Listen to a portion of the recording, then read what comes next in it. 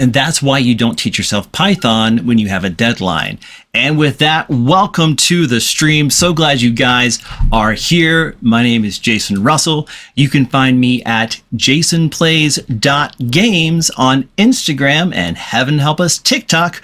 Or you can find the stuff that I do on my website, my new website, jasonplays.games, where you can find varsity letter jackets, merch, and more. And I'm so glad to make that transition and to do that cool stuff. I hope you guys enjoyed the little mini game during the intro. You guys did a great job, and you gave all the players advantage on one roll of their choice. So good job, chat. Way to be supporting the home team from the jump. Excellent. Let's introduce Nightwolf. Stick with SQL. Okay, listen, man.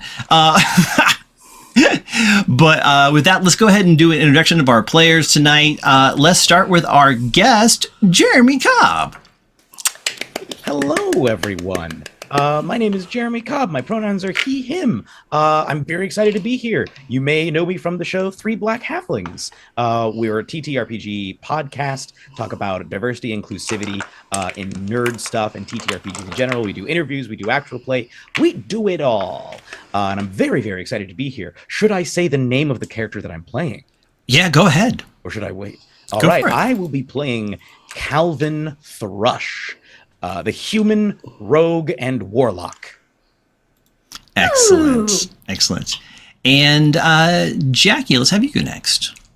Hi, everyone. My name is Jackie. You guys can find me on most socials under the username Jackie_Ivana_Chan. I will be playing Sage Burner tonight, my axolotling paladin wizard. Yay! Very nice. GW. Hi everyone. I'm not nervous at all for today and foreboding videos. Hi. I'm GW. You can find me on IG and Twitter under GW005, 2Bs, 2 zeros, and also find me on my Twitch channel, Fable42, where we do spooky campaigns and fun one-shots and soon video game streams I'm really excited about. But yeah, I play the Owl, who is the team rogue. And everything's fine. This is gonna be a fun game. Mm-hmm.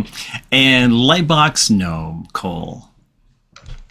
Oh hi, didn't see you there. I'm Lightbox Gnome. You can find me lightboxgnome.com. Gets you all my places. And I am playing the great Von Posithia Officium tonight. The should be a rogue, but isn't. Morally ambiguous. Feels like it should be a rogue. You're right. Yeah, in all ways, it feels like it should be a rogue, but he's not. And that's the types of characters I play. Indeed it is. Something we want to let you guys know about is the Crit Awards are now taking nominations. It is a community based community nominated award show. Started last year, debuted at Gen Con. It was a great time. It was created and is run by our friend Ivy, Gamer Raider Girl. And you can nominate anyone you want. Anyone you want. Okay, so we're going for 4 awards this year, and let's see if this thing will work. Yeah, there we go. The form where you can fill out to do nominations is in the chat, and this year I thought I'd go for broke and go for best game master for Dungeons and Dragons. We'll see how that goes. Best new channel 2 years or less, which is this one. Best new series, The Grey Watch. And also best tabletop supplement, and for that, going for the Deck of Stories. So if you want to nominate us, anyone here on the stream for anything else, feel free to do that. But that's the ones that we're kind of pushing for, and we'll see how it goes. So we really appreciate that. If you take a few moments to do all that, and links, if you need them, are going to be somewhere. I'll find them here in a second. But I think that is it for announcements. Just if you're brand new to the channel, this is the Grey Watch. It is a D&D anthology series. We do it once a month. And when I say anthology series, what I mean by that is that it is a collection of one shots that have a kind of loose continuity. It's like sitting down to watch The Simpsons in syndication. You don't need to know what happened last episode, but if you watch enough of them, you start to notice trends and in-jokes and greater lore. And that's the same thing here. So if you missed at last episode, it doesn't matter. It's okay. But you'll get to know and to hopefully love all of our players and their characters as we go into it. They are part of a multi-planar rapid response team sent to new planes, new worlds to basically stave off apocalypses. Apocalypses, yes, there we go. And their base is called the Hall, which exists outside of time or space or something, and it's run by 3 psychic flumps who get psychic premonitions of bad things happening and dispatch the Grey Watch to their locations. So now you know everything you need to know in order to enjoy the show. And chat, I think, here, let's do this. For Deck of Stories, there is the Deck of Stories in its new location on through my website. You're going to see it says creators.limited, which is a place where you can find a lot of different merch from a lot of different content creators, including with Quincy's Tavern and Jackie Lon Chen and a bunch of other people. So you'll find that stuff there. So chat, you did such a good job with the maze. I thought I would give you another little treat. Our second surprise for tonight. Before we get into the Grey Watch, let's start with our new introduction video.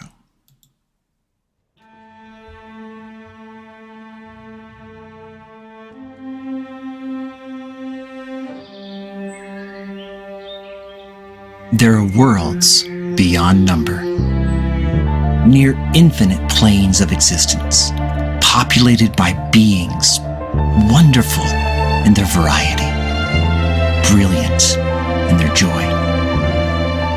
There are dangers without number, casting shadows on these planes, eclipsing them with darkness and finality. There are heroes, few, stepping between the planes just as they grow dark, encroaching gray twilight, yielding to hope. Just beyond the door, they are the Grey Watch.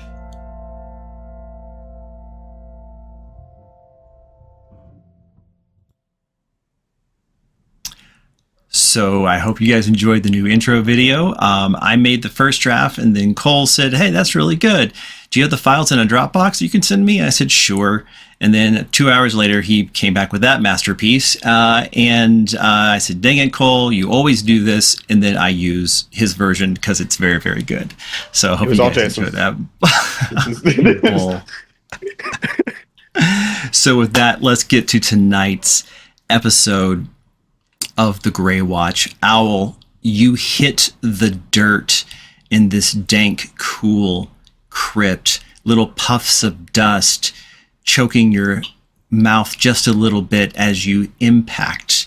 You can see a zombie being blasted with some sort of radiant, divine energy from Sage as it goes down and starts to smolder. You can look off to your left from your prone position, and you can see Vaughn running along the wall and then just coming down like he's a professional wrestler with a drop kick and an elbow leading into a forward punch as it falls.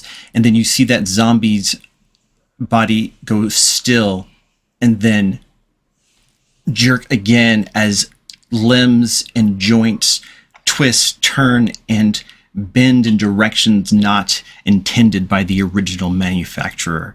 As it slowly begins to rise again, the entire world is tinted in red as this pulse from a large ruby about the size of a basketball at the other end of the crypt continues to glow and hum as this wave of energy continues to exponentially grow past the bounds of the crypt. Just outside the doors, you can hear, and through the door, you can see just the edge of a grave, long since settled, long since buried, a hand and a head popping out of it as this wave allows more and more undead to return to unholy life. Oh no. I need everyone to roll for initiative. It's been 5 seconds. everyone include me in this case? No! Not in this case yet, Jeremy. We'll get to you in just a few minutes. No! Oh wait. Oh, I'm using my initiative right now. I'm not initiative. Your advantage? There we I'm using it go. right now. So soon. Literally the first roll. This bodes so well. I'm sticking with it. All right, 20 and above? Me, 22. I guess it worked. It's worth it. Yeah. Total difference. All right. Cole, what'd you get? 5. I'm a monk. I'm sorry, Cole, what was that? 5? 5. 5. Cool. Jackie. I got 14. Excellent.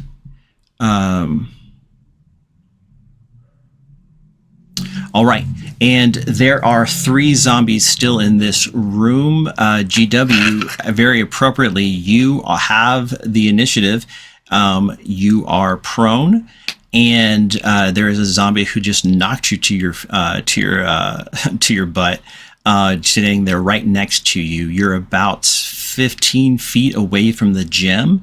And to give you guys a little context, since I've started you in media res, the Flumps has sent you to this place because there was a threat of a world of undead. And you guys sifted through the clues and figured out that this gem started emanating this wave that is getting bigger and bigger, this aura. And what it does is any dead body, however, partial or whole, it animates it. And if it isn't stopped soon, this wave will eventually cover the entire world, a world of undead. And if you can't stop it now, the undead at the perimeter of this wave will be so thick, you may never get another chance.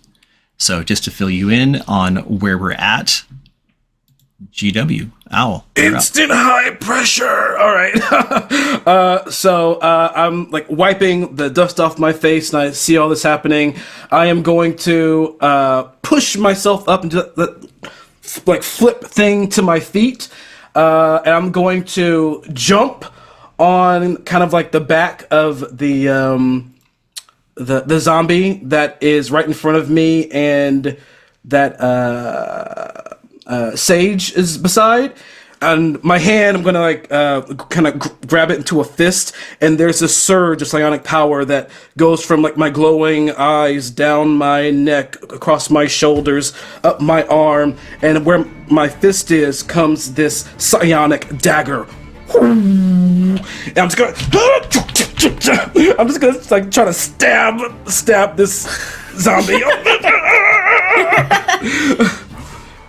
So because my friend is in 5 feet, it is I have whatchamacallit. Ooh, actually, I will just move myself right here, just to get that good whatchamacallit, flanking.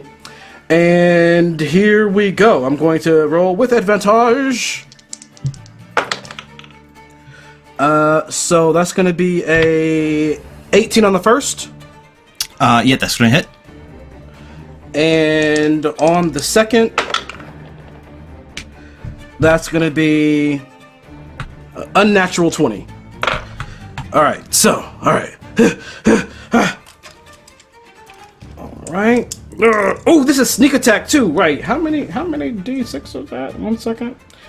3? Sneak attack. 3 was it? You said? I think. It's been a while since I played a rogue. You could be correct, sir. Level 5 sneak attack is 3d6. All right, cool. Thank you. Yeah. I thought I was prepared. Jeremy got Goes that up on- knowledge. D&D professional Jeremy Cobb, everybody. All right, so that's gonna be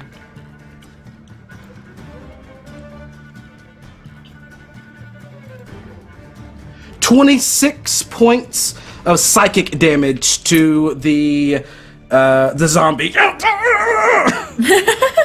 Yeah, he crumples in like almost like grave dust or spores or something like as he goes down. I need you to make a con save, please. Okay. All right, here we go. Let's try Jeremy's dice again. Come on.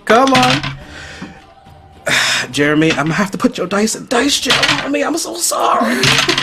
I'm so sorry. Okay, so con save for me, Failed you, my king. a solid 5.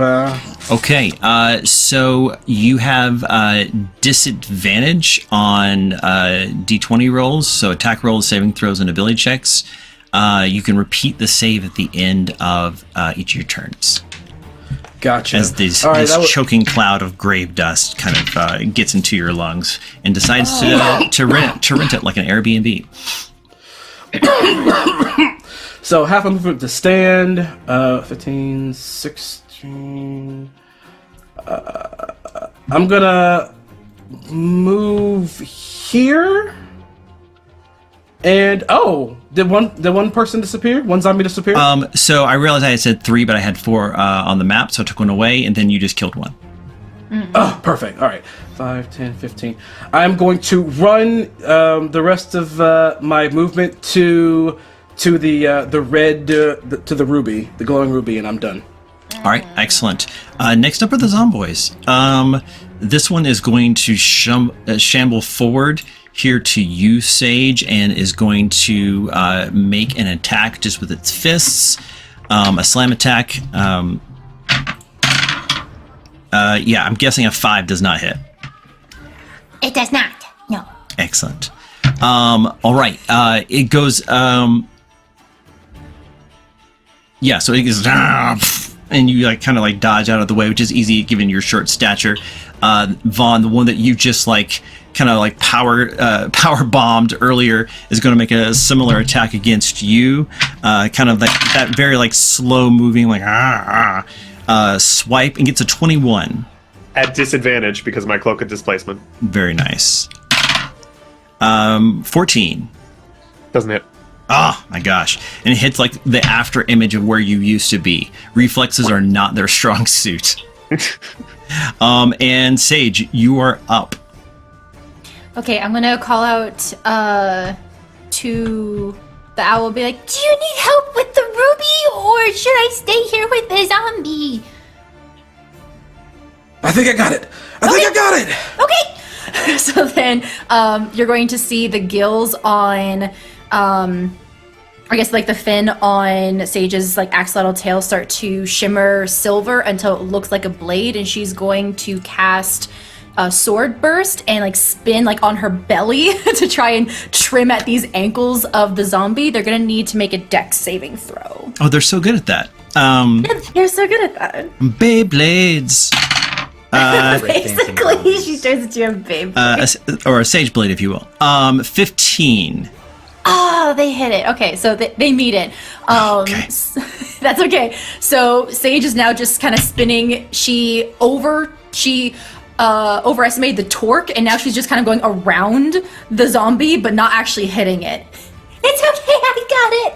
And I got it. With the Doppler effect, just, I got it, it's okay. Don't worry. Anything else for you, Sage? That's all I can do. Okay. Vaughn, you're up. Seeing this in front of him is he's like ducking and weaving, but like watching what's going on with the big Little blade. Sage blade.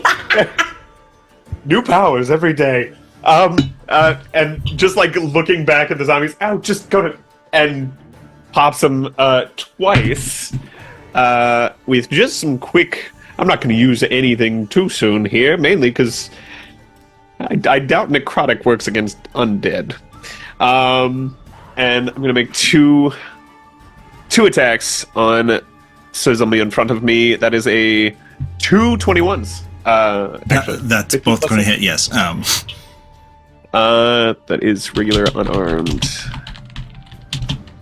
With a total of 2 9s. With the digital dice. That was 2 21s followed by 2 9s. For damage? So 18? Yeah. So that would be 18 damage. That feels weird. I'm using physical dice from now on. I don't like I'm digital partial dice to now. it. That was max roll of damage. Damn. Yeah. Yay. So Yeah, so you're able to like just pop, and it staggers them a little bit, and like their flesh almost seems to be comprised of like ashen flesh, kind of, and those little puffs come out again. And I need a con save from you as well. Is it poison? As I'm resistant to poison and effects of being poisoned and disease.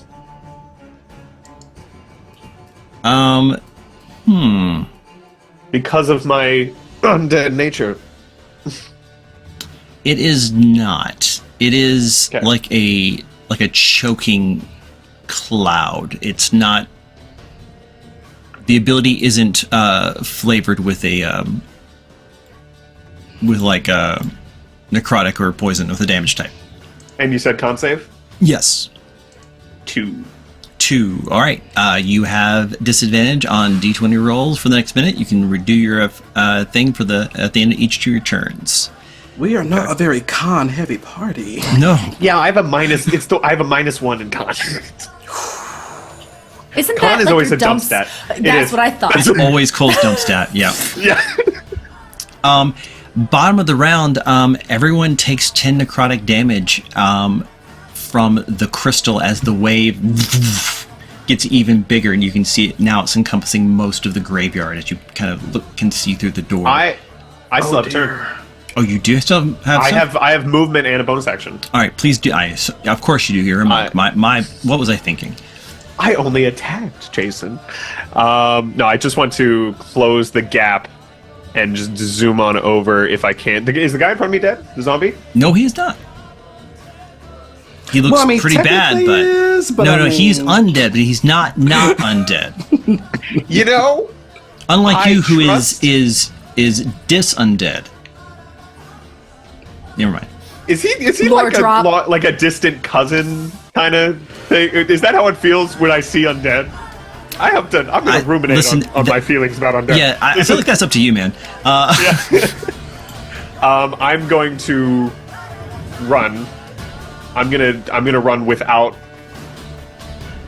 taking the dodge action Excellent. I'll make that opportunity attack. at disadvantage. Okay. Well, the other one was a nat 20. So 19. That meets it. So that hits. All right. And just 2 points of damage. Just kind of gets a little like kidney punch before you're able to get away. Amazing, and I'm going to be zooming past the other one as well. Mm-hmm. So I'm going over to right next to the owl here. All right. I'd be happy to give you another one of those at disadvantage. Does a 5 does not hit. So yeah. Okay, coming up right next to the owl.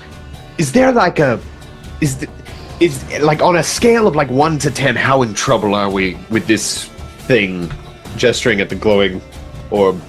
Owl, you can see that it's like the energy level's building up again, like it's about to pulse out another wave to get bigger and bigger. My eyes kind of like go wide with that coming pulse, like 11, solid 11. Okay, do you think the Flumps would be upset with us, not me specifically, us, if we like somehow managed to push it into the door thing and just took it with us? I don't know. Because I feel like we're saving this world, but we can, and then we have more time to deal with the problem. Sage the Beyblade's like, don't do it! Destroy it! Did you hear what I hear? Do it. Is that? I heard it. Yeah. Okay. Punch it! Now, Vaughn, I will tell you this: you guys, when you got in here, you broke down the door. So there is a doorway, but no door on it. There may be other doors nearby if you really want to pursue this course of terrible action. But yeah. Did we break it? Do you want me to punch it? Now! Punch it? Okay. Punch it! I think I classify for flurry of blows here with my bonus action. Yeah, you sure do. Okay. Yeah, I'm just gonna flurry of blows the orb. Okay. If I can hit it. Yeah. It's in physical. Yeah. Okay. When it comes to objects, it's like they have a toughness, which translates to its AC. Okay. And I'm using physical dice this time. Let's see. 13 plus. 6, so 19 to hit, 19 does hit. and a 9 to hit. No. Okay, so one hits with 6 damage. 6 damage. All right. And you can see like there's a crack that starts to spider a little bit on one of the edges of one of the facets of this gem. And light, like more like beams of light, are starting to radiate now from those cracks. Is that your turn? Yes, I'm just gonna turn over to Owl. I feel bad breaking perfectly good magic items. It's you know, is that You get used to it. You get used to it. okay? And I that's can't anymore. and that's when that pulse goes off and everyone takes 10 points of necrotic damage. Oh God. All of a sudden, you look over and Bond's just like bleeding excessively. Those like Actually- motion elements. Jackie, real quick, you have classes in Paladin, yes? Yes. Do you have your Paladin aura? Get that at level 6. Yeah, no, I don't. Ah, never mind. As intended then. Top of the round, GW. All right. Your after I aura got- of blades right now, but that's not what I'm talking about. after that second pulse, not feeling great. So he's going to reach down, kind of like in his hood, and he's going to pull out his goggles as he looks at this thing. Owl either likes a high vantage point or his goggles where he can really focus on something. So he's scanning this red gem. Vroom, vroom. 2 psychic blades are gonna come out of each hand. Come on, come on! Ah, choo, boo, boo. I'm just gonna try to stab this thing over and over and over and over and over again on like at the same like crack points where Vaughn has made. Just trying to rip it. Now, this is an item. However, we are attacking this thing right now, and I do have an Yes. ally within, like, right by it. Would you say I'm being kind of a sneaky with these attacks? You know what? I'll let you have sneak attack on this because of the cracks. Normally, an object, I'm like, I don't think the object's surprised. And because I'm still coughing up that death, I have disadvantage on this. Oh, that's a good point. Yeah, you do have disadvantage, so you can't sneak. That's true. All right, let's go for it. Let's do it. All right. That's not bad. So 21 on the first hit. Yeah, that's gonna do it. Second. 12 on the second hit. That's not gonna do it. All right, here we go. With no sneak attack, my God. Where even are we? It's gonna be 11 points of psychic damage to like this power crystal. Wait, what were your attack rolls? The first one hit, you said, right? The first one hit, yeah. Oh, okay. Yeah. So how much? The damage on that one is a solid 11 points of psychic damage to like this like magical object. Yeah, more cracks spider along its surface. It is. It looks like it's going to explode soon, and more of those like rays of reddish, just sickly light just continue to spread out. It's like a German disco. And I'm going to. It's very angry, but kind of pretty. I am going to yell out to Sage, Sage, hit it with holy something, hit it! And that's my turn. All right, Zomboys. This one's going to come up to the Sage Blade and make the attack, kind of pursuing after Vaughn that got away. The Vaughn that got away. Does a 21 hit? Yes, it does. 7 points of bludgeoning damage. Okay. And the other one is going to go after the one who's hitting the crystal, which is you, Owl, and is going to make a roll as well. Does a 22 hit? Okay. That's going to be 3 points of damage. Okay. Okay. Got it. Yeah, and just like that, you just feel like that hammered fist just come down right between your two scapulas, your two shoulder blades, just you kind of rocks you forward, and you almost like knock into the gym. You stop just in time. You're like, not sure if that was a good idea. And Sage, you're up. Did you want to take an opportunity attack, Sage? Yes, please. Yes. I want to attack with my short sword.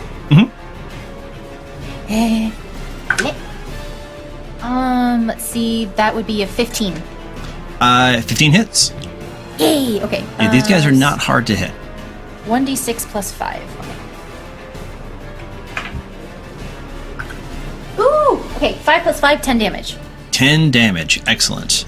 So, I think in like her she stands up from her sage blade and she just kind of like gets her sword out and she just kind of like makes like a swing hit, you know, like that on cartoons where they just kind of pivot on their heel, but she nicks like the back ACL of the zombie's knee. You just killed. Not only have you done 10 points of damage, you've destroyed his hopes for college football. I also need you to do a con save. Okay. Oh, I did not do mine at the end of my turn. Go ahead, Owl. Yeah, you both can roll. Okay. Con save 16. You save. Good job, Sage. No effect. 11. Owl, you save. Oh. The DC's only 10. Okay.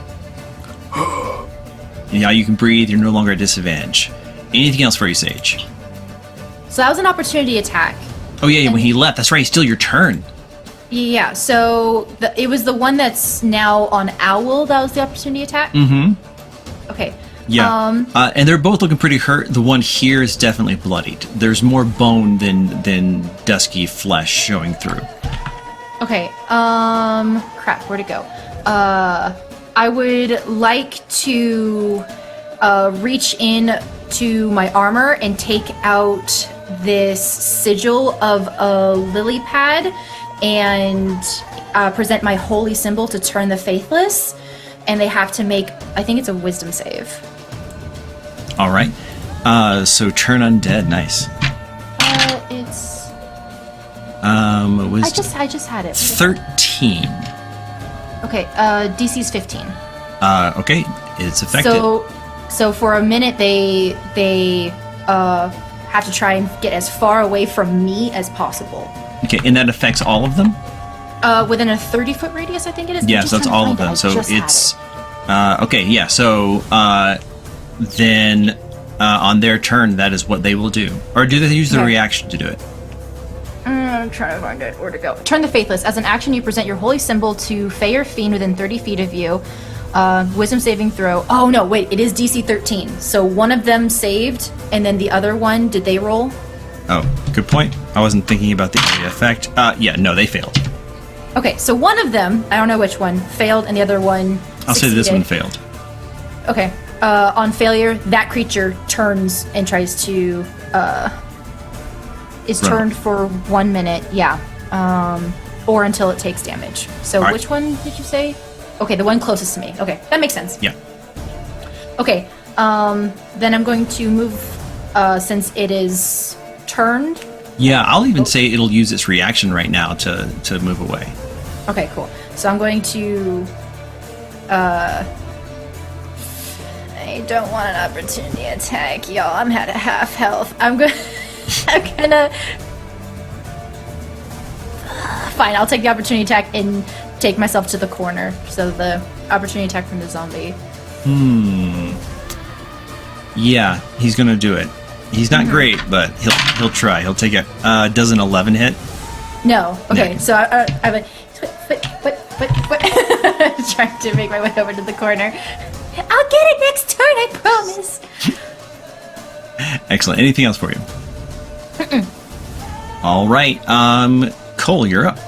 Vaughn. How is the owl looking health-wise? About as messed up as the rest of us. Not looking great, but still got a lot of fight in there. Okay.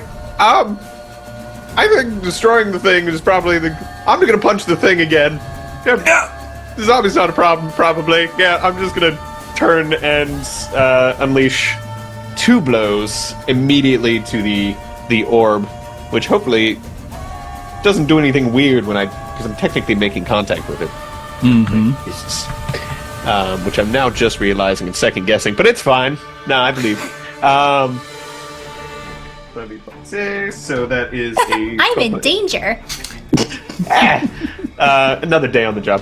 18 on the first hit, That hits. and a 19 on the second. You were affected by the dust, yes? You're right. I'm So sorry. let's that count would the be- 18. We'll count the 18 and 19 as your That would be disadvantage, so it 18. still hits. Yeah. Thank you for the reminder. Ooh, that one is the 3. So I'm assuming that's not gonna That's hit. not going to do it, no. First, yeah. So that's just 1. Let's see if that does anything first. 6 plus 9. So 15 9 points of damage? No, just 9 damage. Oh, 9 damage.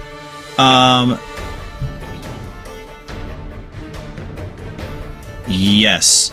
So it's going to shatter. Describe that attack to me. Just he like he goes in for one strike and it just kind of glances off. Like he realizes what he's doing, like touching flesh to stone, and he's like, maybe this is like second guessing on the first hit. And he's like whatever, and goes in. And as he goes in, it's almost like in slow motion to those around him. It's like this energy builds up mid-air around his fist, almost around the bracers of defense. And as he slams into the orb and makes contact, all that energy pulses forward and goes straight into the cracks, which cause it to. There's that compression wave of the speed that kind of travels up the arm, and then on impact, all reverses and straight into it. And in slow mo, you see it just shatter into just like innumerable chunks and fragments that go scattering all over this crypt. And you see the zombie next to you just like and just crumble into bones and ash. The one that you turned, Sage, does much the same, and you can see color, especially hues of blue, slowly return to your vision as the wave has been destroyed and stopped. We are out of combat. Where's the door? I want to go home. After just a few moments, you barely had time to catch your breath. The sheriff of the City Watch comes in. It's the man you've met before. His name is Captain Farley. He's like, well, that's a mighty fine job y'all done. I can't believe it, but it looks like crisis is averted. I look over to Vaughn. I pat him on the back. Good job. I was not in control of that situation. It's like, he's starting to shake a little bit. He's like, Well, now I can see y'all pay some pretty heavy costs at your own personal expense and physicality, but I believe I can be in control of that situation. There is a feast in your honor tonight at the tavern. Your rooms are already booked, and the party's getting ready to start. You'll be so kind as to join us. We'd love to celebrate your victory, and of course the reward there at the end of the festivities. is there continental breakfast included? Oh yeah. I like this place. We had an artificer even set up one of those things that make them pancakes. Pancakes? Yeah. If you haven't had them, they're a delight. I just slowly turn to Owl. Yeah. Yeah, just like puffs of ash are coming off of you.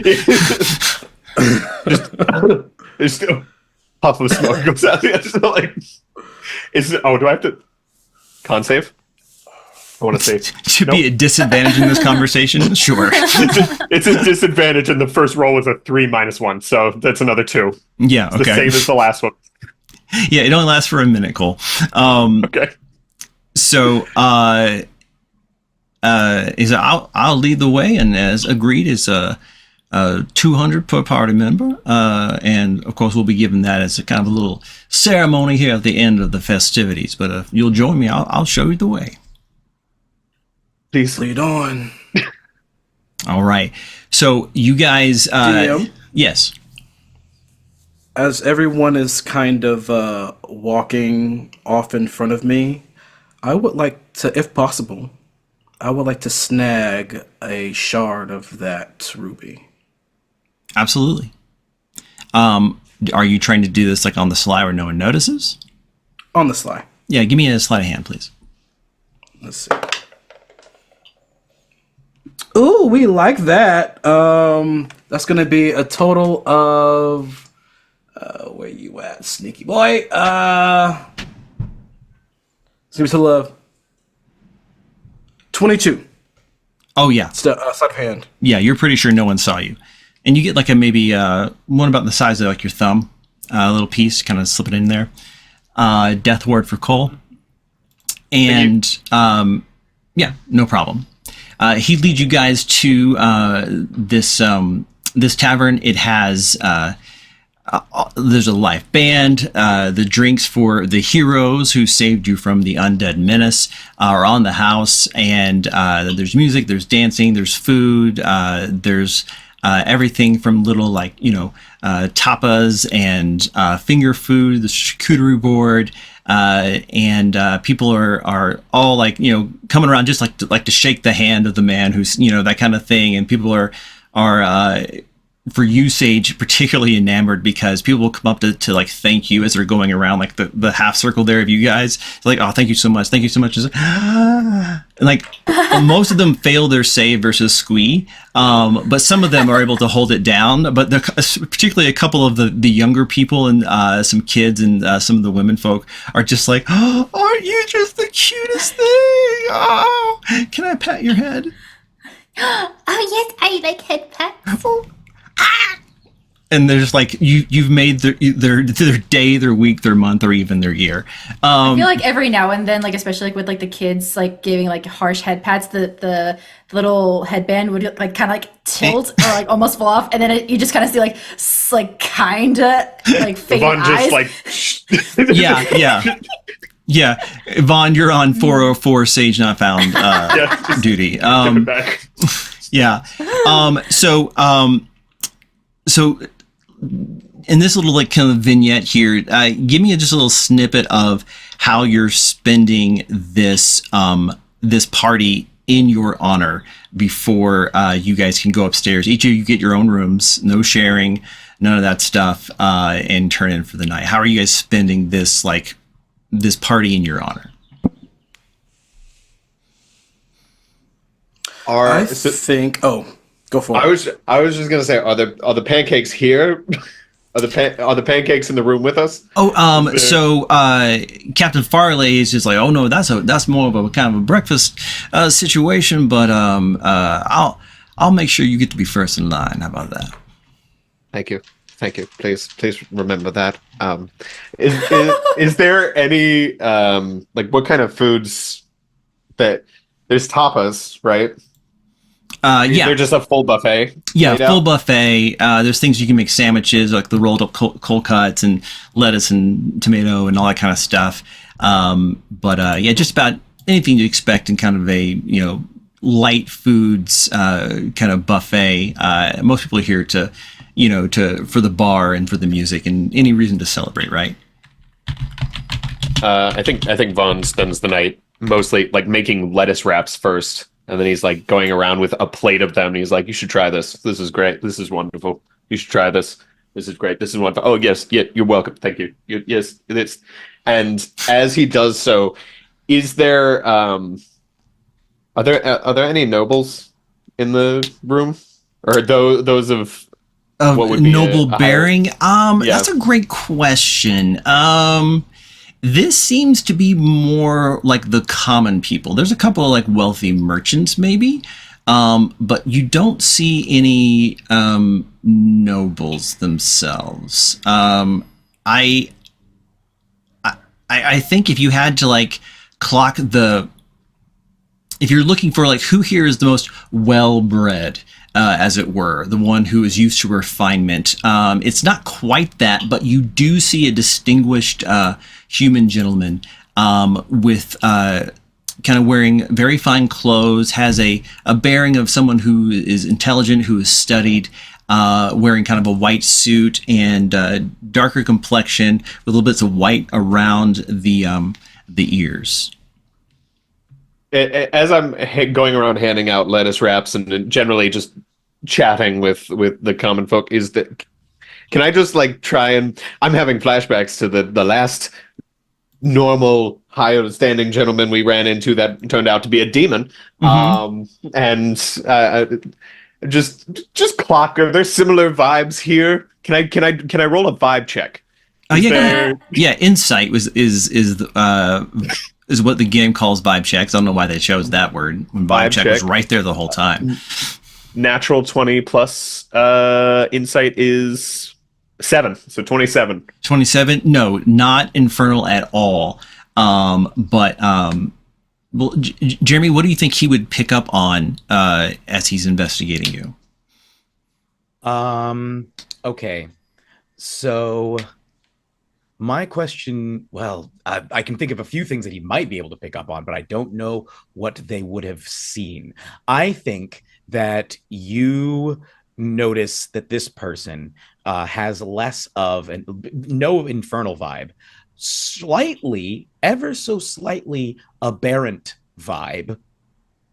And you also, I think, would notice that this person, as he's looking around this distinguished gentleman, sort of schmoozing, he seems slightly distracted and keeps occasionally glancing at the exit, and also seems to very subtly notice the three of you, as if there's a vague recognition there, but there's no, it's not like, it's more, oh, okay.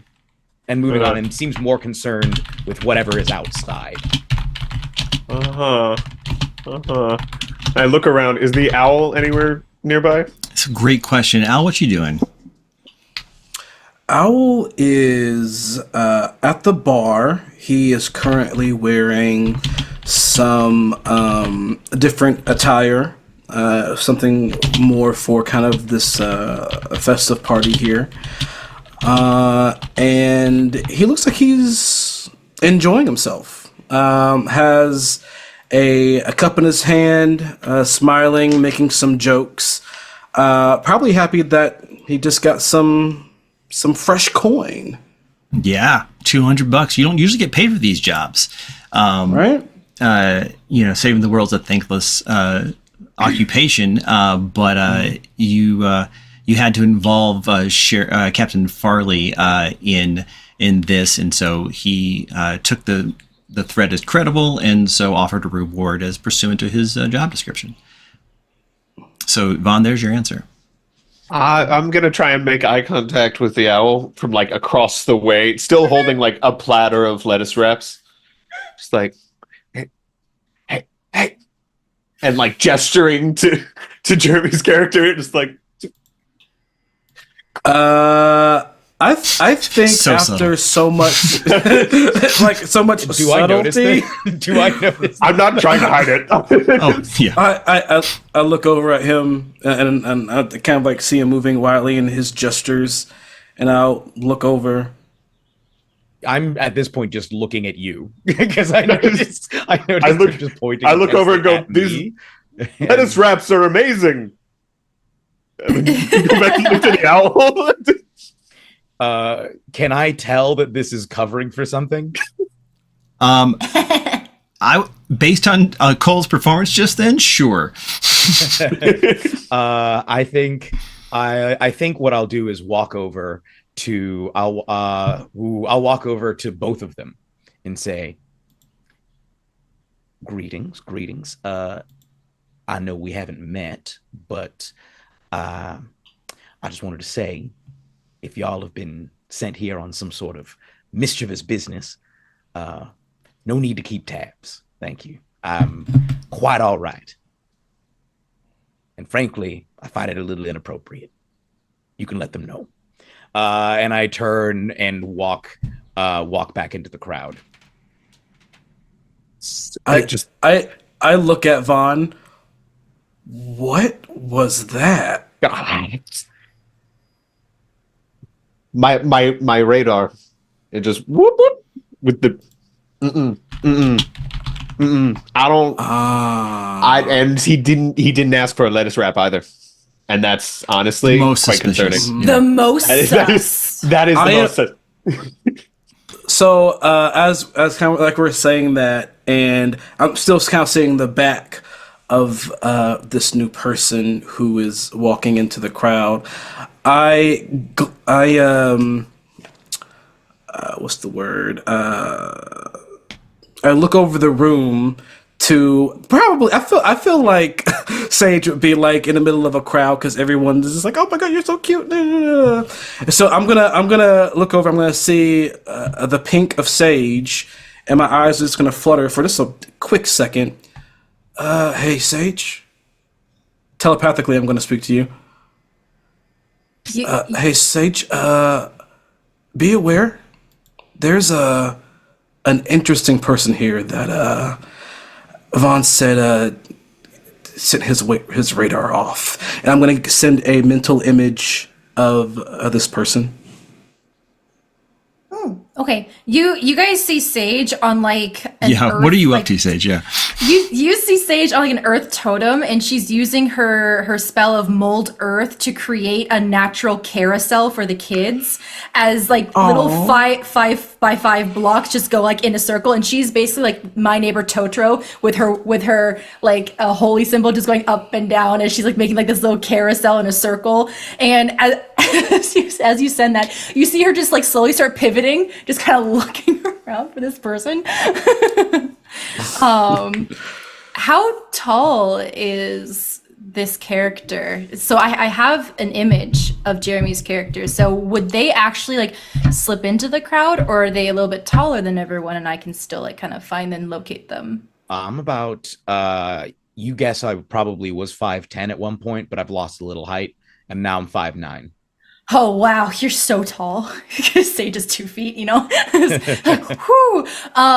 Okay. And then Jeremy, did Calvin just basically just leave the party after that? He, I think, would have made sure that he would have paid his respects to the hosts, but I think seeing the party there kind of weirded him out, and he was already kind of glancing at the door. So I think he would at this moment probably be heading for the exit. He probably would have gone and said goodbye to the Yeah. I think the person there would be Captain Farley, and yeah. he would have greeted you by name, and you left. Also, Jeremy, if you can do anything to up your volume. Okay, I will Thank you, try. sir. Appreciate it. All right, team. Anything else? So I think, Sage, as you're looking around, like you see him like shake hands with Captain Farley and then just leave. So we can see, we have eyes on right now. Yeah, I think so. I think. Go ahead. I'm looking at. I was gonna say Vaughn is just staring at the owl and is like, "Are you doing the mind thing again? Is this? Are you?" Yes. Oh, Yes. Okay. Yeah. Sage knows. Oh, okay. Should I? I'm thinking I'm just gonna follow.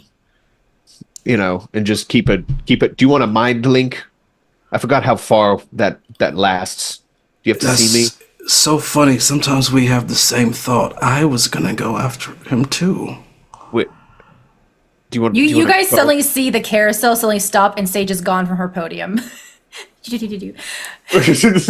Look around. Weaving through the feet of the people, and she's just gonna go up and be like, Well, hi. Why are you leaving so early? The party just started. So are you catching him outside? they're close to the door, right? Right. They- Yeah. I think with like the timeline that we've kind of established is like if you ran like from then, he had just like shook hands, said goodbye to Captain Farley, and stepped outside the door. So like if you caught him, it would be like standing like the light from the party is spilling out into the doorway as you catch this guy just right there in front. Okay, of because the I think tavern. it's kind of funny seeing like this like Earth carousel empty, and you don't see anything except a door that's closed, open, and shut again. Yeah, and a couple people in the crowd being like something like ran past them. Literally, yeah, you just see like whoa, kind of thing. But from your eye height, you just see the door open and close. So Sage is outside. Hey, where you going? The party's just started. Oh, not this again. All right. I understand. I'm not up to anything suspicious. Frankly, I'm a little offended. You know, I'm gonna have to make a call after this. I have done nothing but live my life the way that was best for me and for Vincent, and I do not appreciate y'all coming here like this to disrupt my evening. Now, if you'll excuse me, I need to be heading on. And the look that he does not seem surprised to see you. Like, as he's looking at you, he seems to basically recognize who you are and walk as he turns to try and walk away. Do I recognize him? No. No. I'm gonna grab Vaughn because we did see the carousel gone empty, and that door just go boop boop. Yeah, I'm just gonna grab Vaughn, and we're gonna casually make our way out. Yeah. So I think as you guys step out, you hear like the tail end of that, and I assume Calvin, you've kind of like turned on the hill and left, and you guys are left there with Sage in the light of the open doorway. I'm going to cast Friends. And I'm going to... This was going to be a vignette of how are you spending the time with the party? Then everyone goes to bed. And then now you guys are like, I got the scent. I'm on the hunt. I didn't realize it was going to be Jeremy. I was like, Is this a wisdom save? Is this a wisdom save? I just get advantage on charisma checks, and then let's see the spell. I thought there was a save. Well, this one says for the duration you have advantage on all charisma checks directed at one creature of your choice that isn't hostile towards you. Meh. Yeah, so it's the cantrip friends. Yeah, it's the cantrip one.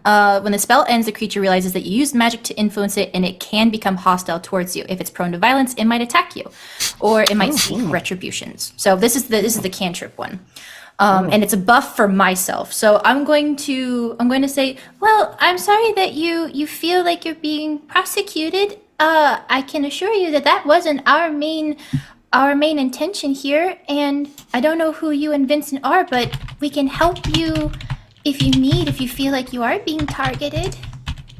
Prosecuted, really? Prosecuted. Is that not the right word? Very rich. Very, very rich.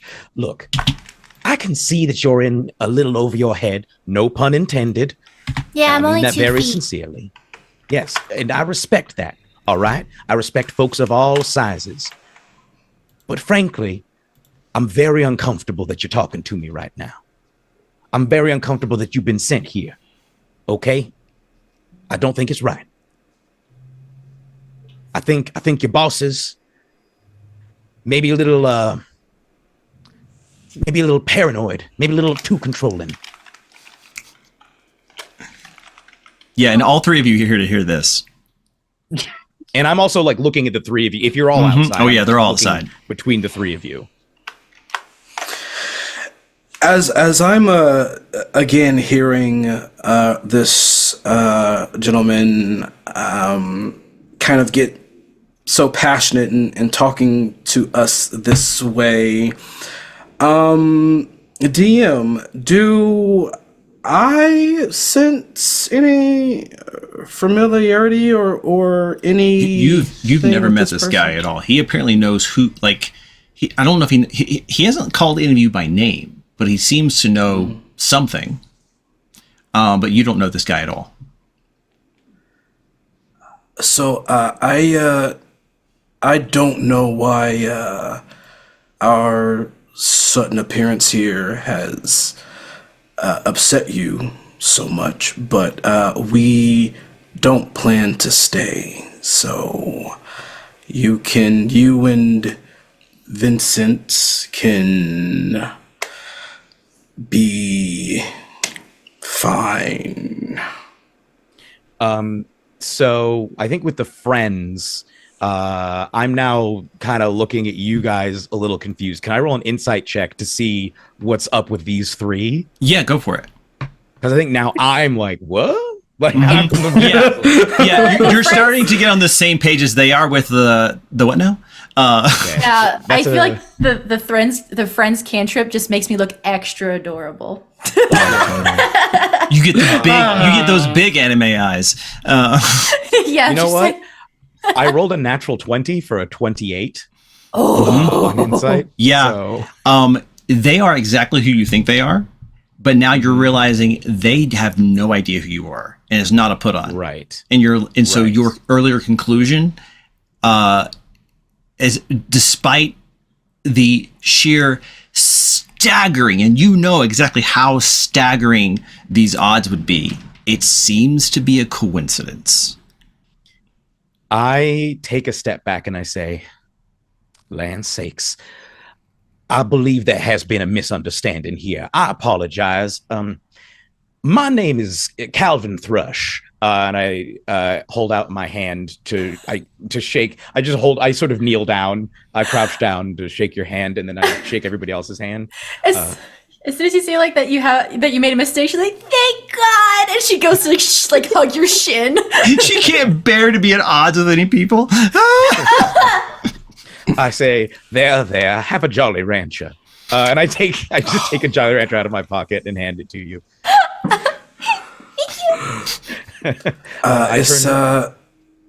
It's nice to meet you, Calvin. I'm Oliver.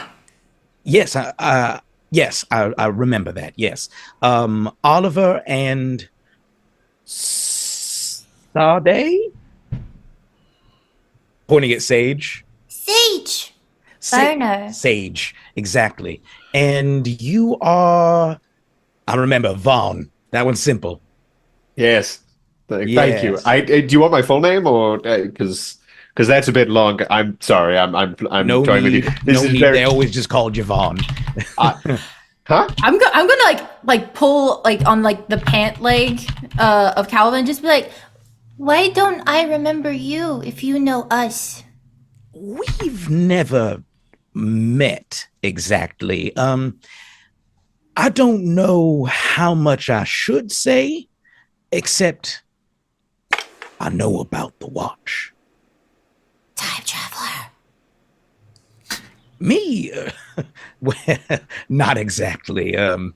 I have connections, old connections to the watch that were very resolutely severed some time ago. So I'm sorry to I hear thought that. when you all were here that perhaps you'd been sent here to harass me and keep tabs on me.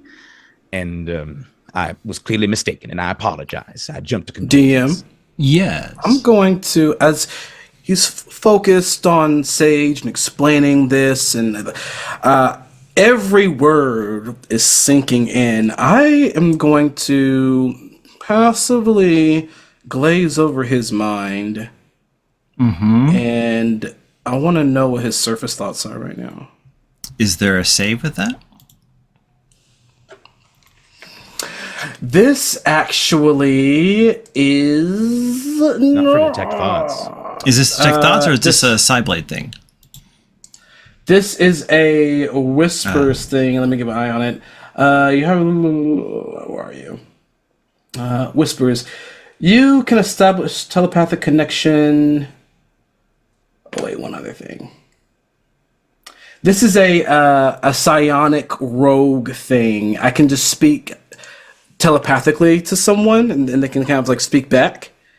And Okay. there isn't a save. Right. So this is a off-label usage. I like it. Give me, let's say, a wisdom check Okay. to see if you're able to make contact and just like be on the line but not say anything. Okay, so that wisdom check is going to be a solid 6. Yeah. G-Dub, I'll give you an option. Do you want to get nothing, but he doesn't detect that you were there? Or do you want to get something, but he definitely knows you were just in his mind? Nothing. Okay. Nothing. Yeah, nothing. And I'll leave it at that. Deltone. To Calvin after he finishes his next lettuce wrap. Vaughn just is now you were previously associated with the watch.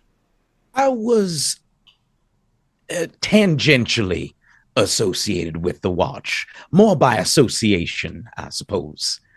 I don't wish to expose any private matters for anyone.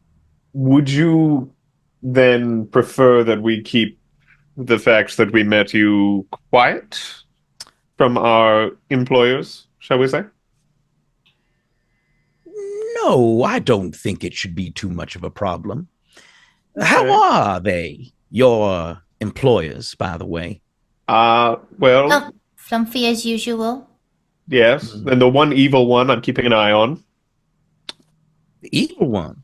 Yes, the red one. What was his name? Malthazar, I believe. Malcolm. Oh, Malcor. Sorry. Yes. of course, of course. I just nod knowingly and say, classic Malcor. Well, I'm afraid I must be off. I don't wish to expose anything else that has been perhaps not my place to explain, but feel free to bring me up to your bosses and maybe they'll come clean about what happened. Well, that is rather ominous and suspicious, and at the same time, I appreciate the candid nature of our conversation. Thank you very much. Absolutely. Have a Jolly Rancher. What is that? What have you? And a piece of it's a small. So there are things you put in your mouth. They're sweet candies. I don't know what dimension you're from, but in our dimension, there's candy that you put in your mouth. It's sweet and they taste like fruit. This one tastes like a lemon. I put it in my mouth. It tastes like a lemon. I turn to the owl. Blueberry? Then hold out a blueberry Jolly Rancher. Thanks, but I'm good. You should try it. It's good. I believe you. I believe you. I like the idea that somewhere Sage has it like dual wielded and just like because of his size. Yes, I think I look like a chipmunk because I have taken 2 now, and I just have like one in each cheek, and I'm just like with Jolly Rancher in each cheek, just can't talk. So now that you guys have taken candy from a stranger, are you rejoining the party, headed to bed? What's the plan here? Does he walk away? Is he leaving? That's what it sounded like to me. I would basically bid you all adieu, and hopefully, through no offense to any of you, hopefully our paths will never cross again. Again, nothing personal, simply old business. Good night. Well, good night. You just turn to Owl. I gotta find the recipe. There's so many new foods I keep finding. Al turns around and starts walking back into the door, just listening to Vaughn. Yeah, I have like my hand around like Owl's like pinky or something, just kind of like waddling beside him. All right. Anything else before bed? Nothing for me. All right. The party goes on for another couple of hours, and finally starts to wind down around a little before midnight, and everyone's able to go and find their rooms. Various members of the party may be tipsier than others, but you find nice, warm, comfortable beds, a private room, not too big, and you all fall into a deep, peaceful sleep. I have a question. Yes. From the time of the party to bedtime, would you say the time in between was a short rest? Party and bedtime? No, long rest. Short before, rest before bedtime. Yeah, I think Yeah. you get a short rest at the party. Yeah. Okay, cool. Thanks. All right. Yeah. And so in the morning, everyone will have a long rest, Gotcha. which is good because Al, you wake up with a start as both of your arms are grabbed by two different men, and you're in bed, and suddenly you're just like awoken, and you're surrounded by no less than 6 of the city guards, and What is this? And Captain Farley walks into the room and goes, I am so sorry to do this to you, my boy, but the Owl, you are under arrest for grave robbing and grand theft. What? I didn't rob any graves. I helped you. Yes, however, new evidence has come to light, and, well, don't worry. You'll be taken before the magistrate to see if there's even enough evidence to go to trial. Now, we are going to frisk you for weapons and anything else dangerous, anything we need to know about before you're taken into custody. I mean, I'm currently like in bed, right? So like I'm kind of like in my jammies. It's just Yeah. Yeah, they'll let you put on like clothes, but like they've got you like by the arm the whole time. They're not letting you go. Dagger under the pillow. 2 daggers on my calves. That's it. To bed. Excellent. So, and then they're collecting the rest of your stuff from the nightstand or floor or wherever else, and you're just kind of wearing your simple clothes, and they put it all into a chest, and it kind of closes. I have a quick question for you, Owl. Part of what they have seized is your badge. Are you cool with that, or are you going to try to sleight of hand and get that? I gotta get that. I gotta get that. Sleight of hand. All right, let's make a roll.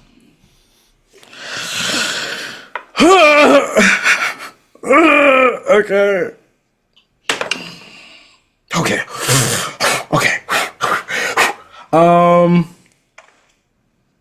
21. Sleight of hand. 21. Yeah, you're able to pocket it as you're like kind of getting your pants. You kind of like slip it into the pocket of the pants as you're putting them on. And they take you to the local jail. They march you downstairs, out the front door, and you are taken to the local jail. And Do I happen to see on my way out? Do I happen to see any of my party members? no, I don't think they're up yet. This is pretty early, like maybe 7, 8 o'clock. Yes, Spawn. I, as part of my deathless nature, something I wanted to point out is I only sleep 4 hours, and that I'm still conscious and aware during those 4 hours. Mm-hmm. Would I have noticed a commotion when they first busted in to his room? Are our rooms close enough? I think your rooms are close enough. So if you want to be like coming out, I think by the time you would kind of like get out there, they're marching him down the stairs while Owl's like looking to see if he sees anyone else up yet. I would like to try and I assume I probably would still be in my normal clothing because it's just I have one set of clothes and it's tattered rags. So Peek. I would try and I think cast invisibility on myself and try and follow as closely as possible. You can do that. And I have done it in the past. And as I pass by what I assume is Sage's door, if I could just like knock, knock, knock, knock, knock, and like just make sure she's at least waking up. Yeah. And I'm just gonna. The only thing I have on me really is I think I have a knife.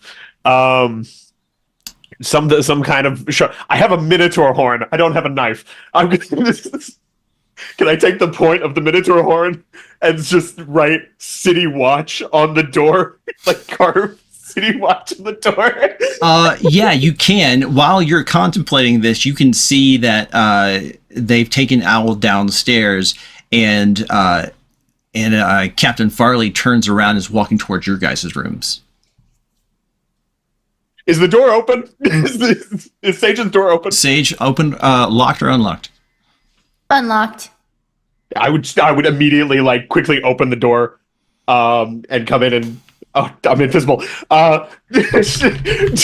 Shake Sage, and then like the moment she starts, there's currently nothing there because he's invisible. And it's like Sage, it's Vaughn. I'm in your head. Don't worry. Okay. As I'm like suspended in the air as you're shaking me, just like in my Sorry. head And it's or in my room. don't worry, both. There's okay. The owl's being taken. City Watch is coming.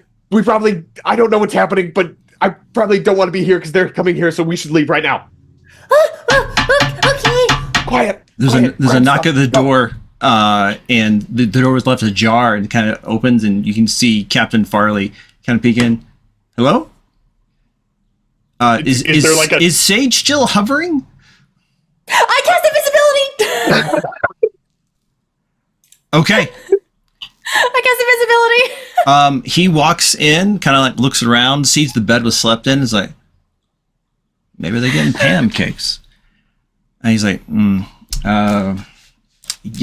he goes up to the little nightstand desk thing, pulls out a piece of paper and the quill, and he writes a short note, and he says and you guys can look over his shoulder, and it says, Miss Sage and Master Vaughn, Owl has been taken into custody, accused of grave robbing and grand theft.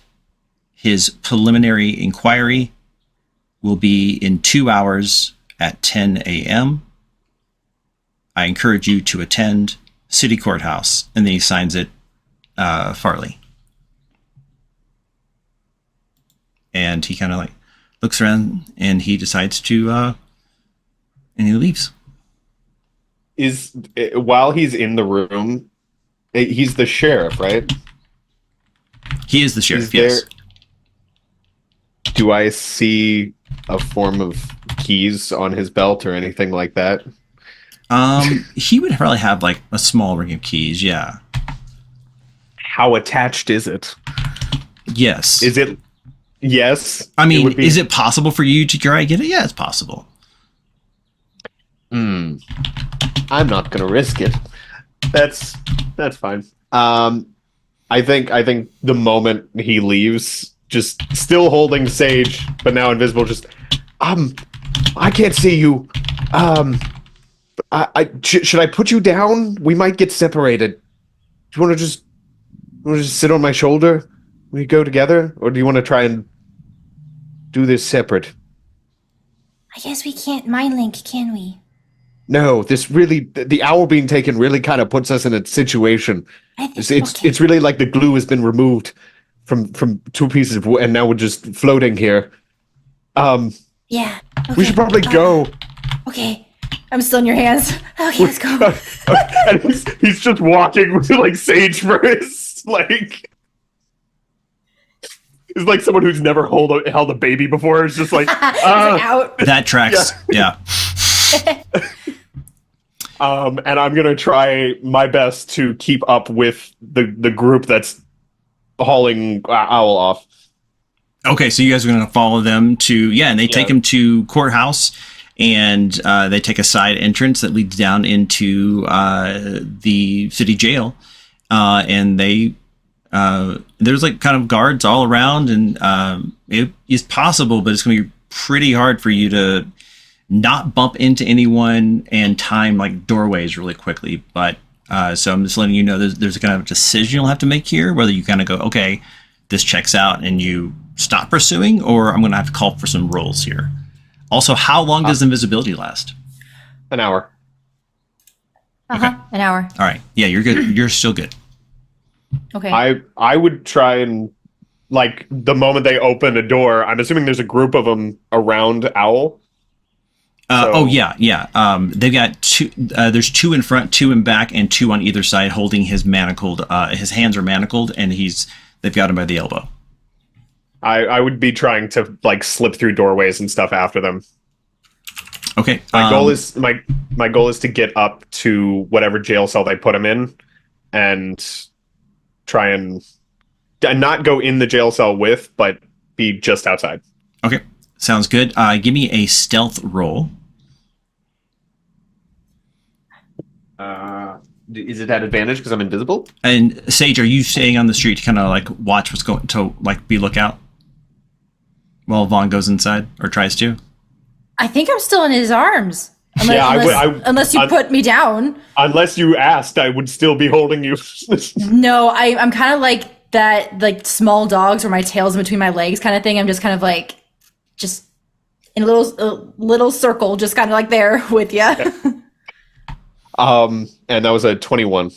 Yeah, you're able to slip in and get to see Owl be processed. Owl, they take you down, and one of the first things that they do is they hand you a sheet of paper that has the list of items that they put into that chest, and they inform you that it was sealed with the arcane lock, so that no one's going to mess with it, and that you will get your things back either when you're if charges are dropped or when you've served your sentence. And they're just having you sign that, yes, this is the stuff that you guys have and it belongs to me. Am I, because I know you said I'm wearing like my simple clothes. Am I wearing my armor of glamour? I would let you do that, because if they look like normal clothes, Yep, they look like normal clothes. then yeah, that's what you're wearing. Cool. All right, got it. Copy. But yeah, I look at all of my things that they have taken into custody, and it's been a while since I've been in this situation, and not happy about it. Are you telling me as a rogue you've been arrested before? I find that hard to believe. It's very hard to believe. Early days. Early days. We were all level 1 at some point. But yeah, I just follow suit for now. Okay. And they get your signature. And then they kind of go down a hallway, and they open up a cell. It's pretty small, and set you inside. It is a kind of a single person. There are 3 cells on each side of this short hallway. You're by yourself, and the door is slatted with bars, but you can still see through it, but can't get much more than to your elbow through the bars. And you can see, I think, from here that there is someone in the cell across the hall from you, but based on just like noise and things, it seems like you guys are the only 2 down here. And then the guards go back up to the hall, and 2 of them stay kind of the front of the hall just to kind of guard the whole complex down there, and the rest return back to barracks and guard stations. And Gotcha. that's where you have your first opportunity to be semi-alone with Owl now that he is in jail. Is the other prisoner? Are they conscious? Are they awake? It seems like it's a human or half elf man, and he is sleeping. Hasn't really stirred or anything yet. Do I recognize anything about him on a cursory glance? No, I wouldn't think that you would. Okay. All of a sudden, Owl, you just hear, "Hey, hey!" It's me. It's Vaughn. I like the Jolly Ranchers. Do you trust me? What is it? It's the first thing you can see. It's like a verification sentence. I like go against the bars and I grab the bars. Hey, What happened? I woke up with people grabbing me and saying that I grave robbed them, and I am being prosecuted for that, and something and Grand theft. They're grand theft, and here I am. I don't know where that came from. We were just in a crypt. Did you take something? I mean, no one saw. Well, obviously Yes, someone fine, did. Okay. What? Did they find I it? mean, Where'd you put it's with my stuff. Would you It was in your pocket, wasn't it? It's in my pocket. Burnley? Yeah. You let them take you to prison with the thing you stole in your pocket? It's a secret pocket. No one knows where it is. It's one of those pockets that you don't even notice until you find it by accident. This was such a fun thing to do. Whoa! Sage! Hang on. Next time lead with that! Don't just have me saying things. Hey, Sage. Hi, and you just feel like a little pat on your boot. Okay, so yeah, we need to get out of here. We need to get that chest. Wait, go back. What did you steal?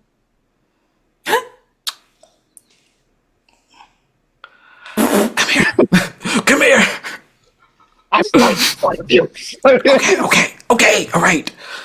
I took a piece of that ruby we busted up. And we should take it. And you went, no, that's a bad idea. We should destroy it. And then you turn around and take it. We needed to destroy it. But I took a piece of the shard. If you wanted to take a piece of the shard, you could have done it. I don't It was want to broken. hear you complain about me taking anything for at least 3 adventures. But fine. Do we jailbreak you? Do we just let this happen? How do you want us to go about this? You can hear footsteps coming down the hall. Someone's coming. What? I'm gonna like cross my arms and like kind of put my my back against like the stone wall. Just be chill. I'm gonna back up so I'm out of the walkway. Yeah, a guard comes by and says, "Hey, so it's not how we usually do this. But for whatever reason, your trial is getting kind of fast tracked. I guess the Crown has enough evidence. They said they wanted to move forward. So, This is my first time here, and I was helping you guys out. yeah, so I don't know if you know how this works. I'm not your lawyer. I'm just a guard. So preliminary inquiry or the preliminary hearing is going to be in about a half an hour. So if you do have a lawyer, you should probably contact them, or you can listen. I don't recommend this. You can, advocate for yourself, but we'll be back in about a half an hour to take you upstairs to the court. Now, remember, this is just, since you're new here, this is just a preliminary hearing. This is where the Crown's going to present the evidence for why they had you arrested. And if it's enough, then they'll proceed with a trial probably in a day or so. But if you've got a good lawyer, or as you said, you didn't do it, then maybe they'll only make a trial and they might drop the charges. So just so you know, we'd like our prisoners to be informed of what's happening. Thanks. Yeah, fine. All right. Bye. And he leaves and says, I'll see you in half an hour. He walks back up the hall. The moment he's like out of earshot, Vaughn just pipes back in. So, like, we should just leave, right? Like, all of us. Like, we could hear me out, Yeah. right? So they took stuff from you, right? Is Yes, that like and that's important? Is it important stuff? Do we need it? It's my weapons and stuff. Your goggles. With- My goggles that I need. Was it in like a easy? Do you think I could get into that chest? I think you probably could. I think you could probably get into that chest, get my stuff, come down here, and we make a door. Yeah, that's what I'm thinking. I'm thinking we just make a door and we Yeah. leave and we're gone with the wind. Because Yeah. we did what we came to do. Like the world is Yeah. saved, yada yada, and now they're kind of trying to rightfully prosecute us. But well, but I feel like if we just leave, like everything, like Yeah, it's we don't have really to come not back. important, right? We don't have to come back. Yeah. Yeah, Out it's of fine. sight, out of mind. Hey, And Do you so think, quick. do you think Calvin is a lawyer? I don't know anything about Calvin. He knows things about us. He did say, like, we probably wouldn't cross paths again. So, I don't know. Probably not. I don't know what he would be. Like, thinking about it, like, Vaughn is just picturing, like, Calvin in different costume, like a chef costume, and then, like, a lawyer suit. He's like cycling through jobs in his head. He's like, I can't. Yeah, the lawyer suit does feel like a default skin. I'm gonna a DM. Mm-hmm. The man said that I had half an hour before things were to be like go to court and all that. Preliminary inquiry, yeah. Okay. All right. Vaughn, Sage. Okay.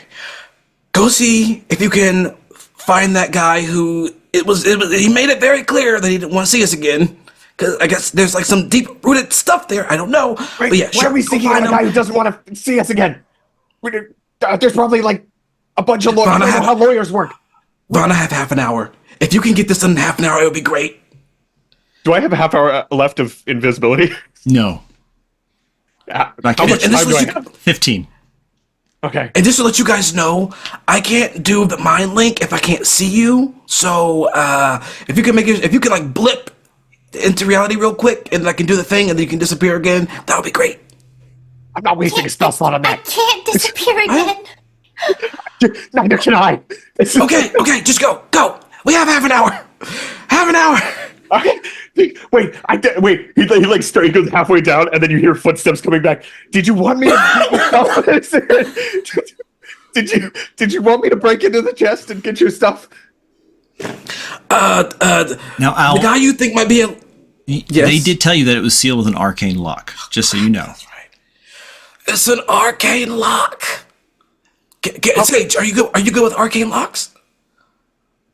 That's all you hear. How big is the chest?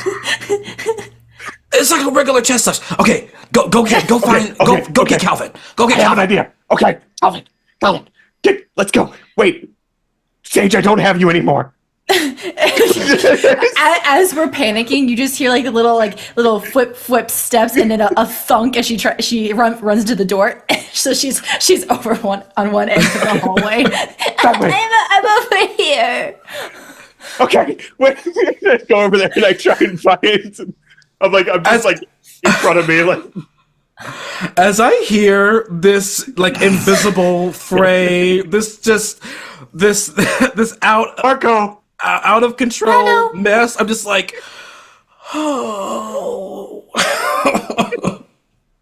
As I like sink against the wall. All right.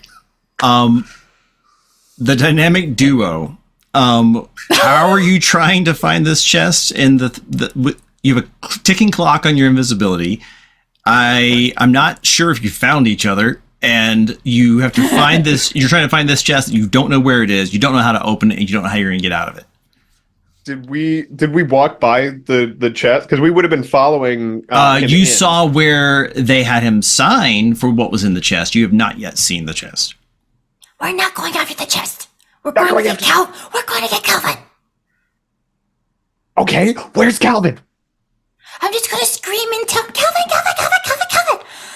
How many Calvins are there? I don't know. Calvin Fresh. Is this a world with a lot of Calvins? Is it? Okay, fine. Well, are we locked in here? Wait. Oh God. I'm gonna try the door handle the way out. The main door? Whichever way we came in. Yeah. Now there's like two guards, like kind of like just in front of it. So you'd be just behind them trying to open the door, and you know there's at least two guards outside as well. So if you want to invisible open that door, go ahead. I'm gonna invisible knock on the door, and then back up. That is very smart, sir. I love that. I also want to say that I am on his shoulders. Okay, Yes, excellent. we've sorted that issue. I think it took you a few steps to realize you were on backwards at first, and then you're like, "Oh, whoops!" And you got like because you're not going the direction you were. I Facing. know. Yeah. One of the guys turns like, "What?" And he opens the door, and it's just like, and he calls up to the guys like, "Hey, do you guys need something?" They're like, "No, why?" Someone didn't knock on the door. Yeah, and I'll let you guys weasel your way out. Yeah. Okay. I was like, can we fit through that? Yeah, I think, well, like you have just a moment, but you were prepped. That was a very clever idea, and I like that very much. I think that you guys get just around the corner when your visibility drops. You're outside, you went around the corner, and now you're like near the front steps of the courthouse. Okay, last time that we saw Calvin, he was going in X direction. And I'm going to point in the direction that they were leaving the party. And when you do, and Vaughn, you look, and Calvin's walking towards you guys. With a briefcase accompanied by a bugbear. Now, real quick, Calvin, do we want to do this with a little flashback with an awkward conversation, or do you want to tell them about the thing we assume had happened early this morning? Ooh, Because if we assume and you just tell them about it, it means you get to do the whole narrative yourself, which is the Yeah. attractive part. Okay, that's what I'll do then. Okay. Yeah, you see that that Calvin is walking up. Yeah, the story of how your services were acquired. Yeah, wearing a full suit, also accompanied by a bugbear who's also wearing a full suit, and both of us are carrying briefcases. The bugbear is bespectacled, Calvin is not. And we approach and say, "Oh, there you are. You're here. Well, I said I hoped we wouldn't meet again, but unfortunately circumstances have conspired to pull me back into this." Where is the accused? In the dungeon. Prison. We is All right, well, I just want to apologize. I also I realize I kind of like I gestured at you at the party last night. I'm sorry. I have been attacked by a lot of well-dressed individuals in my life, and I generally like to have eyes on. So it wasn't to do. I don't know what history you have well, with. be careful there. A different lawyer would have you for profiling. And I wink. And I just walk into the prison. The bugbear also Bugbear. winks. I just as the bugbear falls or walks by, I just Vincent and look for a reaction. The bugbear absolutely turns around and stares at you. And then I turn around and say, "Come on." I say, "Come on," and I grab the bugbear's arm, not like hard, just sort of like a little tug on it, and it just sort of, you see that he sort of turns and follows. Yeah, hurriedly. and you guys have about 10 minutes until the preliminary inquiry or hearing. And meanwhile, back in the jail, guards have come to get you, Owl, to take you upstairs to be on time for the judge. So unless there was any conversation that the three of you wanted to have as you're walking into the courtroom, I'll as we're going through, I'll say very quietly to them, "Actually, I don't think I need to be quiet at all now that I think about it, because I think let me just check something real quick. Yes, so I will turn to them, and you'll hear in your minds, 'Now, don't worry. Gaspar already contacted me and told me everything. Woke me up, too. Barely had a chance to put together Vincent's breakfast. But we're here now, and we're going to help you. I mentioned I knew you. Well, I knew who you were. Gaspar told me we have a history. Well, suffice to say, I'm here to give the Owl the best legal defense that I can. Now, can you tell me anything that you have heard thus far about this situation?" And this is all telepathic. Well, I heard there would be pancakes this morning, and there were not pancakes this morning because they broke in. I mean about the case. Oh, there was. All right, Sage, how about you? From what the owl said, they're being accused for stealing. But from what I know, the thing that was taken was broken already, so I don't know why they want a broken thing. Okay, technically- so We broke it, so it's ours. that is not the law. That is, I don't know who told you that. They should be disbarred. I'm still like walking through, and in between all this, I'm like nodding, showing paper, the appropriate ID, going through. I say, so you say that you're accused of stealing something that you did actually steal, but you only stole a part of it. They didn't say exactly what we stole. So we were contracted to so you stop may the not threat. have- Yes, and then you stole something after stopping the Then threat. in but the you're contract, it didn't say not to steal.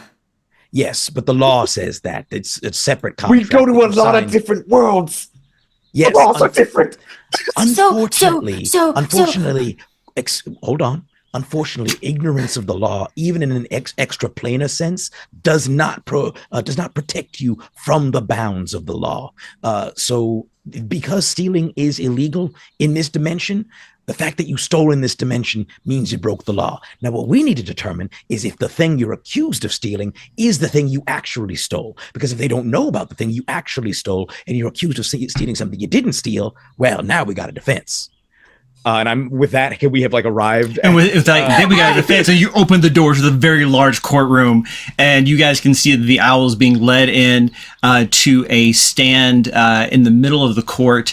And Calvin, you guys head off to the left to where defense will sit. There's a large desk with 2 chairs, and you can see that as you're approaching, there are 2 people sitting down on the prosecution side, and you recognize both of the people, actually. One is a noble, well-known around town.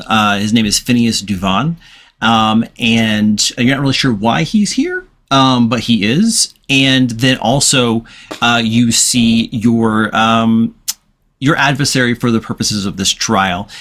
You see the other lawyer. He is a amethyst dragonborn, very like kind of magenta and blue purple hued, and he is a formidable foe when it comes to the law. And his name is Sir Marcus of the Northern Territory.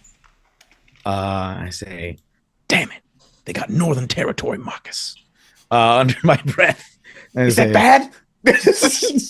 Well, it'll be a little bit closer than we would have preferred, I think.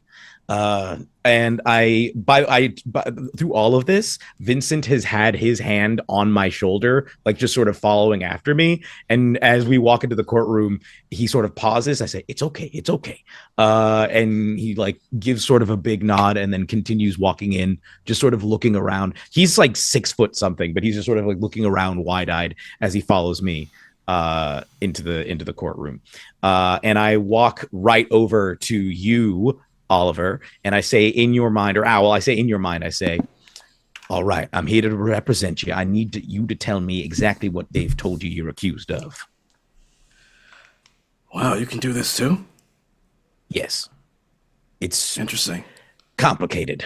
Talk to Gaspar about it. Noted.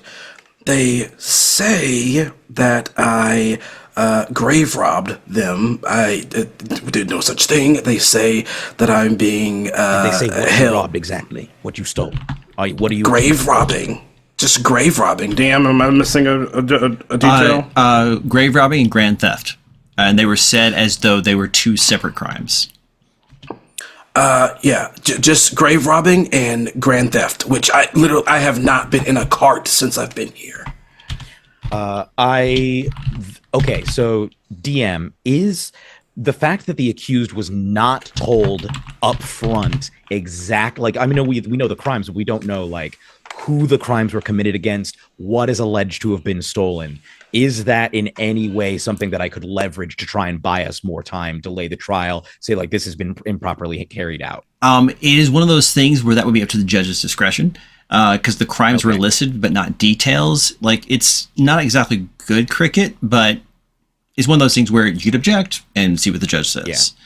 Okay, I would like to then, without breaking stride, walk right past the owl to the front of the courtroom and say, As he does so, I will be like, is this why I couldn't read you last night? As he like just walks away mentally. And as you're walking towards him, the 2 bailiffs on either side of the court say, all rise.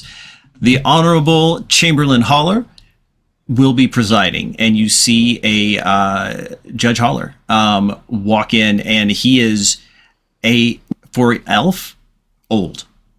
He has been doing this a very long time and does not care for shenanigans in his court, which could be good and bad. And everyone stands. There's probably 6 or 7 people in the back of the court, kind of just watching, looking to see what's going on. Other lawyers, maybe people who are just bored. And he sits down and he says, "Yes, counselor, did you have something you needed to say before trial, the preliminary hearing?" Yes, Judge. I have to object. And Sir Marcus is on his way now. Yeah. Yes, Judge, I have to object to these proceedings.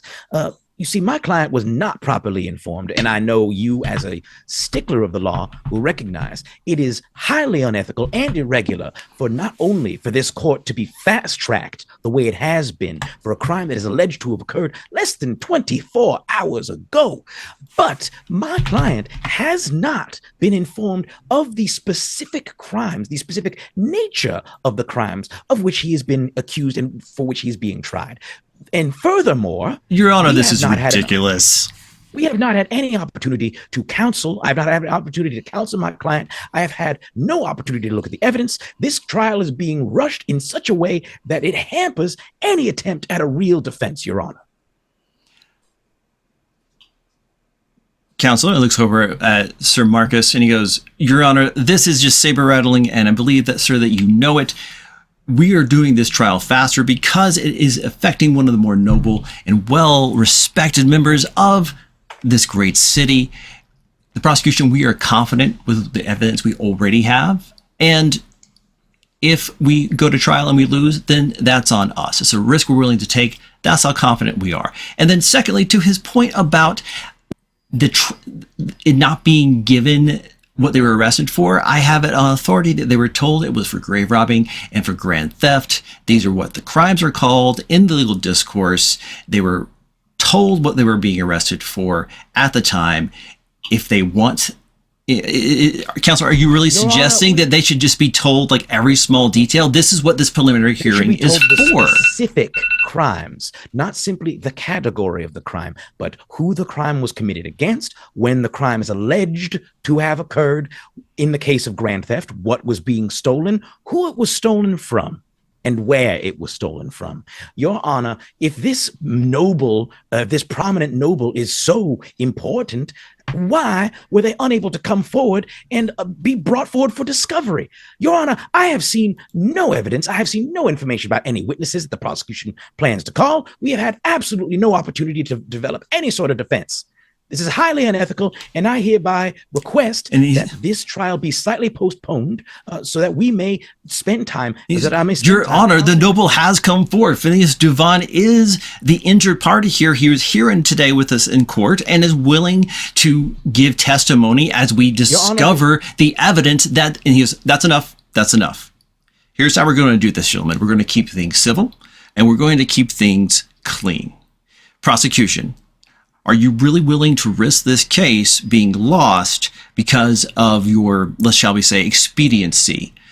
"We are, Your Honor." And defense, I understand that you have need for discovery. That's why I'm going to waive the requirement that you submit all of your witnesses' evidence and any scrolls or other assistances that you need here during the preliminaries. You may do that the day of the trial. Based on the arguments that prosecution brings today, I will set the actual trial date at that time based on the strength of their evidence. So, in the intervening time, if the evidence is enough, you will be given time to rebut that evidence, do your own investigation, and bring any new evidence to light at that time. So, you're a little bit on your heels today at the preliminary. They'll be a little bit on their heels during the trial if one does happen. Seem fair to everyone? And while that sentence ends with a question mark, it's not really a question mark. Yeah, I just say, "Thank you, Your Honor." And I turn and walk back. And as I turn, I throw the Amethyst Dragonborn, whose name I forgot to write down. Sir Marcus of the Northern Territory. Oh, Sir Marcus, of course. And he says, Prosecution, you may submit your evidence. And he says, thank you, Your Honor. The case is very simple. The House of Duvan has been robbed not only of some precious jewelry that they were entrusted in keeping, but also with the very body of Phineas Duvan's grandmother, which is also missing. The facts are these, Your Honor. Last night, at some point between midnight and 6 a.m., the body of Madame Duvan was stolen, including the gems that she was buried with, totaling at last appraisal at 300,000 gold pieces. Neither the body nor the gems have shown up. At the scene, we are submitting, and he places it in this, there's like this like little like satin pillow. And G-Dub, it's your goggles of night. We found the following pieces of key evidence left behind, presumably by the perpetrators of this crime. This will be our Exhibit A, the goggles of night, which the accused have known to be wearing and was even seen by Sheriff Farley wearing earlier in the evening at the party.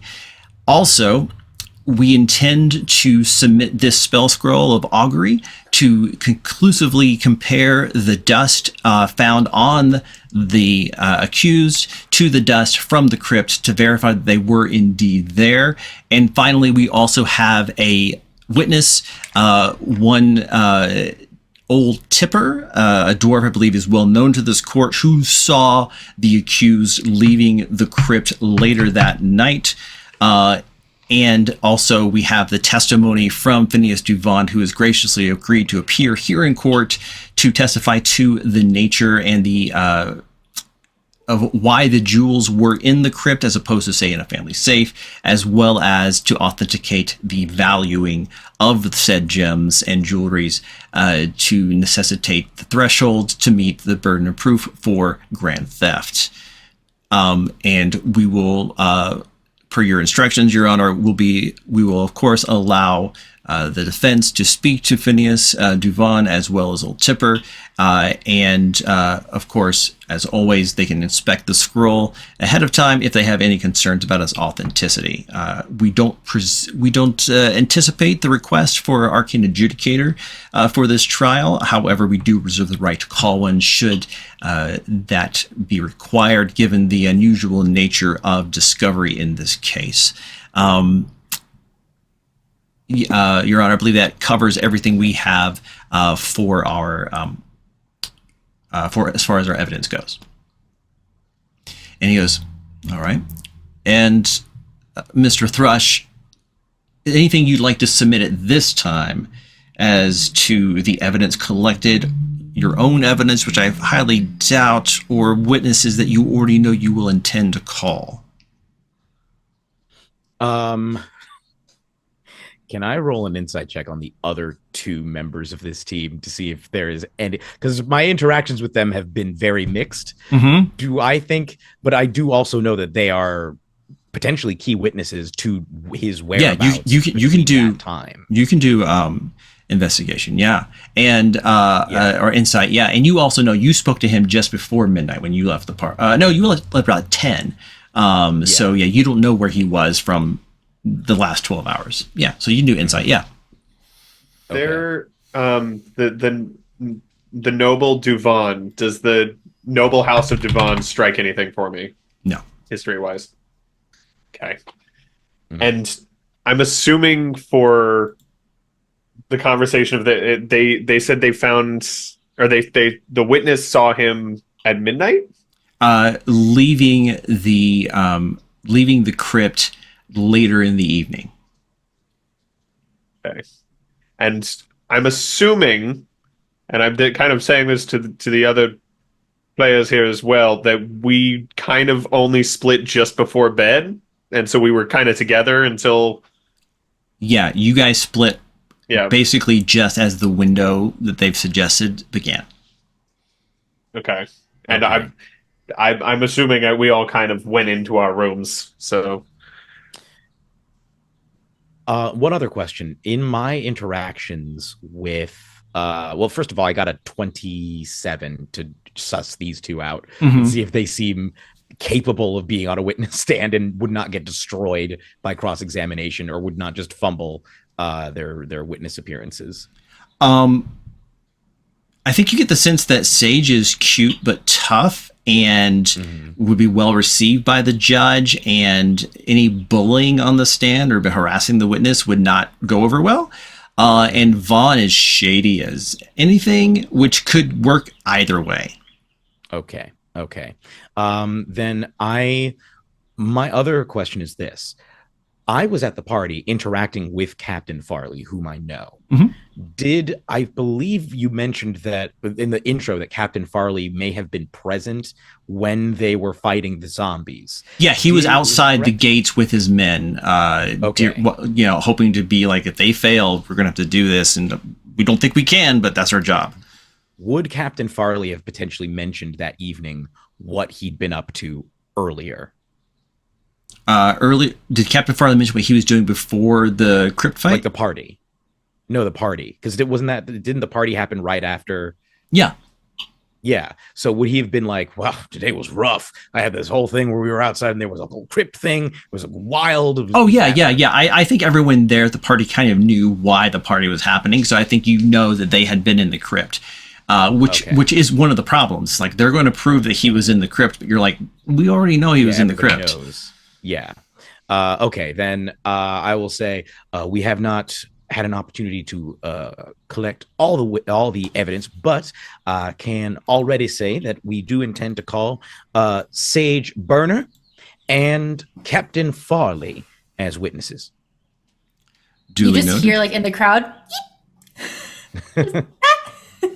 I'm not familiar with Miss Burner. Is she present today? Yes, she is, Your Honor. And I turn and motion towards her general direction. I can sort of triangulate where she generally is, even if I can't see her. There's like a purple wizard's hat on this tiny little axolotl, so you just kind of see it above like the wooden gates, where they keep the audience, and then there's the courtroom. So you just see like this little, like the tip of the purple hat just be like, I'm over here. Vincent, could you give her a boost? And can Vincent sort of like walk over and then just sort of like look down at you and give you a big toothy grin, and then pick you up, and then just sort of hold you with one hand in the air. Like, Vincent's already 6 feet plus, and his bugbears have really long arms. So you're like 10 plus feet in the air. I'm here. Excellent. That's her, Your Honor. Thank you, Miss Burner. All right. If there's no other business to conclude, I believe there is sufficient evidence to at least go to trial to determine the nature of these crimes. We will. I do have one thing to say, Your Honor, before we move forward. Yes. The idea of proving that the accused was in fact in the crypt is quite frankly moot, as anyone who would have gone to Captain Farley's party last night would know. There are numerous witnesses to them entering or to them leaving the crypt before the hours of which they were accused of entering it. Therefore, Your Honor, you hear a snide remark from Marcus, like, thank you, co-counsel. He leans back in his chair because you're disproving his case, and so he calls you co-counsel. Oh, okay. I guess I'm just saying, Your Honor, it has already been confirmed that they entered before those hours. So how does proving that they were in the crypt when everyone knows they were in the crypt at a separate time prove that they were? If, for example, Your Honor, if someone is accused of murdering someone and you're trying to prove that they were in a location, but we already know they were previously in a location, and Objection, what use Your is Honor. proving that This they had is been in the location? hearsay. Everyone It is not knows. hearsay, Your Honor. There are numerous witnesses, including Captain Farley, including. Then, Your I would Honor, imagine let them testify, bringing hearsay and common knowledge into the facts admitted into the court. That's all we're trying to establish, Your Honor. Objection overruled. We will bring this common knowledge into the record during the trial. I mentally send a message to Sir Marcus. I'd like to look at Sir Marcus and just do a quick insight check on Sir Marcus. A quick. I'm rolling real well on this. That is a 25 on Sir Marcus to get a read on this guy.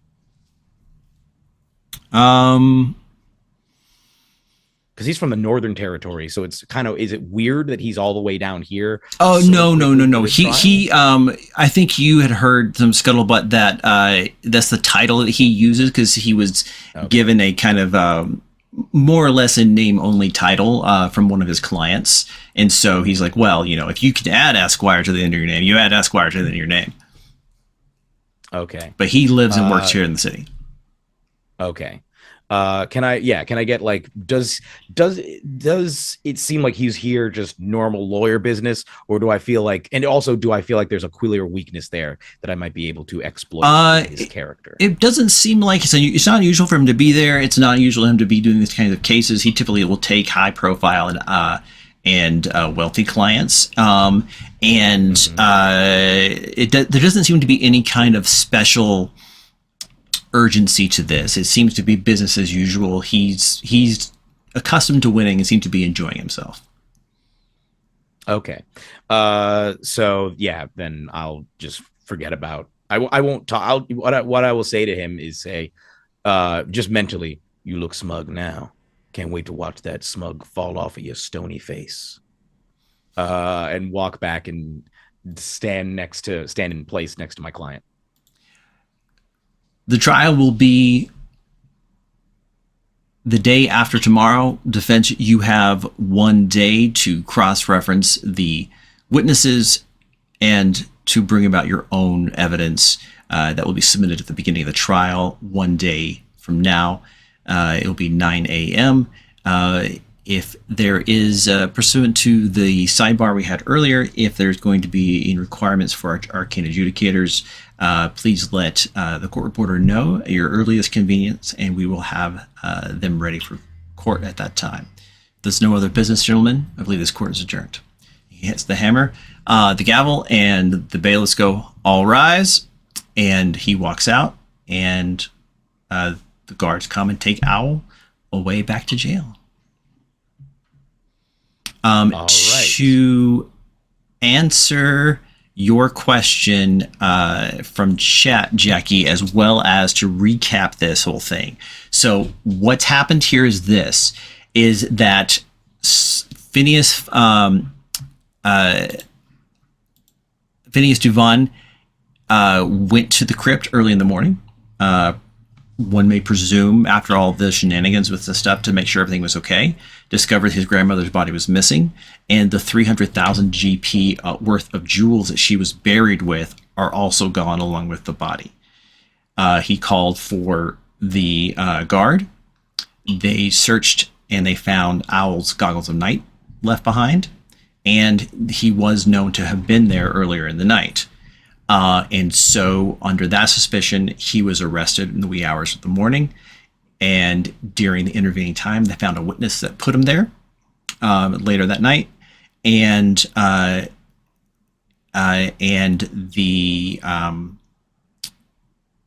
also they just want to, prove beyond a shadow of a doubt that he was there with that test, that augury spell. And that's kind of basically the whole case. Against him. So while you guys were worried about what he did steal from the crypt, that doesn't appear to be on anyone's mind right now, even if they do know about it. Does that help? Yeah, I think so. See, nobody saw me steal that gem. Nobody saw me steal that. Everything else is a lie, though. Everything else is a lie. Do you say that out loud? No. No, he's gone by now. Yeah. Yeah. Can I go visit him, and can I bring the rest of them to go visit him in jail? Yeah, I think that would probably work. Yeah. Okay. So me, Vincent, and the rest of the party will turn up in jail and say, all right, now I want, and I'm going to, if there's like a little camera or some kind of like little recording device, like the arcane recording device, I'll just Little turn crystal. it off. Yeah. Crystal. No, you get attorney-client privilege. Even the guards have retreated from earshot with this. Okay. And you're standing outside the cell doors there. Okay. Go ahead. I will take out some I'll take a small bag of carrots and hand it to Vincent and say, there's your snack, Vinny. And turn back to, and Vincent just like, just starts chomping on the carrots, just sort of munching them, just sort of looking around. He looks at the pair of you and just sort of smiles another toothy grin. And I turn to my client and I say, now, I need you to tell me exactly what happened yesterday, why you were there, who knew you were there, if they knew why you were there, and what exactly happened. I was in the crypt, like I was paid to do, with my team. We were fighting undead, and there And was what time, this. approximately what time did this happen? Probably I tell him the time. about 8 o'clock or so, and they were done by 9. And the party started a little after 9. You finished talking to them at 10. They went to bed around midnight, and then sometime between midnight and him getting arrested is when all this was supposed to happen. And I would say at that time I was asleep. I went to bed. I was done. Can I ask a question? Yes. So, did they say that they found those goggles of Ori in the crypt? Yes. Goggles of night, my goggles. Yes, Yeah.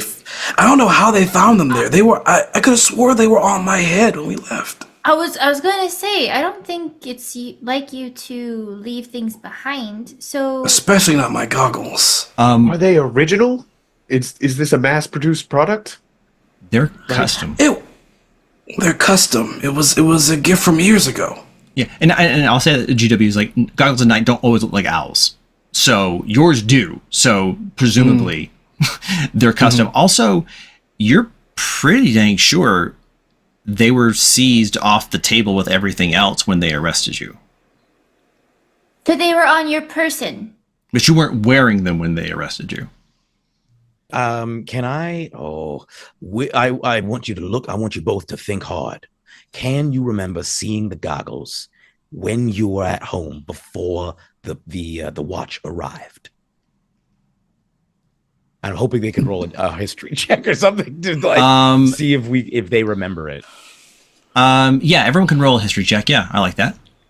Also, is as I would have been at least conscious in my room, would I have heard anything between like midnight when everyone went to sleep and like 5 when everyone showed up that would be semi-suspicious? Yeah, nothing comes to mind, Cole. Okay. I got a 17. You said history? Yeah, 17. 17. Yeah, I will also. he was wearing them at the party. Yeah, And was he wearing them when you like when they left and were hanging out as well? yeah. They were on my person. I So need to okay, see the exact list of things that they took from your room as well. And Calvin, you know that is absolutely within your power to ask the guard, and they have to produce that. I'll turn to Vincent and say, "All right, Vinny, you can do this. Be daddy's paralegal, big boy paralegal. I want you to go down the hall and tell him we need the full list of everything that was taken from our client's house this morning. Repeat after me. The full list of everything Full list. of everything Everything that was taken from our client's house taken morning. from our client's house This morning. this morning. Okay, if you bring it back, guess what? I'm gonna give you a sucker." Okay. He like kind of like skip stomps down the hall, much to the dismay of some of the guards who happened to be in his path. Owl is nervous. Vaughn just leans over to Sage and goes, "What's a sucker?" Thought it was a punch, but he seems happy to get one.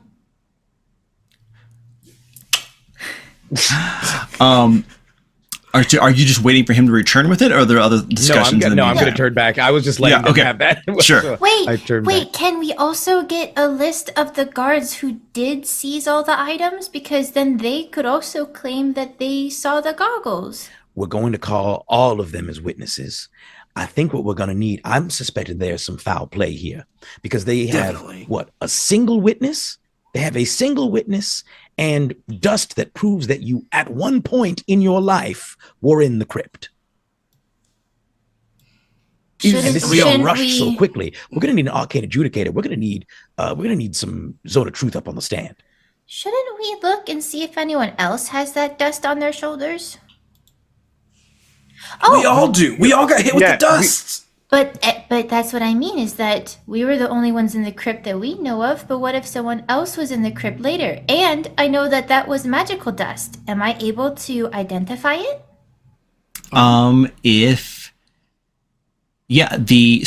Augury, identify, and divination would all be able to authenticate If it's a suspected magic imbued dust. object. Or is it so augury? The way you would do that is you would basically yes, no, and or questions. It's a second level spell. Is this dust we have before us the same as the dust from the Duvon crypt? And you would get an answer. I could also use detect magic and then find traces of it within a 30-foot radius. Right, you 30 could do foot- that, but that would just prove that it's magic dust, not the same magic dust. Yes. We need... But on spec- someone and- else. Well, and here's the problem, though. We don't know who that is. We would have to look at every person in town, which might prove slightly difficult. I think an easier way, if we were going to do something like that, would be to speak to some of the witnesses, speak to some of the people involved, and see if we can find some clues as to who else might be involved. That could perhaps lead us to the real culprit. We're going to need to speak to the witness, first of all, and we're going to need to speak to the accuser, to Phineas Duvon. Were Calvin. they- Sorry. Sorry, go ahead. Is this Duvon? Do you know a lot about? Do they seem upright in their standing? Give me a history check there, Jeremy. All right. I'm just making note that I have 2d6 of inspiration and the luck Yeah, point. Jackie, ask your, while he's rolling, ask your question, Jackie. Were there any rats in the crypt? Because I can speak with animals. Ooh, that remains to be not during the fight, but if we were to go back to the scene of the crime, maybe you could find one. Okay. Okay. I'm rocking an 18. Does that hit the DC or should I boost more? No, I think 18's enough. Long established family in the city, and you've heard he's not like a scumbag, but he is a noble, so it's like, you hate to cast dispersions, but if the shoe fits, wear it. And you've also heard some rumors that the family was working on a new building project, a money-making venture that has yet to start, but there's been a lot of kind of talk about it. Okay.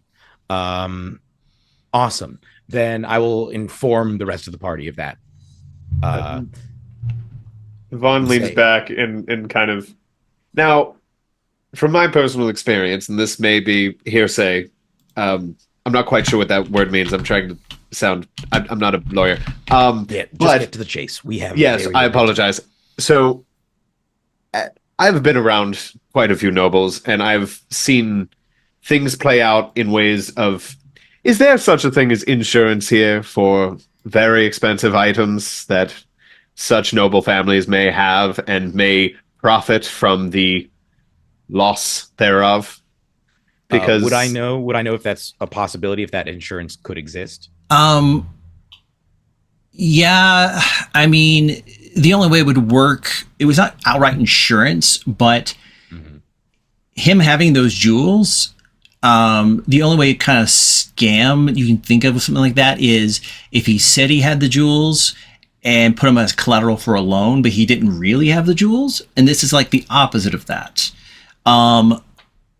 Or, I mean, you could just, steal them and sell them. Like that's the only way that really occurs to you of like how you could benefit from these jewels. Yeah. So, and because they were family jewels, there may have been something in the will that meant that he couldn't sell them, and so it could be that he stole them or faked and pinned it on somebody else so that he could sell them. It is a little unusual that she was buried with such valuable property. 300K.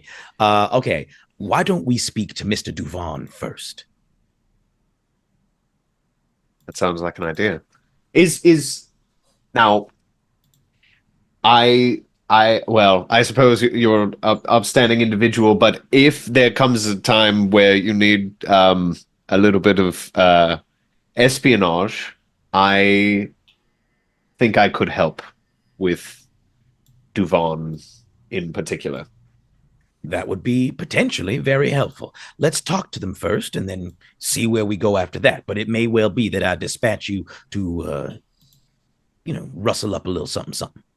I will turn. Has Vincent come back? Yeah, he came back. Yeah, he kind of came back. He's really excited, and he has the list in his hand. He's like holding it, like he just drew you a picture. Yeah, I take out a little watermelon sucker and I unwrap it for him. I say, "Very good. Here you go, Vinny boy." I pull on the pant leg of Vaughn. That's the sucker. Is it? Do you think it tastes like the Jolly Rancher? I think it's a round version of the Jolly Rancher, and it looks like it's on a stick. What do they do with the stick? Well, I think it's supposed to make your hands not sticky. Do I see the goggles on the list of items that we're taking from the house? They are not. Okay. So I say, clearly, the police may be in on it. I think we're going to need to speak to the captain as well, Captain Farley. So, yeah, I guess let's head off. I will turn to the owl and say, now try and stay out of trouble. Would you like a sucker? I would like a sucker.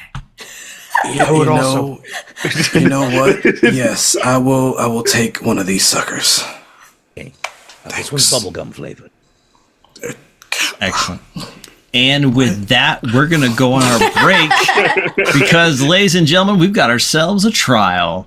And so we're going to quick break. I will have a new maze for you up on the break. Good luck with that. We'll be back in about 10 minutes. We'll be grabbing some food, use the bathroom, all that good stuff. You should do the same.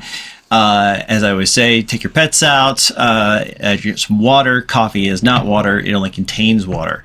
So do that, and we'll see you back here for the trial of the century in just a little bit. We'll see you guys back here soon. And welcome back. Welcome back to the trial of the century at the Grey Watch. Just to recap real quick, the team was sent to avert a undead global extinction event. They were successful, and then after a party celebrating their success, the owl was arrested for grave robbing and grand theft. Their counsel was contacted by the Flumps, or one in particular, Mr. Calvin Thrush, who is the lawyer for the owl and the team. And the preliminary hearing has happened. They hear all the charges. The evidence is going to be brought. And now it's time for what we're going to call the Discovery Day, where the team gets to go and look up information, interview witnesses, and search the scene of the crime, as it were, to see if they can't get the owl out of prison. So we will start, I think, with Calvin and and Sage and Vaughn, and talk about what you guys want to do for Discovery. So as we're leaving, I think Calvin will say, now we have very limited time to try and cover a great deal of ground. Sage, Miss Burner, do you think that you might be able to visit the tomb again? And if you have any trouble, Vincent likes you. Don't worry, I can give you some of his snacks. But would you be willing to go with Vincent to sort of babysit him? Vincent acts as my assistant counsel because I can't just hire a babysitter all day. So I got to bring him with me to work. Child support doesn't cover everything. So we got to, would you be willing to take Vincent with you? She should be able to get you past any guards there, seeing as he's part of my council. But would you be able to go there and investigate around, see if you can gather up any evidence of secondary arrivals, maybe footprints, if you have any magic abilities to be able to speak to animals or plants or anything like that. Meanwhile, Vaughn and I will head over to Phineas Duvon, see what we can gather there. And then I think the other two things, maybe two and a half things, is to speak to Captain Farley about the situation there, maybe also the police officers, and of course, Old Tipper. What do y'all think? Sound good? Sounds great, I think. I'll turn to Vincent and say, "Okay, Vinny. Now the nice lady, Miss Burner here. Say hi to Miss Burner. Burn. Hi, Minnie. She's gonna take you to a fun little tomb. Okay? So remember, your daddy's big boy. You're a big lawyer's assistant." He flexes and bursts the coat sleeves again. I reach up and prestidigitate, just like sort of putting all the stitches back together. Very practiced with this. Sorry. Oh, it's okay, honey. All right, go ahead with Miss Burner. And then I hand you his snacks, and I say, "Don't give him too much candy at once. Makes him hyperactive. But what about me? You probably shouldn't have too much candy either, but you can have a few of his snacks, but not too many. He's a growing boy." I think I reached my full height, so I'm kidding. Okay, I'll take the bag and I'll like put it in my armor, and then I'll like skittle up Vincent's leg he and was- just kind of like. He was getting ready to like walk hand in hand with you like this out the prison, and then like you like skitter up his arm instead, and he's like, oh. And I'm just like on his shoulder, and then you see like this little flipper. forward this way, I think. I was going to say this other thing too is not mentioned in what you said there, Calvin, and just pointing it out is you're also allowed to inspect the goggles of night. Oh, okay. Yeah, we can do that. We can do that after. Perhaps we can Those agree would be to- kept here in the courthouse complex. Yeah. So just saying, don't forget there's another piece of evidence you can look at. Did Sage say that she could cast like identify and other spells like that? She mentioned identify. She mentioned speak with animals, and I'll let her speak for Detect herself. Detect magic, identify, and Okay. Yeah. Then can we have agreed that after you're done there, you come back and inspect the goggles? Mhm. And we'll try Yeah. and focus on the interviews? yeah. Okay. All right, sounds good. So which one should I be saving for the goggles? I would imagine Identify? Probably identify, something like that. Maybe detect magic if you have it. Okay, I'll do detect magic then. Okay. Cool. All right, cool. Yeah, okay. So yeah. Which one do we want to do first? Do you want to do the crypt, or do we want to do Phineas Duvon. Phineas? I have no Let's do Sage first. Sage, you good with that? Okay. All right, cool. All right, so you're able to make it to the crypt, no problem. The guards pass when they just kind of step out of the way when they see Vinny with you. And the crypt is much like you left it. There are still like little shards of that artifact you guys destroyed kind of here and there. And it's easy to determine which of the sepulchers is the one from the Dufon family, as it has some kind of like fantasy police tape around it, and you're able to determine that this yellow rope around it is indicate like, hey, this is the crime scene and stuff, and it is opened. It's been slid off to the side, but the stone lid is still very much on it, just kind of askew to make access to what would be the upper portion of where the deceased was laid. And yeah, how would you like to proceed? Okay, I think on Vinny's shoulder, I'm just gonna be like, Okay, I'm gonna search for little rats, okay? And the way to do this is that you gotta make yourself as small as possible so that they don't get intimidated by us, okay? so I'm gonna like skitter down Vinny's like arm again, and I'm just gonna lay like flat on the ground and go as I try to investigate for rats. What does Minnie do? What did you tell him to do? Because I wasn't listening, so he wasn't listening. Become as small as possible, so you don't intimidate the rats. Oh, okay. So he gets down, like crouched, like squatty potty style, and then sees you, then lays down on his belly, and just like smiles a big toothy grin, going, and like looks to you like, I'm doing it right. He's absolutely not doing it. It's the most terrifying thing you've ever seen. Pretend to be asleep, maybe. Yeah. I'm gonna do.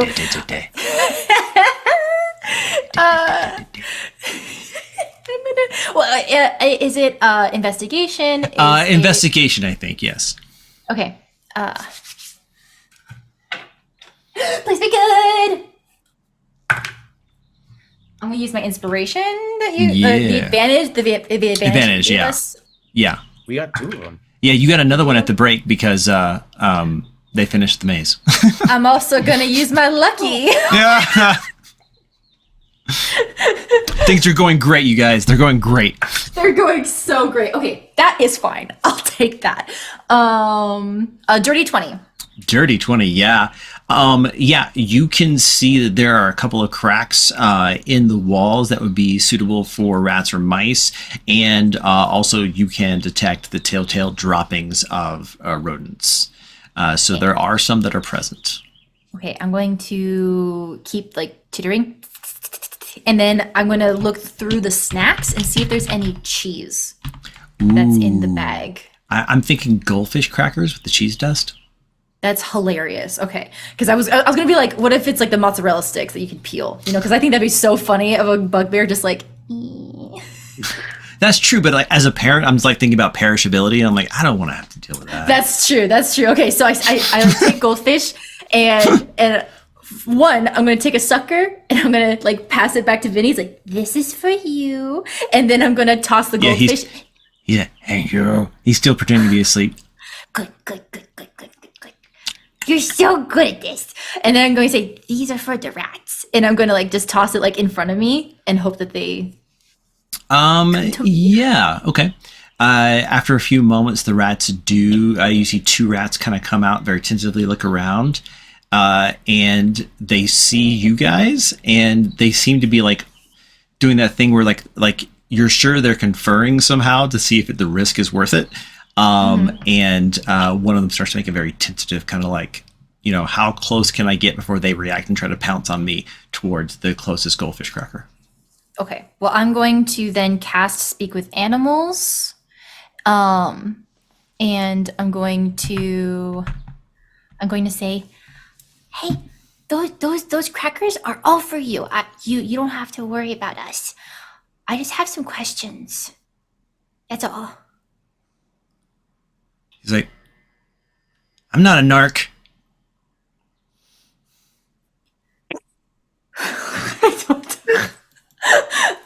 No, he's a rat. Sorry. No, you're a rat. Okay, listen, that's fair. Yeah. But what do you want? So, can you describe the person that opened that tomb over there? 12. It's going to cost you 12 of those crackers. Oh, I thought we were just saying numbers. Okay. I'm going to look at the bag. How many do I see? You have 15. Okay. 6. 15. 8. 10. Okay. So then I just like, It was a human. 2, 3. What color hair did they have? Now I have to go, can rats see color? Sure, why not? They can see color. Cheese colored. Like this? like the orange, the cheddar. Yeah, kinda. More like yellow. Okay. And did they take anything from the tomb? Yeah. Like the whole the nibbly bits. Were they being sneaky at all, or was there just no one else here? Did they have someone else? No, it's just them. Okay. You mean like the like just a person who like took the nibbly body out of there? Mm-hmm. Yeah, One just one. Okay. Okay. If I need to call on you to be a witness, will you consent to that? He takes the last cracker and he's like, maybe a rat, but I'm not a narc. And he kind of like tries to get away. And his other friend comes over and is like, and just like, don't talk to strange ladies. Come on, let's go. Okay. So I'm gonna like turn around to Vincent and be like, Okay, I think we confirmed the other person. Let's go back to Mr. Thrush. Dad. Dad. Let's Yeah. go back. Okay. No. Is there anything else I can do? Not that I can see. Okay. Okay. Would I guess, yeah, no, I'm just wondering, would they know that you can't just say, hey, I talked to a rat and this happened? You might need I mean, the I rat. know that. You need to know that, but Yeah, what I guess Vincent, he wouldn't know. yeah, he knows wow. one legal term you taught him. Habeas Yeah. corpus. Yeah, exactly. okay.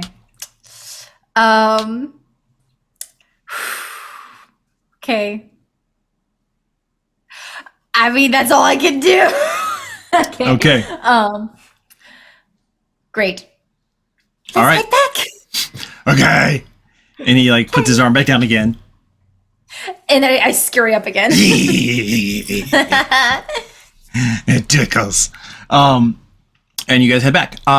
Meanwhile, you guys have been granted an audience with the head of the Devon family. And you're led into a very nice waiting room.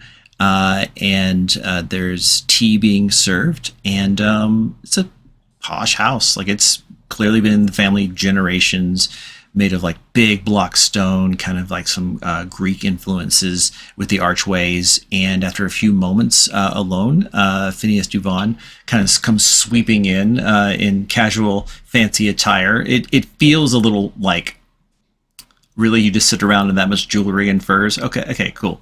Dude, listen, either you do and gross, or two, you put that on to impress us. Fine. Gross. And it's like, how can I help you? I didn't catch your name during the trial. I am so sorry. My name is Calvin Thrush, attorney at law. Oh, excellent. Yes, counselor. How can I help the two of you? Well, we were just hoping we could ask you a few questions about the case as part of discovery. Yes, of course. Whatever you'd like to know. It seems pretty open and shut to me. I'm really there more to explain the provenance of the jewelry and its worth. And Yes, can you tell us a little bit about the jewelry? Where did it come from? When did you last have it appraised? What exactly? How did your family come to acquire these jewels? And why were they buried? Excellent questions. Dame Duvon, my grandmother, she was a private lady. She never clearly identified where they came from, but family tradition has it that it was something of a dowry, but perhaps in reverse. A adventurer suitor tried to win her hand. However, she gladly took the gift, but declined the affections, which would be very much her, which is why it's kind of been handed down through family lore. I want to My- be inciting just to see if there's any indication that he may Gi- like whether this seems like a practice story. Yeah. Whether it seems like Give me a whether I roll, think and we'll let that roll ride for this deposition. Is there, like, from the jewelry he came in wearing, can I just, like, take a closer look at all of it and see if any of it either fits the description of the thing that's been stolen, or just get, like... Oh, you're looking at his jewelry to see if it matches the... Yeah. Ah, I see. Look, and also see the value of the actual, like, see if it's real jewels. You know what I mean? Yeah, so this is insight for Jeremy and investigation for Vaughn. These are all great rolls. 21 for me. Excellent. This is a practice story, but it doesn't seem false, like, as far as he's telling it. Like, this is family tradition. He goes, now, my grandmother, being the private person she was not one to share. These were her treasured possessions. It was a crown, a diadem, I believe it was called, a set of rings, presumably to become the wedding rings, and also a ruby necklace. She, in her will, bequeathed it to herself, with instructions to be buried with it. It was ironclad, and we had no recourse but to allow this, well, sizable asset be rendered moot, null and void. So it was buried with her, with no claim by anyone but herself. So And was there it that lay. was that a sore point for you and the rest of the family that these incredibly valuable jewels were buried with your dear grandmother? I'm sure at the time, that's a stretch. There was, but now it's just a quirky family story. One we don't typically share, but under the circumstances, I have no choice. Don't want people getting the wrong idea and stealing them from the crypt. Not most secure location, as I'm sure you're aware, given recent events. So I have two questions to follow up. And so as he's saying that, I thought that he was just saying felt like a stretch. No, felt like a stretch is to you. Where he's like, I'm sure back then they were sore about it. No, he's sore about it. Yeah, exactly. That's what I was. Okay. I will ask, how exactly would someone, if you do not tell that story, how would someone know that the jewels were there in the first place? Well, I presume you're court appointed, I assume. Client saw them while defeating zombies or some such nonsense the other night, and saw an Were they opportunity. not safely locked away inside of the tomb? Yes, of course, but the door was broken down when I went to go investigate to see what kind of damage was done during their heroics, and then the sepulcher was opened. Body was missing, along with the jewels. I checked. I climbed pretty far in there to make sure they were all gone. And to your knowledge, that damage occurred after the incident, the open sepulcher, the door being opened. That damage occurred after the incident with the zombies, to the best of your knowledge? To the best of my knowledge, I went early this morning to investigate. To be honest, I wasn't comfortable going in the middle of the night into the tomb, which is true. And why were you there investigating in the middle of the night in the tomb? No, I went this morning and or early last night, and I wanted to make sure that no damage had been done to her body and to also the treasure that we knew was there.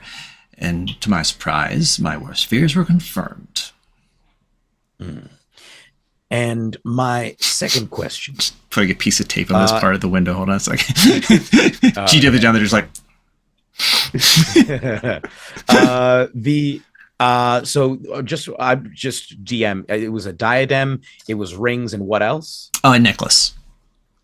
If you ever seen a picture of the necklace of fireballs, kind of like that, but the bigger gems. Yeah. Okay, cool. So I had asked, how do I think that they knew? What security measures were in place to protect the tomb? Well, the heavy stone lid, the locked door, and the best kind of security, obscurity. Now, I see where you're going, and just so- Counselor. We definitively checked that they were there not a week ago. Yes.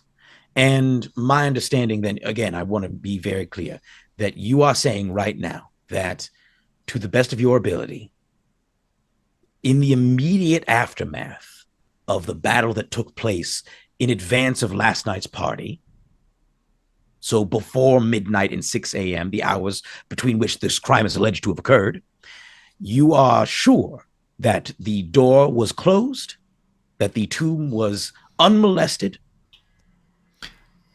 No, I'm not saying that. I'm simply saying that after the events, in the cold light of dawn, I went and checked to see if everything was as it should be, and it wasn't. So between last week and now, the crime could have been committed at any point, to the best of your knowledge.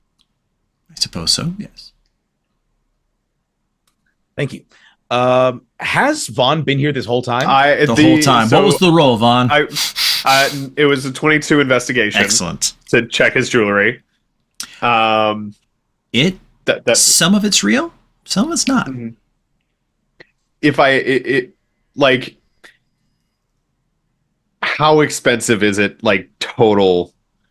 Do you think if I were to like appraise it, just eyeballing, if I threw an estimation out? The real stuff, maybe 500 to 1,000, but to an untrained eye, it looks like it's like if you thought the fake stuff was real, closer to 20,000. So nothing even close to 300,000. No, and not a lot of red motifed things either.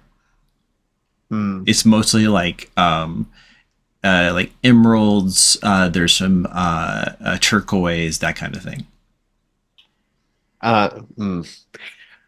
Okay. And the last thing he said between the appraisal and yes, this morning, yeah. If I may interject, and you are Vaughn, one of the lowly adventurers that I may have punched your grandmother when she tried to eat me. I'm not sure. There were a lot of zombies, world-saving stuff. Anyway, did anyone go with you to the crypt to check your grandmother's tomb? No, I went by myself, as I said. We don't share that particular detail with many people. And the fewer people that knew why I had to be there, the better. So there's no one to confirm where you were? It's merely your word? The servants here at the house can confirm I left early this morning. Okay. I need to go to the bathroom.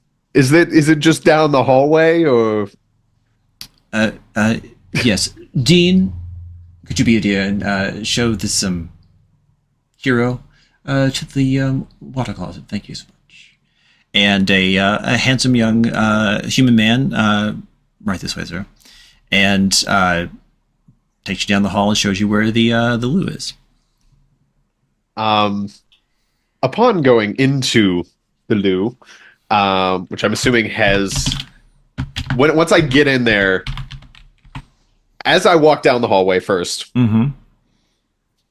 and taking into account the information I would have gotten coming in, could I suss out where possibly his office would be, or possibly even his bedroom, Duvon? Give me I want to say investigation or insight.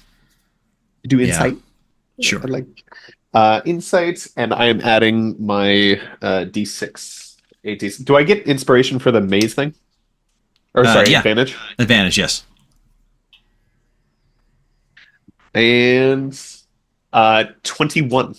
21. You would assume that it is probably upstairs, and given that his kind of receiving room was on the left-hand side of the house, and he kind of came sweeping from a back room that maybe his wing of the house is on that left-hand side as well. But bedrooms and offices would probably be upstairs. So how far would I be in the bathroom? You're near the grand stairs going up, and you're still on the left-hand side of the house. Is the servant that showed me the way, is he just waiting outside the door? Presumably, yes. In the bathroom itself, do I see any other possible like exits or vents maybe or anything like that? Yes, there's the plumbing and there is a vent. However, they are not U-sized. I see. Is there a crack under the door possibly? Yeah.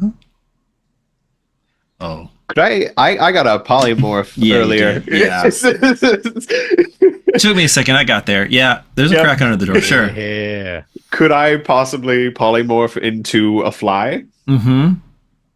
Just like a little fruit fly. I'm just gonna. The moment the door shuts, I'm just. And I'm going to go out after. The door is definitely locked, by the way. Yes.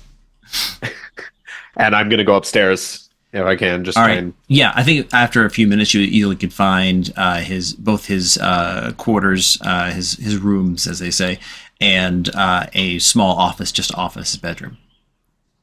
I'm gonna go to the office first if Okay. I can. Yeah, you can kind of fly under the door. Yeah.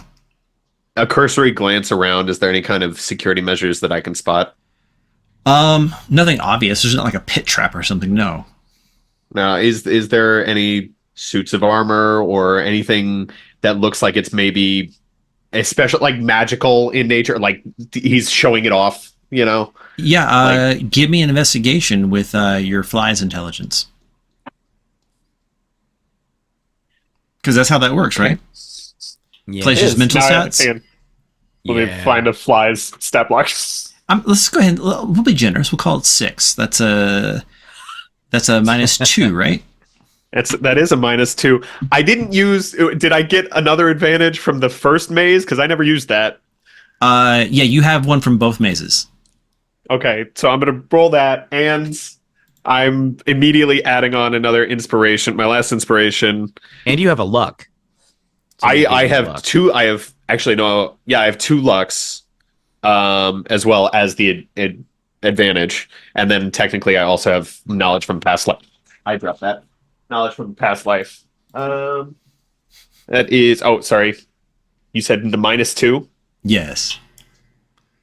9 plus so 11, and I'm going to use knowledge from past life, which is another d6 to, what did I say, 11? 15. 15.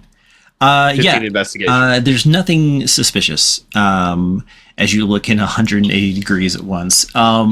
With your little buggy eyes. Yeah, there's not. It's pretty simple office, actually. You suspect that the desk, the 4 drawers, 2 on each side of where you would sit, are probably locked. There's a couple of papers laying about, and a very, very small, kind of like iron chest sitting on a sideboard back behind where one would sit, and a couple pieces of art. Looks like maybe family members based on the resemblance. But Are there any of the grandmother? there's some people who it could be the grandmother. Yeah, that might qualify if you knew what she Now, looked like. As a Oh, I see what fly- you're saying. Yeah, there's one of the grandmother. She's wearing the jewels based on the description. Yeah. So I see what the jewels look like. Yes. Okay. Now I imagine those paintings and stuff would be in frames, and generally frames, there's a gap between the wall because they're hanging on like studs, right? Mhm. As a miniature fly, could I peek behind and see if there's any safes or anything behind any of the paintings? Interesting. Yeah, behind the grandmother picture, there is a safe. Yes. Is it? Now you do Is remember you're not playing a rogue in this campaign, right? I do. Okay, I do. Old habits. Probably more lasts an hour, right? Yeah, it does. Okay, so I got time. Can I see what kind of safe it? Like if it's just one that just opens, or if there is a lock on it? It's if there's like a keyhole in It it? seems to be like a combination safe. Yeah. Is there a keyhole, or is it? No, It's combination. Spinny dial. Oh, would this be the kind of guy that would write the code down? Yeah, how many can I tell how many numbers it needs? I mean, the dial has 100 numbers. Is he a 1, 2, 3, 4 guy? Is it? Okay, I'm gonna go over to the desk. Or am I able to get into any of the drawers without, like, as a fly? Like, is there enough of a gap? I mean, like the two top drawers, you probably could go through the keyhole, but then it's gonna be really dark. So can flies see in the dark? I don't think so. I don't know enough about flies. Based on my lived experience, there are ways to kill in the dark. But then again, I don't have dark vision either. So, it's kind of a 50-50. Yeah, net loss. Okay, and everything else looks locked. There's the lock, but you said there was a lockbox behind the desk. Mm-hmm. How big is that? It's Is it about the size of a is it loaf like- of bread, a little shorter. okay? Is there a way into that? The keyhole can there see. would be pretty big. Imagine those iron Skyrim chests. They're like this. That's kind of what I'm thinking. Yeah. Am I able to get into that? Yeah, I think so. And I think that lock is a little bit bigger, so it'll be a little bit more light. And here appears to be just like documents. Am I able to land on the documents and like scan through them? Like just look at the top. Sure. The keywords you get out of this are going to be assessment, loan, project, docs, and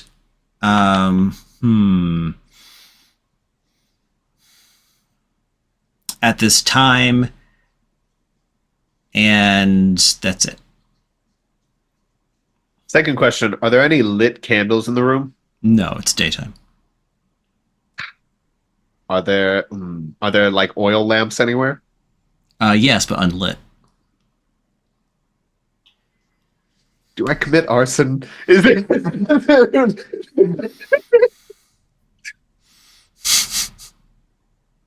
I really don't like this guy. This is a fly talking.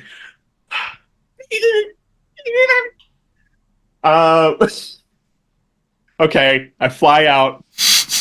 I fly out of the thing. I like how real the deliberation was. Like, I Right. believe that you really were deliberating about whether or not to do arson. And I know that Right. that my sanity was never a consideration. So what were you doing now? Well, I still might commit arson. I'm not done thinking about it. Thank you. You're never done thinking about arson. I know. And sorry, did you say before, are there any display cases or anything like that in the room? No. Okay. I'm going to go over to the bedroom and kind of do the same thing. Cursory glance around for security first, and then... Yeah, I don't think there's really anything to find in the bedroom. Okay. No paintings, no nothing to look behind. No, I think if you're kind of doing the same like kind of search pattern as before, you're Yeah. not going to find anything really notable with that. Okay. And also, I can't let this go from chat. Arson? Oh, you mean crime brulee? Crème Which is brûlée. very good. Very, very good. Luna, Okay. you get a D6 as inspiration. Go ahead. Okay. I'm going to fly back down. Mm-hmm. You're already a fly. Well, okay. I might commit arson. Don't test me. You're right. I will I'm sorry. burn this building to the ground. You're right. Don't poke the fly-shaped bottle of kerosene. Got it. No, I'm gonna go back down to the bathroom and slip right back under the door Okay. and unpolymorph and just have like, is the toilet porcelain? I think it actually is copper. Okay, all right then. Copper kills germs. What? I didn't realize Or is it it was this brass? fancy. Jackie, you're the I science thought- person. Help me. Brass. Is it brass? I was gonna be like, I don't think copper does Is it that. brass? Copper's money. Sorry. Brass. Let's go with brass. You're good. I've heard of science, I swear. It's a magic metallic shifting toilet. I'm going to just like loudly grunt and like slam the toilet seat up and down a few times. And then like if there's like a towel or something, I'm just gonna like hit the door with it a few times. This, and then like this kinda- explains so much when we shared an Airbnb at PAX a couple weeks ago. and then is there a shower in here? No. Oh, I had so much fun. It's And like then a I'm going guest to bathroom. I'm gonna turn on the sink and like feign washing my hands and then throw a little bit of water everywhere and then close it again and then kind of or actually no, I'm gonna leave the faucet on and then open the door Yeah. and just walk out and go thank you. That bathroom just got bond. Okay. He's like, okay, sure, I can. He kind of like goes back and comes back to like turn off the water. And The moment he goes in there, can I like stealth and try and just duck around a corner? sure, roll stealth. Okay, I don't have any more inspiration. Thank you, Nightwolf. It is brass that kills germs. Okay, I was almost there. 22, 16 plus 6. Okay, yeah, he loses track of you. Where are you going now? Well, if I can go upstairs. I want to go back into the office. Oh my. So a few moments later, Calvin, the servant Dean comes in and whispers something into the ear of the noble, and he says, "Thank you. Would you gather a few more people around to look for him? Thank you so much." Can I be like listening? Because I'm focused very much. Trying Yeah. To see what's up. Yeah, Can I, like, you catch perception check? catch the word Vaughn. Okay. I knew it. He couldn't be trusted. I'm gonna have to make a Hail Mary. I'm gonna have to try something. Please do. So I am a warlock. I'm a second level warlock, which means I have access to Eldritch invocations. One of those invocations is Mask of Many Faces. I would like to cast Disguise Self to look like Captain Farley, and I would like to say, "They're on to us." Deception check. Okay. So, am I understanding your intention that you're trying to get him to think that you were Farley this whole time and dropped the disguise and now are confiding in you who you were hoping is a co-conspirator? Yes. Absolute Hail Mary. I'm thinking that that if Farley was in on it, that would, because if it was just some random cop, like, then Farley could absolutely come in and be like, no. I think if this is the police must be in on this. So I'm thinking that Farley is the most likely candidate, given that if you get him, the thin blue line holds the rest of the way down. That's my logic here. You know, I knew you'd fit in with this group. Oh, boy. Deception check, Okay. sir. Okay. We're never going to trial, are we? Okay. That is a natural 2.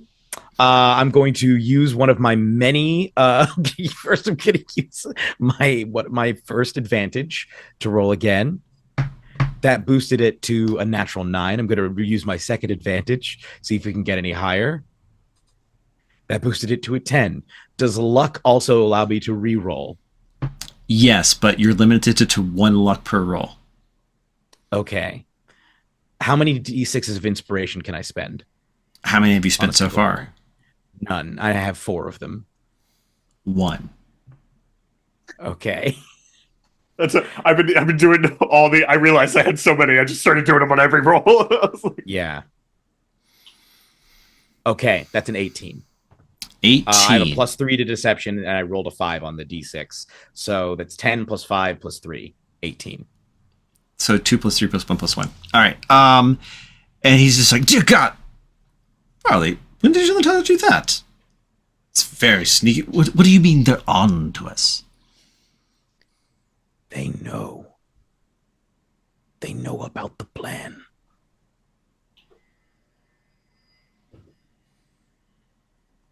The insurance adjuster assured me that the loan. Did you talk to the loan officer like I asked? Yes. Yes. And They got to them first. the adventure. They weren't even here. When did they arrive in town? They have powers. They can transform. They have. Look. There are things here. Powers at play here. Much more terrifying than you could possibly imagine. I want to project like genuine fear and be like, I think we just need to call the whole thing off. If this thing goes to trial, it could get out of hand. And a lot of people could go down. Farley, I think you're right. There are things going on here that I don't understand, but Dora is right about one thing. They can change into other people. So I'm going to need the password, just really quickly. Okay. I'm looking to see if I have anything that would be able to. You're telepathic, right? I can speak telepathically. I just need to No, check detect one. thoughts. I might. Because I don't know about you guys, but if I ask for a password, it's at the top of my mind. Yeah. Yeah. If you were a telepath, you could still pin numbers so easy. Listen, I may have dedicated a lot of time thinking about this kind of stuff, but yeah. Yeah. I don't. That is the one detect that I don't have. You just have a spell sheet that starts with D. Just detect. Yeah, I'm just looking up. Like I have a lot of detects that I can cast. That is one that I don't have. Okay, I'm gonna have to push it instead. I have good intimidation. I'm going to lean forward and say, "Damn it, man! Don't you question me? Do you have any idea what is at stake here?" Well, I think I'd have a better idea than you do. He's already loose in here, isn't he? That's true, he is. But who's loose in here with me? That's the question. I've known Counselor? Farley for. Yeah, I'm just Sheriff? thinking to myself. I've known Farley for a while, haven't I? Yeah, you're on a good professional relationship. Okay. Have I ever figured out some secret about Farley that he doesn't normally share? I'm an extremely insightful person. Is there any? He has a wonderful baritone voice that he rarely shares with people, but about 3 cups in, you can get him to sing. Okay. I'd like to roll a performance check to sing very briefly and try and convince him. Just do an impression of Farley. Go ahead. Now, Do it. Now, Jeremy, you know I'm going to need an example. Yes. I'll roll first, and then we'll know what the example is. Yeah, what kind of example we're going to get. Yeah, exactly. Yeah. This is the one time you're praying now, like, I actually want a 3, because I think I have a 3 in me, but that's all. No, I've done musical theater. I figured. I'm going to use a luck check. On this? Okay. This is the key. Okay, that boosts it to I believe a 21. 21. All right, hit it. I lock eyes with him, eyes wide, and I say, "Sometimes I feel like a motherless child. Sometimes I feel like a motherless child. Sometimes I feel like a motherless child, a long way from home." And I'm like walking forward, putting my hands on his shoulders. a long way from home. What is even happening here? That was incredible. That was incredible. What is even happening here? I don't, you know. Can the real Farley have sung like that for you? Or would the fake Farley have sung like that for you? It's me, man. It's me.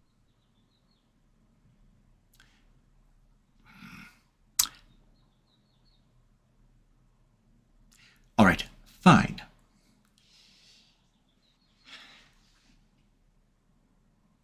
If you're saying these adventurers talked to the loan people, and that's why they denied the loan, so now the project is stalled, what is it that you suggest? Do you have the jewels?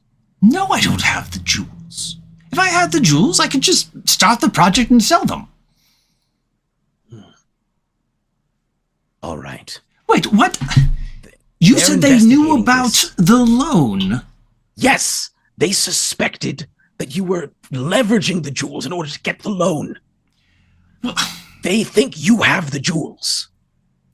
Well, then tell them they're barking up the wrong tree. Listen, I had to let the adjuster look at the jewels a week ago because it's an asset technically belonging to the family, even though none of us can touch it. But they said it was still not enough to cover the loan. And you know what straits we've been in lately. Yes. No. And his I understand. accent drops a little bit when he says that. Yeah, I completely understand. I just think that if they're putting in all this work, that suggests to me that they don't have the jewels either.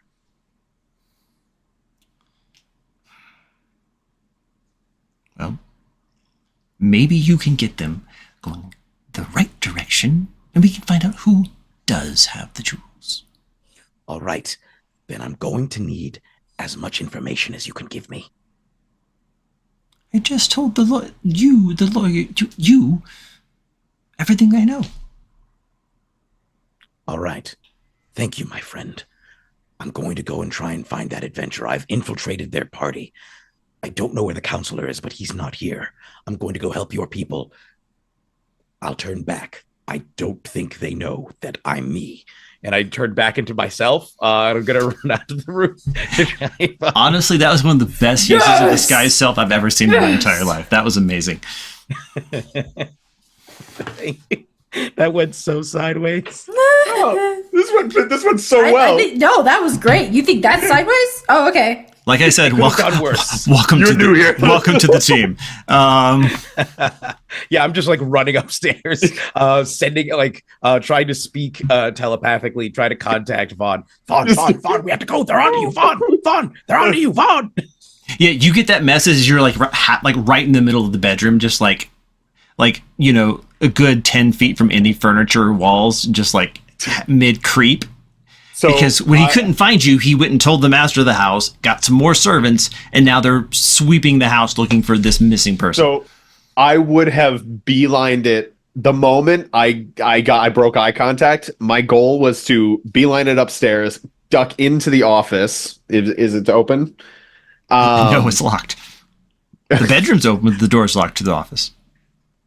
I wanted to try and get into the office. Can I? All right, grab that Minotaur horn. Let's see what you can do. Legitimately? No, I have darts. Those would probably have a finer point. Mm-hmm. No, yeah. Mm-hmm. I'm dexterous. I got this. I've done far more with far less. This is True.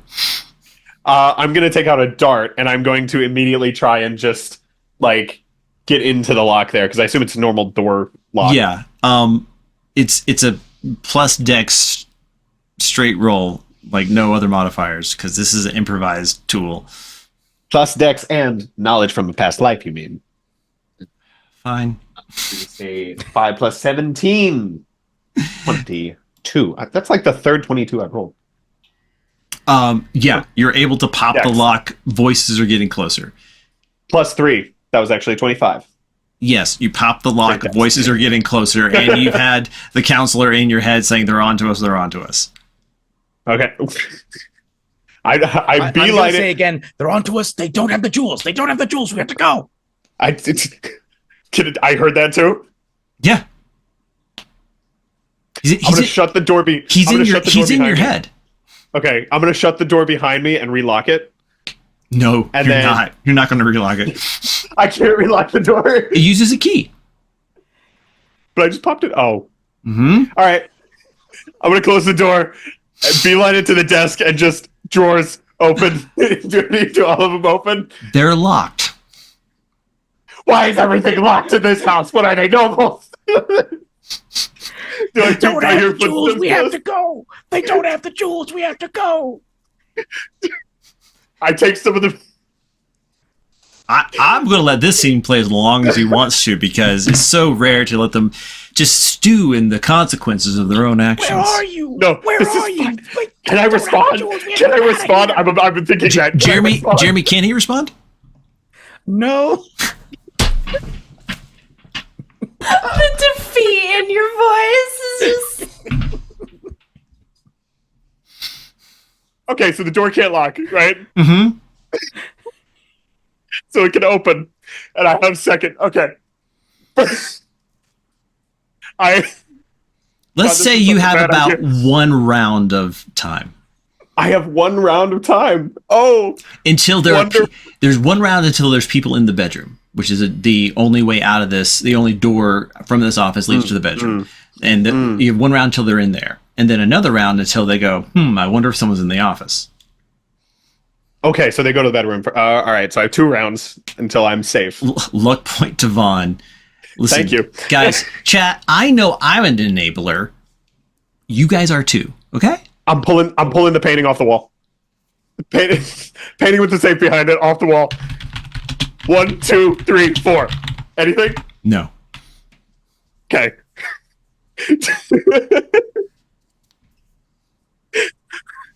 Where are you? We have to get out of here. They don't have the jewels. They don't have the jewels. Okay. I put the painting Insurance on the wall. scheme. They're running low on money. We gotta get out of here. I put the painting back on the wall, and I Just used my sad, nail rich to people. carve like a mustache on the grandma. And You're covering a crime with another crime. Excellent. yes, don't think it's vandalism. It's fine. Okay, That's surprisingly common, actually. Yeah. you know.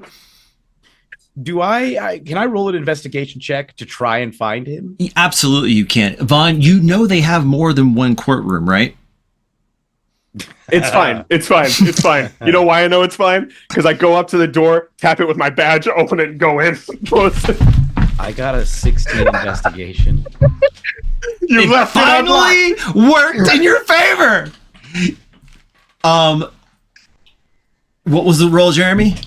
16. 16.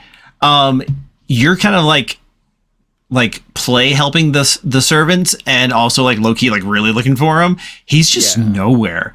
Vaughn, you're in the hall and Gaspar floats up and goes, "Is everything all right? What are you?" It is It's just you? fine. It's perfectly fine. Is there? Can I never really covered this with you. Is it possible to just choose what door I pop out of? Yeah, we can send you back to a particular door you've used before. That's good. So, are you caught up on the situation? Yes. Calvin's assisting, right? How is Calvin? Is he everything okay? Working okay? Calvin's great. I'd like to know what's going on between you two. That'd be great. At some point later. So I'll open the door. Yeah. Oh, open. Oh. Can I insight that really Yes. quick? 19 19. plus 7. He would literally rather do anything than talk to you about that. Amazing. So I'm going to be like, Can we pause just real quick? GW, I know I put you in prison. I had other plans for you, but I hope you're enjoying the show at least. I'm having a blast. Okay, good. I'm I just having wanted a to check blast. on you because like I had a whole idea for you, so you're not just stuck in prison the whole time. But like this happened, so You made a plan and you thought we were gonna follow through with that? no, those are different things. I had a plan. Period. That's where it stopped. Me and Chet have been bonding. Yeah, you have. I have expected you to show up with popcorn in any second. All right, Vaughn, go ahead. So, yeah, he would rather do literally anything than talk about this. Yes. Okay, so Gaspar, the bathroom I was just in. You know that door? I need you to put me back in the bathroom. And while you do that, just give me a moment, and I'm gonna and he's just gonna book it like over to the corner where he's like has all his stuff.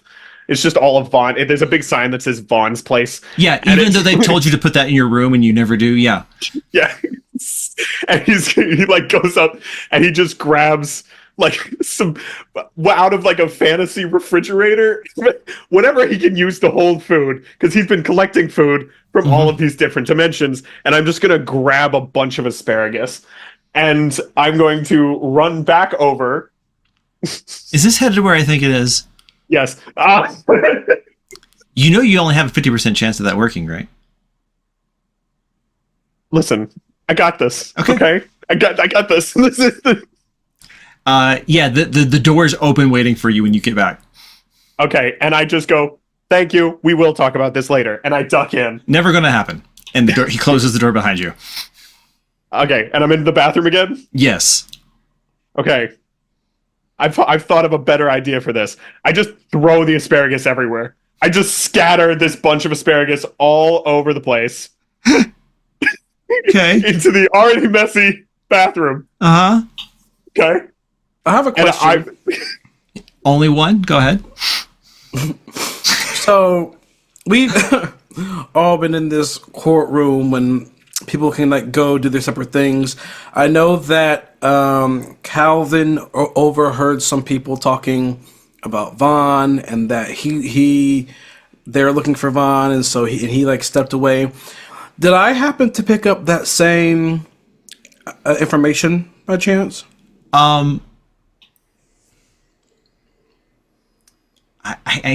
I can't think of a reason why in the world.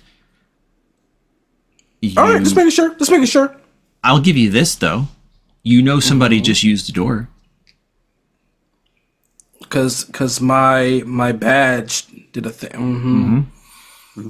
I would like to, before I even do this, let me ask for permission. DM. Yes, you may approach the bench. Thank you.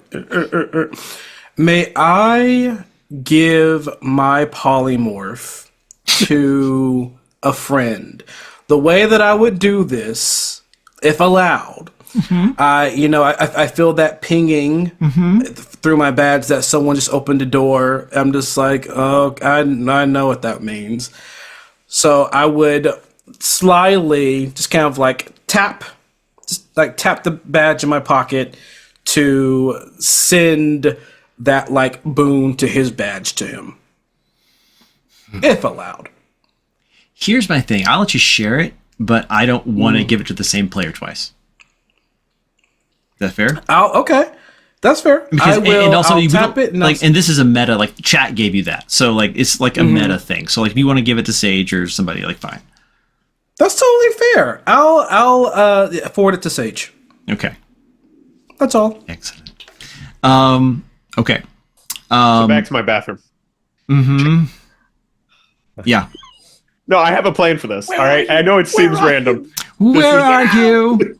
So I start immediately. I throw it everywhere, and I start banging on stuff again in here. And I'm like, I do the same. Within the same about rhythm. 10, 15 seconds, that same servant is just like opens the door and is just like, where did you go? I had another bathroom incident. I got lost, and then I found my way back to the bathroom at just the right time. I'm sorry. I'm a type of creature that my digestion doesn't properly work with some foods, and so there was a kind of a mess. I'm very embarrassed. this- There you are. Asparagus? It can't. My body does not process.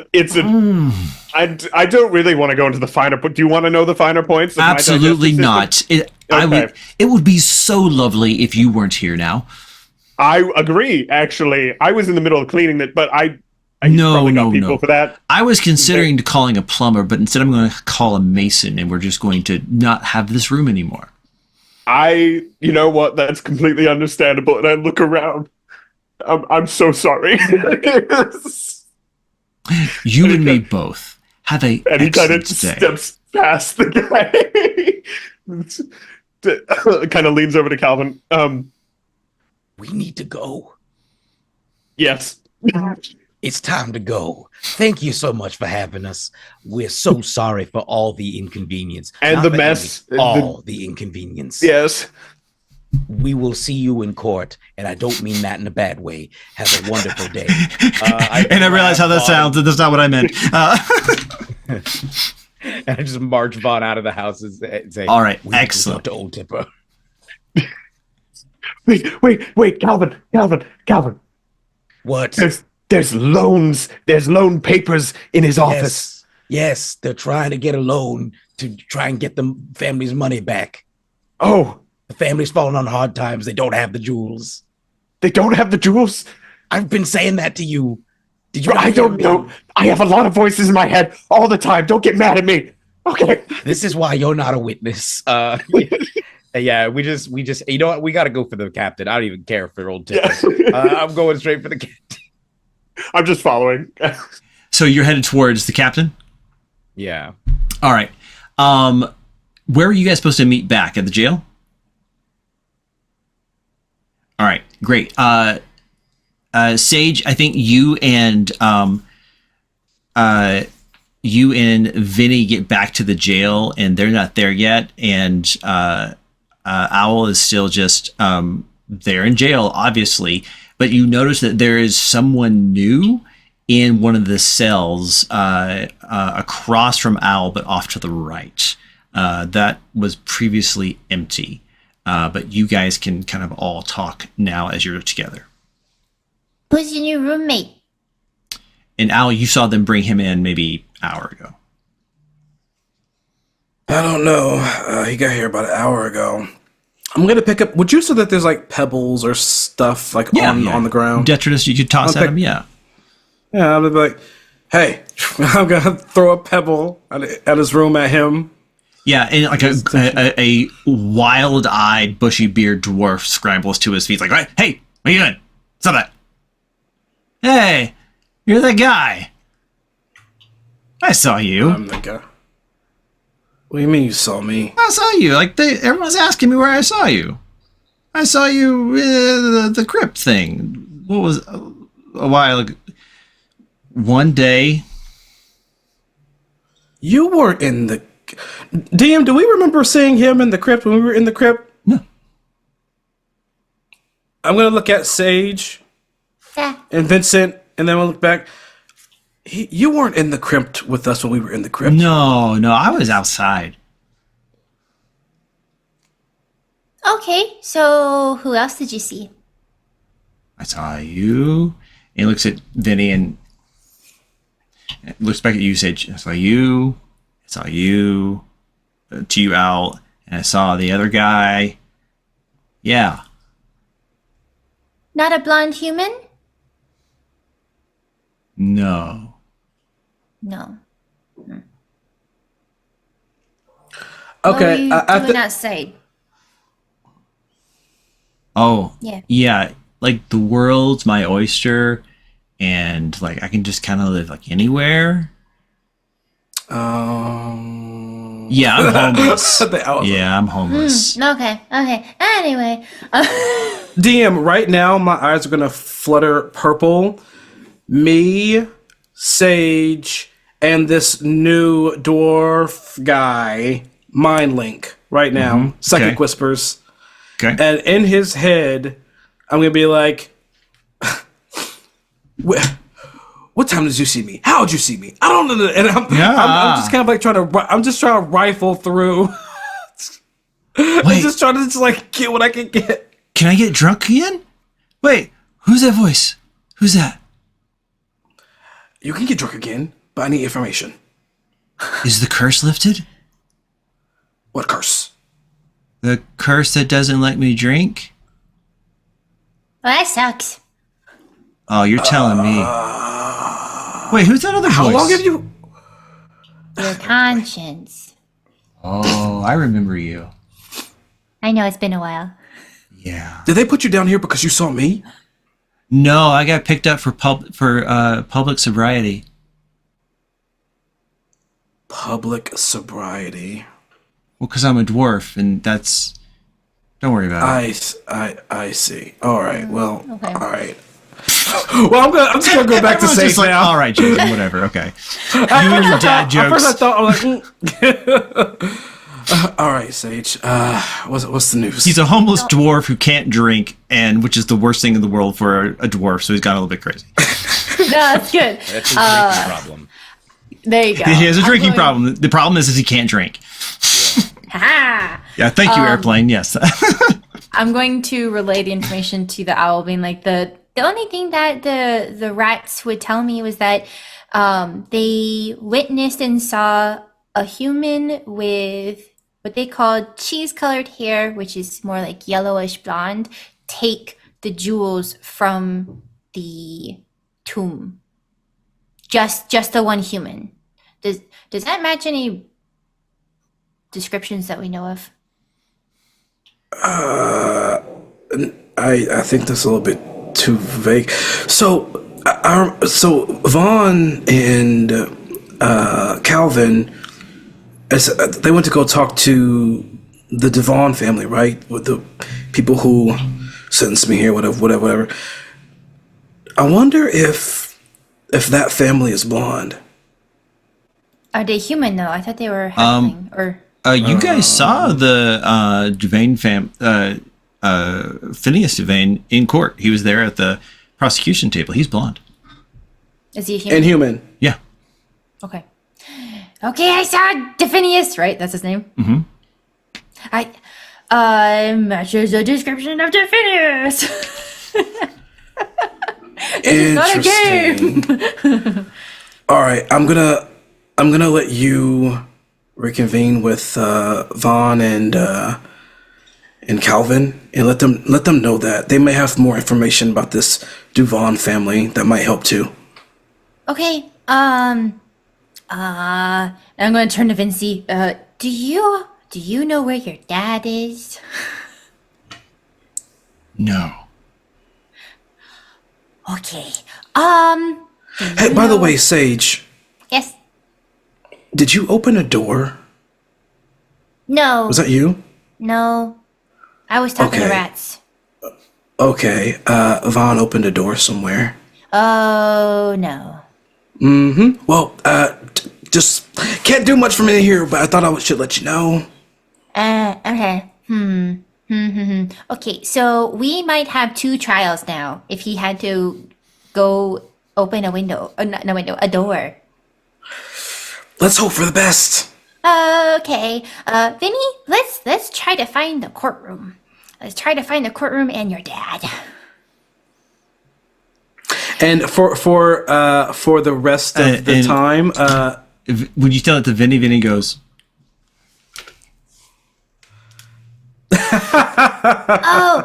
But I thought we were going to meet your dad where the goggles were. here. Oh, Here? Wow. I don't know where the goggles are. Okay. So They're- let's they're- find the. they're in the chest. I think they were in the chest. They took But- them off of me when they took my things. If I'm correct, DM, let me know if I'm wrong. The goggles in question are the goggles that were submitted as evidence, which would be The ones kept that were in- submitted as evidence. Correct. Okay, so Okay. is evidence held in the court? Yes. Or Yes. so okay. We have to investigate the goggles. And let's hope that your And dad is there. I'll tell you right now, you'll need a member of the legal team, and Vinny technically is, but Vinny will have to ask for them. Okay, Vinny. So Say, yes, continue. I take out 3 suckers. Okay. I'm gonna need. Too much candy. Okay. I come out of nowhere. No, And as a Dad father, you're just instinct. like, we have to get to my son right now. I can my feel it. battery just is tingle. Yes, Just tingles. break into a sprint. That's a real thing. Okay, I'm gonna give you 2 of these later, 1 right now. Okay, so this one, I'm gonna need you to repeat after me. We are here We're here to investigate the evidence. emulate, To look at to look at this piece of evidence. pieces of excrement. These goggles. Goggles. Yes, we are here to look at these goggles. We are here to look at these goggles, sucker. Here you go. So, yeah, here you go. Okay, great. Okay, remember, these two are later. These two are later. Let's go. We gotta go ask. He puts his arm down. Okay, and I curl back up. As they start to book it away from me, Sage hears in her mind, when you're investigating the goggles, they give me the ability to see in the darkest night. So if you feel something any different, that's questionable. Okay. Okay, Good luck. thank you. Thank you. Okay, and Vinny and I are on pursuit. Yeah. So you get to the court reporter, and he says, "Yes, can I help you?" And then I like wave in like the peripheral of Vinny's eye, the two suckers. He's like, "We've come to see." And then I like kind of lean in front of him with the hands over my eyes. Oh, and he puts his both hands on the table, and the table like shakes, and he's like, "Ah!" And he's like, "We've come to look at Googles." I look to see if the guy knows what Vinny's The guy's talking like, about. "Right away. I'll be right back." And he looks shooketh and comes back out and says, "Right this way." And there's like a viewing room, like a safety deposit box, and he says, "I will be on the other side of the glass, so I can observe but not hear you. No tampering of any kind. It doesn't leave this room. Understand?" Okay. Goggles. Yes. Great. And he pulls like the little curtain away, and then another curtain opens. You see him kind of like come into view in like almost like an interrogation police chamber. He's on the other side of the glass, just kind of watching, so that you guys don't like try to switch them out or take them or anything. But he can't hear you. Okay, Vinny. Here's the two. Take one. I want you to sit in this chair and look at the glass. Look at the glass. I want him to literally be looking through the glass at the person. He doesn't know that he's looking at the other person, probably a reflection of himself. I'm just like, good. And see if the other guy is intimidated by Vinny. Oh, absolutely. Great. Cool. I'm going to cast Detect Magic on the goggles while Yes. Vinny's doing that. They are magical. Okay, but let's see what it bears magic and school of magic. Or multiple. Alteration, I would say, and that would be consistent with Goggles of Night. Okay, is there anything else attached to it?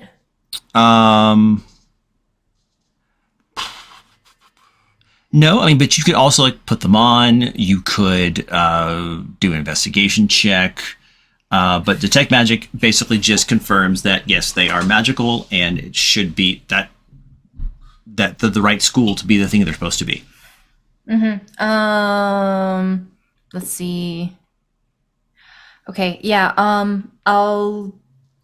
Do I still have the dust on me from the tomb? Yeah. I would like to do an investigation check where I shake off the dust to see if any fingerprints show up on the goggles. Okay.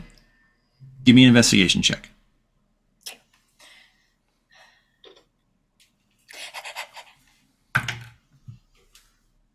Okay, that's a 15 on the die plus investigation plus 4 is 19. 19. Okay. So you contaminate the evidence. Now what? But did I look and find some fingerprints? Yes, there are fingerprints on it. Also, there was already dust on it. No, there wasn't. What? There was.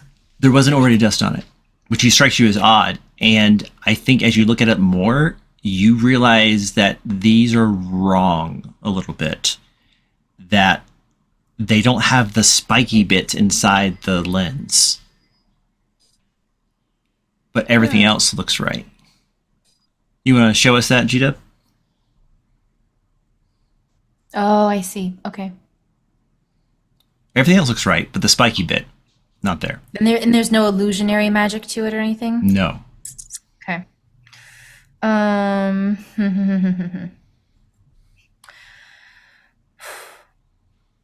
Okay. So here's what you've learned. These are probably not Owl's goggles, and there's no dust on them before.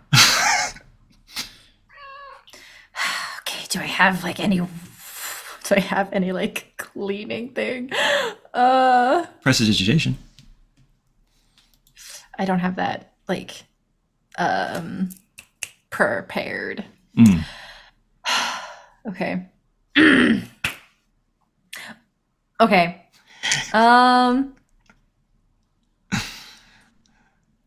You threw me for a loop with the dusting for prints. I'm like, okay. And then I'm like, oh, okay, actually, this is not bad. Oh, okay.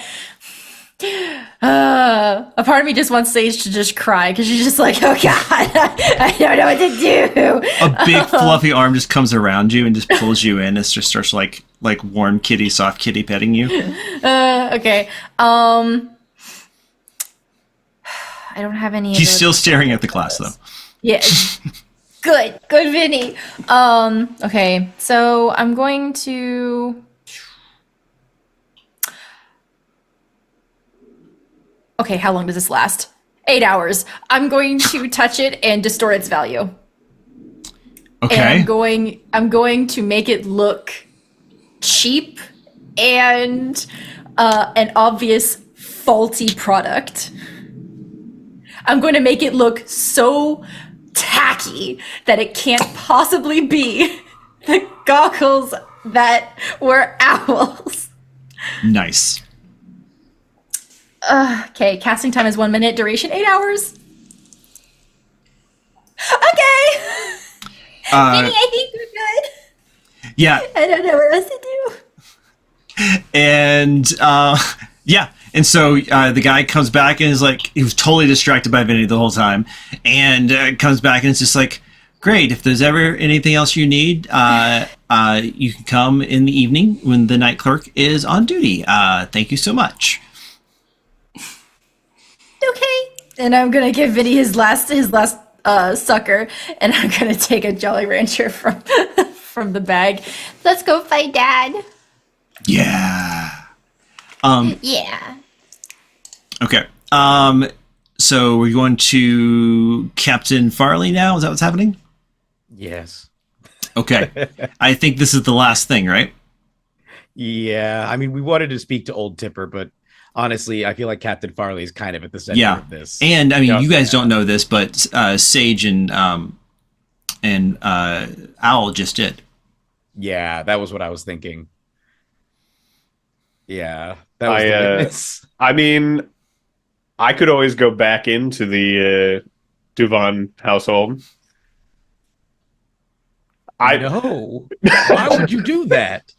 Well, there's some safes there. I don't know what's in I there slap yet. him. As you should. Thank Please. you. No. He makes a point, like you slap, and he like falls out like back, like Just pratfalls. way harder. Yeah. Ref. I stare Anyway. at you in confusion because I didn't even slap you. It's like, You're too powerful. All right. I start running again. We Yeah. need to talk to the pet captain right now. Oh, yeah. Running. Well, do we need to? I could do the talking if you want. You definitely don't. In fact, you know what? Go back to the courthouse. Meet back. No, I want to come along. You know what? Actually, no. Yeah, don't go back. Yeah. I don't want I you to be could- my son.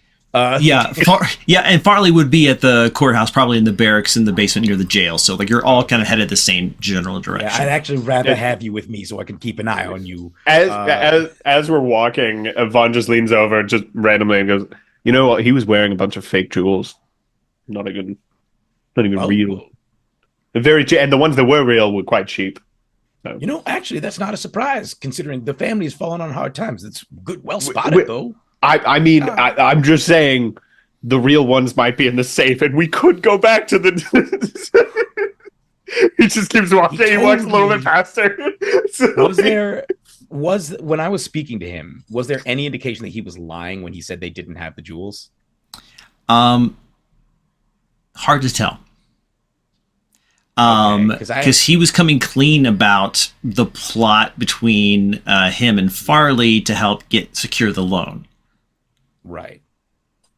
But after the whole face shifting thing, like guard was like way up. Mm-hmm. Okay. Well, yeah. Then I'm like, all right. Here's what's gonna happen. I'm gonna try it one more time. I need for you to meet back up with Sage and with Vincent.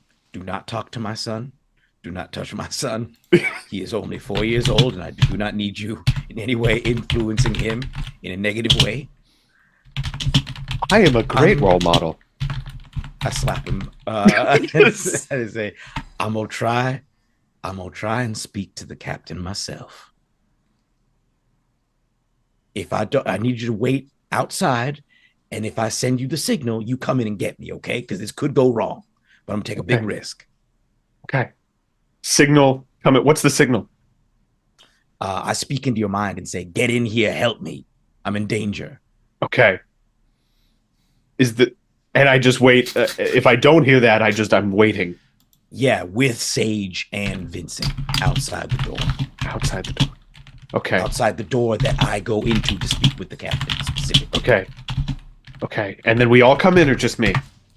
All three. Well, leave Vinny outside. The other two of you come in and help me. Okay.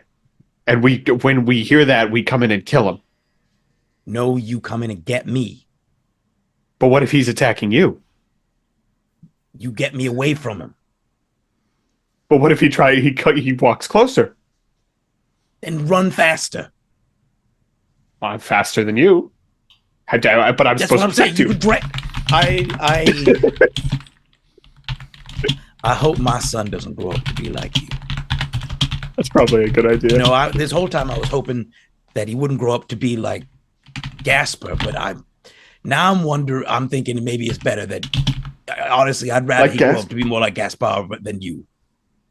I will let Gaspar know that. Please don't. Okay. Also tell them the payment was late this month. As we go into the station, I would like to split off, or before we go into the station, I would like to split off from Vaughn and disguise self as Phineas Duvon. Okay. Great. Okay, so you enter in.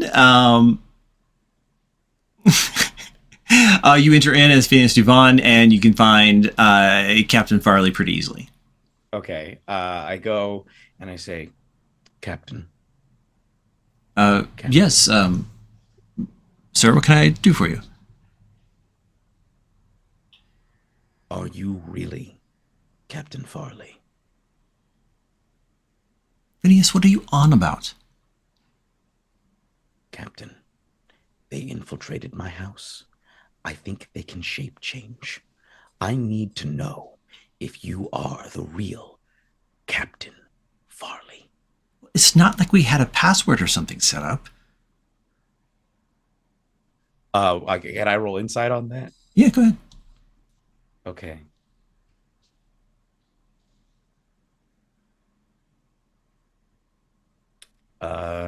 That's what do I get to this? I think I get +8. That's a 16. 16. Yeah, he seems like he's telling the truth. I think to myself, don't tell me the password. What password? Tell me we exactly. don't have. Okay. That's what I'm saying. I'm not asking for a password. I'm asking for you to prove that you are really Captain Farley. Tell me the plan.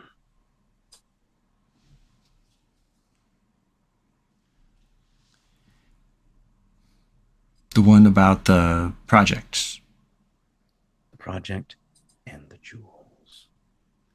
What are you talking? So, yeah, but even though you disclosed to the loan people that the jewels were technically your property, it still wasn't enough. And I tried my very best to try to convince them, but they still didn't approve the loan. Like, happy? I mean, it's not exactly illegal, but it's like a little closer to the line than I like, Phineas. Okay, this is me asking you: has he just revealed something big, or am I? And I didn't get it. I'm not sure. So what he's revealed is that when Phineas asked you for a password, there never was a password, and all you needed to do to screw up was to guess at one. Why would you guess at one when there is no password? Yes. And he's confirming what Phineas said, which is that there was some quasi-illegal shady things trying to get the family this loan because you guys now know that they're in hard times, and that's the reason the jewels were appraised just a week ago. But even though he was hoping that, like, well, technically, not technically, it is his, it would still count as collateral, and that the sheriff tried to, like, really encourage them to put it through with his influence, whatever that influence may be, and that still wasn't enough. And so now it didn't work, and Phineas Duvant is up the creek. So that's what he's revealed. That's what you can confirm through these two conversations. Okay. I look at him and I say, "You tell me true. Those goggles. Did they leave the goggles in the crypt?" I don't know how comfortable I am, Phineas, talking about procedure with you. Yes, we found the goggles in the crypt. You're the one who said you found them there. Straight with me. Were they there when you got there? Or did they fall off the back of a cart and just happen to end up there?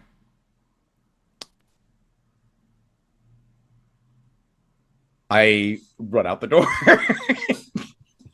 I turn and run out the door. He pulls a notepad out and starts writing stuff down. Yeah, I run out the door. As I'm running out the door. Yeah, I'm running out the door. I'm thinking to myself, I'm such a bad example for my son. These people have infected me with their chaos. I cannot sanction this. If he doesn't see you do it, you're technically not a bad example. By definition. Tears welling up. I'm thinking Gaspar was right about me. I'll never amount to anything as a lawyer. And I want to run back and try and regroup with the rest of the group, having transformed back into myself. Where no one. I'm over here like, you're a fantastic lawyer. Come on, man. I just arrive and say, "Oh, there you are. You went to Smith. Come on." No, okay. I studied so hard. Even though you were a non-traditional student, went back in your 40s, like, that's really impressive. All right. It really is, though. Huh? It is, yeah. Says the guy without a college degree. Hey. Yeah. Okay, so you be over the group. Everyone's together now, and let's go ahead and assume it's happening in front of the owl cell, because why not? Yeah. Oh, there you all are. Okay, everybody. I think Phineas Duvant was lying. I think maybe he knows more about what happened to the jewels than he let on. Maybe, perhaps. And the owl will fake a gasp. Vaughn is just staring at Calvin like, All right, you get one. And I point at my cheek. like Vaughn, you're I'm after striking him. after the slap, you just feel a shadow go over you, and Vinny is just over you, like, And Sage on his shoulder. Just Can I like, roll ooh. Can I roll a no. Constitution saving throw to try and hide my pain from my son? Yes. I like how the roll's not to stop your son, but to hide your pain. If Vinny was there, he would have To held look strong. I'm doing like a fake hit, like a play hit. Mhm. I don't want. But does I don't Vinny want know my- it's fake? No, but I'm making it look like I'm putting my all into it, so it won't I rolled hurt. An 18. 18. Okay. I don't want my son to have his image of his dad shattered just yet. Give him a few more years. Yeah. I'm very much Only assisting 4. in you looking like it didn't affect you at all. Patty Like- cakes. Bad. Ooh. It's Ow. okay. My hand. It was like striking iron. And he falls over, like Von falls over. Oh, my arm. I don't know if I could ever recover from this. He's so strong. So anyway, so there was a huge.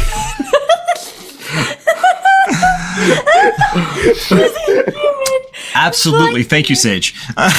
Yeah, like literally, I've seen Vaughn just like over exacerbate himself before, so I just kind of like turn. The rat said that there was a blonde human that took the jewels that represented the rich people.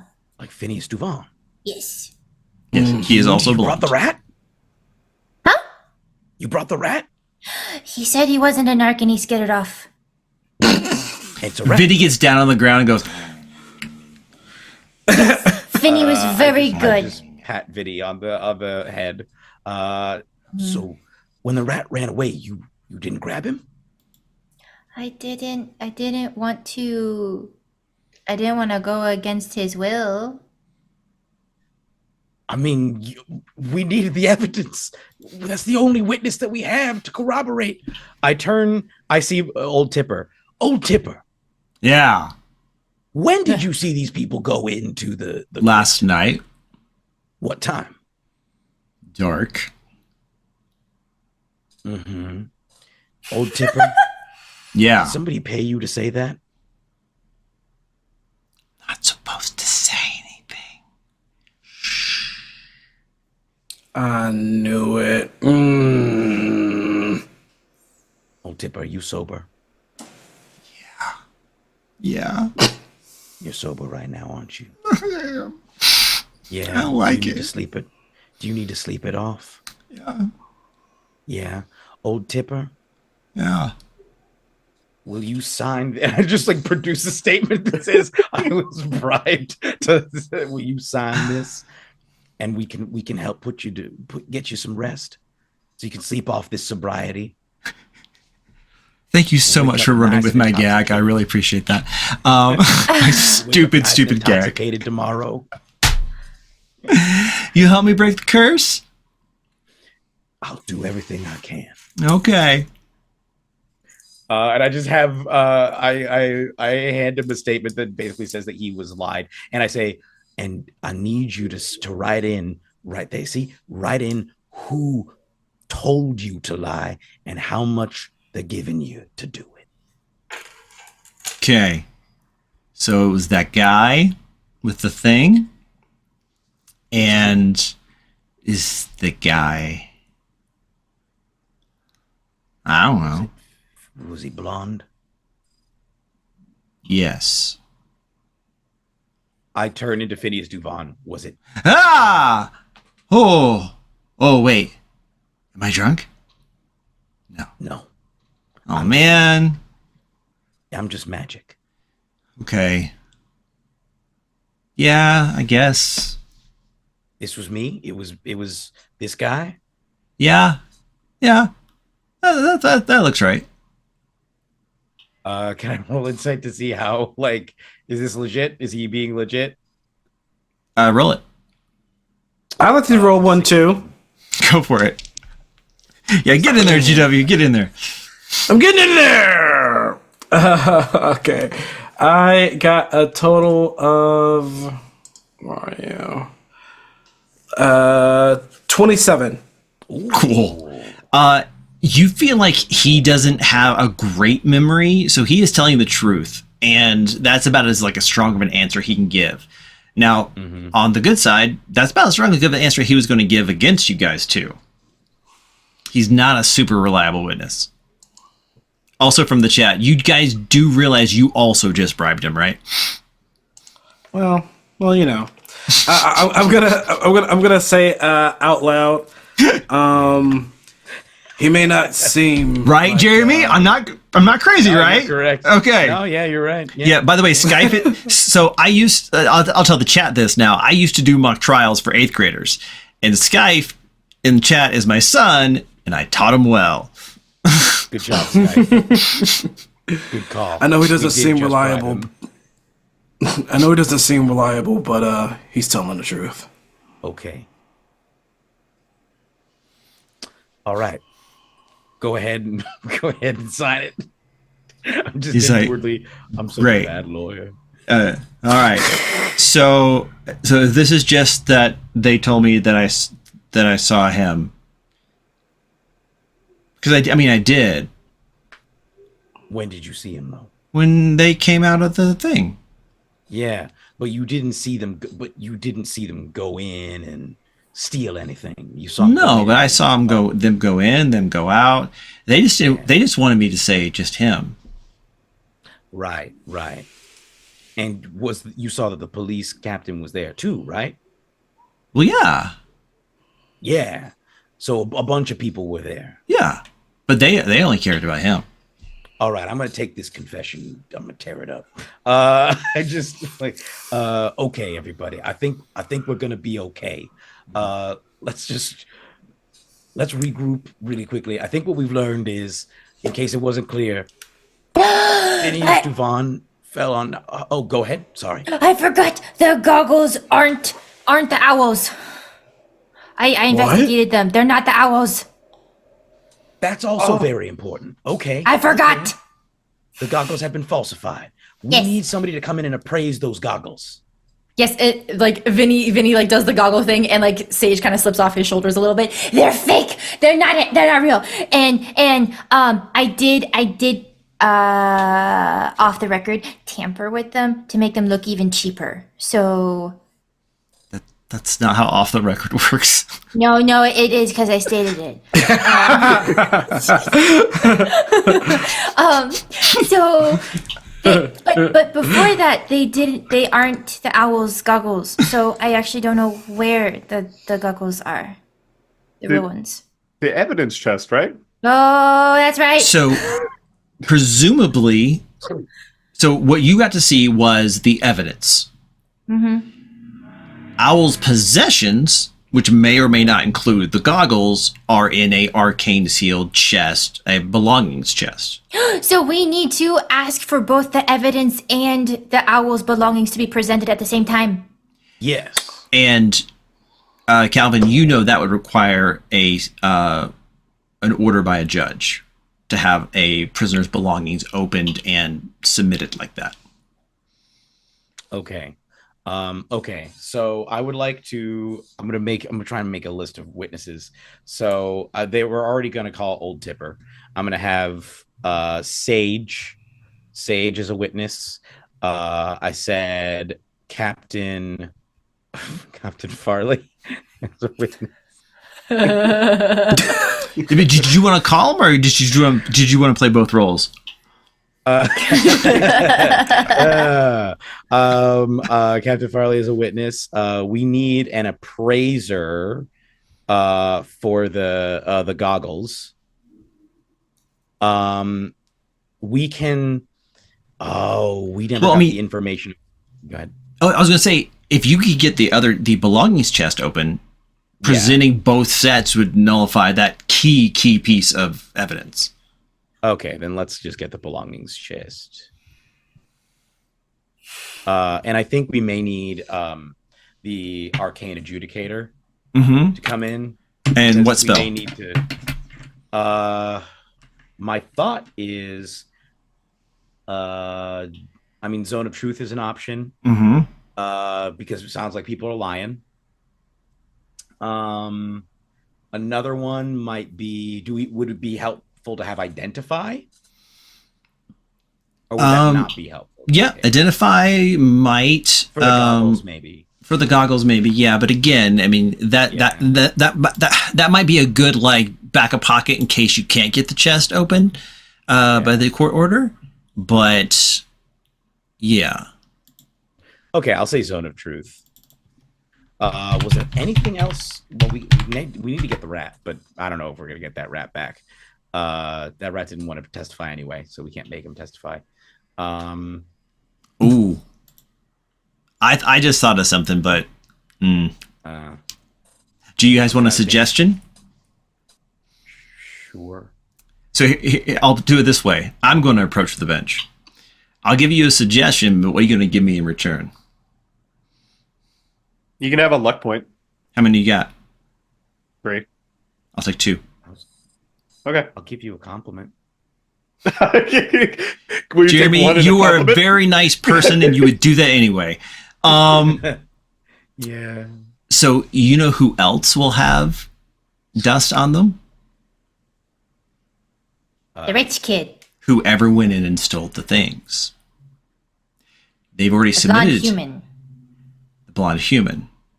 So if you guys suspect that it's Phineas and he's already in court to testify, and you could use some clever spell to identify that grave dust, that might be something. I still have it stocked. I'm going to add Phineas Duvon as. Oh wait, no, he's going to be called as a witness, so we can. Right, so you can cross, yeah. Cross-examine, and so while he's there, we can ask for an identify spell on the dust. Right. Oh, Presumably. you know another really great spell should consider? Locate object. I don't have it stocked. Yes. No, but they could cast locate object, right? Yeah, here's the thing. Yeah. Sage, they wouldn't let you cast it. Because, so the way that this works is that just because you have more sophisticated tools like magic doesn't make the court proceedings easier, if anything more complicated. So how do they know that what you're casting isn't Charm Person? Mhm. That's why you have to submit a spell scroll in advance or get a neutral third party, an arcane adjudicator, to cast it on behalf, which is someone who both sides have agreed upon and is trusted by the court. So it's okay that you don't know it. You can get the arcane adjudicator to cast it for you. Yeah. Okay. I think that's everything. Is that basically everything? Because we can't get the rat. We know we can cross-examine Old Tipper. We know we can cross-examine Phineas and try and get the identify cast on the dust. We have the locate object for the goggles. We have the zone of truth so that people can't lie. We want to look at the belongings chests. We want to talk to Sage so you can at least say what you spoke to the rat. Although, would that be considered hearsay? Yes, because that would be hearsay. Because it's what she heard someone else say. Would it be considered So hearsay? she's basically testifying on behalf of someone else. That's hearsay. Right. However, would it be considered hearsay if she was under a zone of truth and couldn't lie? And so that we know that at the very least she is convinced that she She would be convinced that a unnamed, unidentified, unfound rat saw a blonde guy. the night that the crime was alleged to have been committed. And then if that is then corroborated by Old Tipper, right, by information, the idea that I don't know how much you want to trust that guy. I don't know. All right, maybe the rat thing may not be useful at all. Maybe we don't need you, Sage, unless you just say that you would, just as a witness, to say that you had gone in with him earlier that day. I think that would probably be it. That's fine. I can Okay. do Does that. anybody else have any thoughts based on the evidence that we've collected? I'm gonna hold my tongue. Yeah, we're not Good gonna idea. break into his house and look I into his I thought twice, and then I was like, "That's not legal. Breaking and entering is another crime, It's true. probably." Yeah. So, but if I don't break anything, Owl, you got any ideas in your defense? I think that you guys have a lot to go on, and I trust you. All right, I appreciate that. if it does come down to it, we're really good at breaking people out of jail. And I definitely want to know where my goggles are, if the ones that are in the chest are fake. The one in the chest should ideally be real. We Can I roll a could just history steal check? the chest. We're gonna go to court, okay? Vaughn, just I'm talking after. If this doesn't work, Can I roll a history check to see if I can think of any other blonde people that maybe could be the person? Or it's just very likely that it would be Phineas Duvon. It's very likely it would be Phineas Duvon if the rat can be trusted. There are no other blonde people attached to this case except for the judge himself, who has more like white hair, being a very old elf. So, given the artificially constrained number of suspects, that's the only person who matches. Yeah. Man, it'd be great if we could get that rat. Okay, so I look directly at Mark it down, chat. It'd be great if we can get that rat.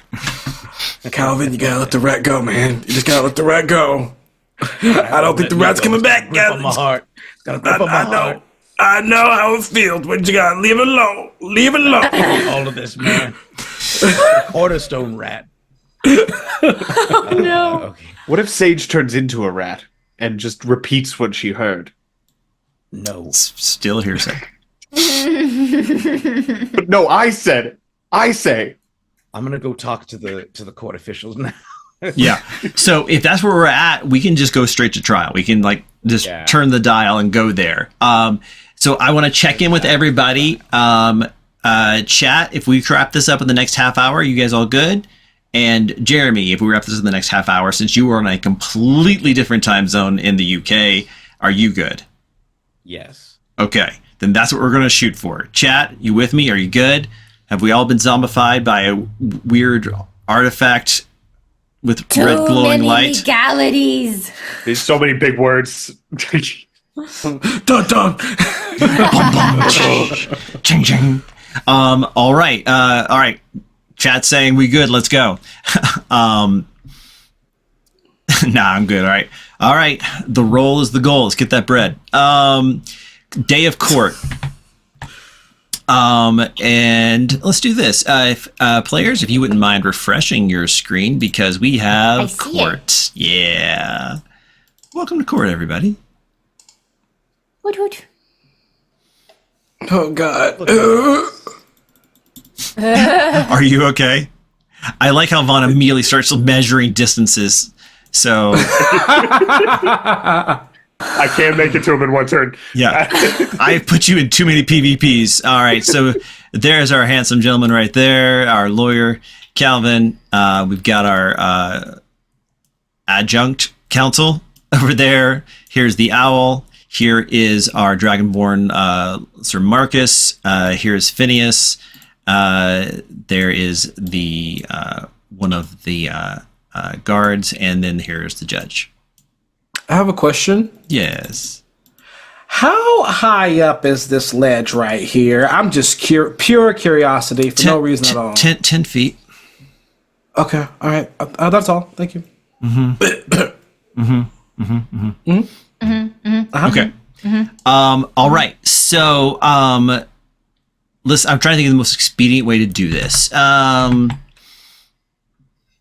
Okay, so Marcus calls his first witness, which is going to be the sheriff, which is going to be Captain Farley. And he asked Captain Farley what he observed when he arrived on the crime scene, which is that the crypt was a mess, broken shards of the artifact all over the place, which had not yet been secured by the city watch, several open and broken sepulchers, but the one in question, the Duvain family sepulcher, it had been opened. It was empty of any contents, whether jewels or body. And they also observed the Goggles of Night sitting not too far away, which they picked up and collected as evidence. And he said, was anyone in that crypt to your knowledge before then? And he says, yes, the owl, the accused, as well as his party. But in fairness, also me and my men, as we were mopping up from the threat to the city we recently had. And he says, no further questions. Anything for Cross for you, Jeremy? Can I like pull on the sleeve Yeah. of Mr. Thrash and be like, Did he notice that at that point that the tomb had been moved? I will ask that. Okay, what's the question? Captain Farley, did you notice at the time, and by this point I have a handkerchief and I'm dabbing my face, and just sweating profusely. Mr. Farley, did you notice at the time that this event took place that you were in the tomb along with the accused and his party? Did you happen to notice whether Mrs. Duvane's tomb had been interfered with? Yes, I did notice that the tomb had not been interfered with. If she had been affected by the artifact, apparently she wasn't strong enough to get the lid open. But that was one that I took particular notice of that was not opened yet.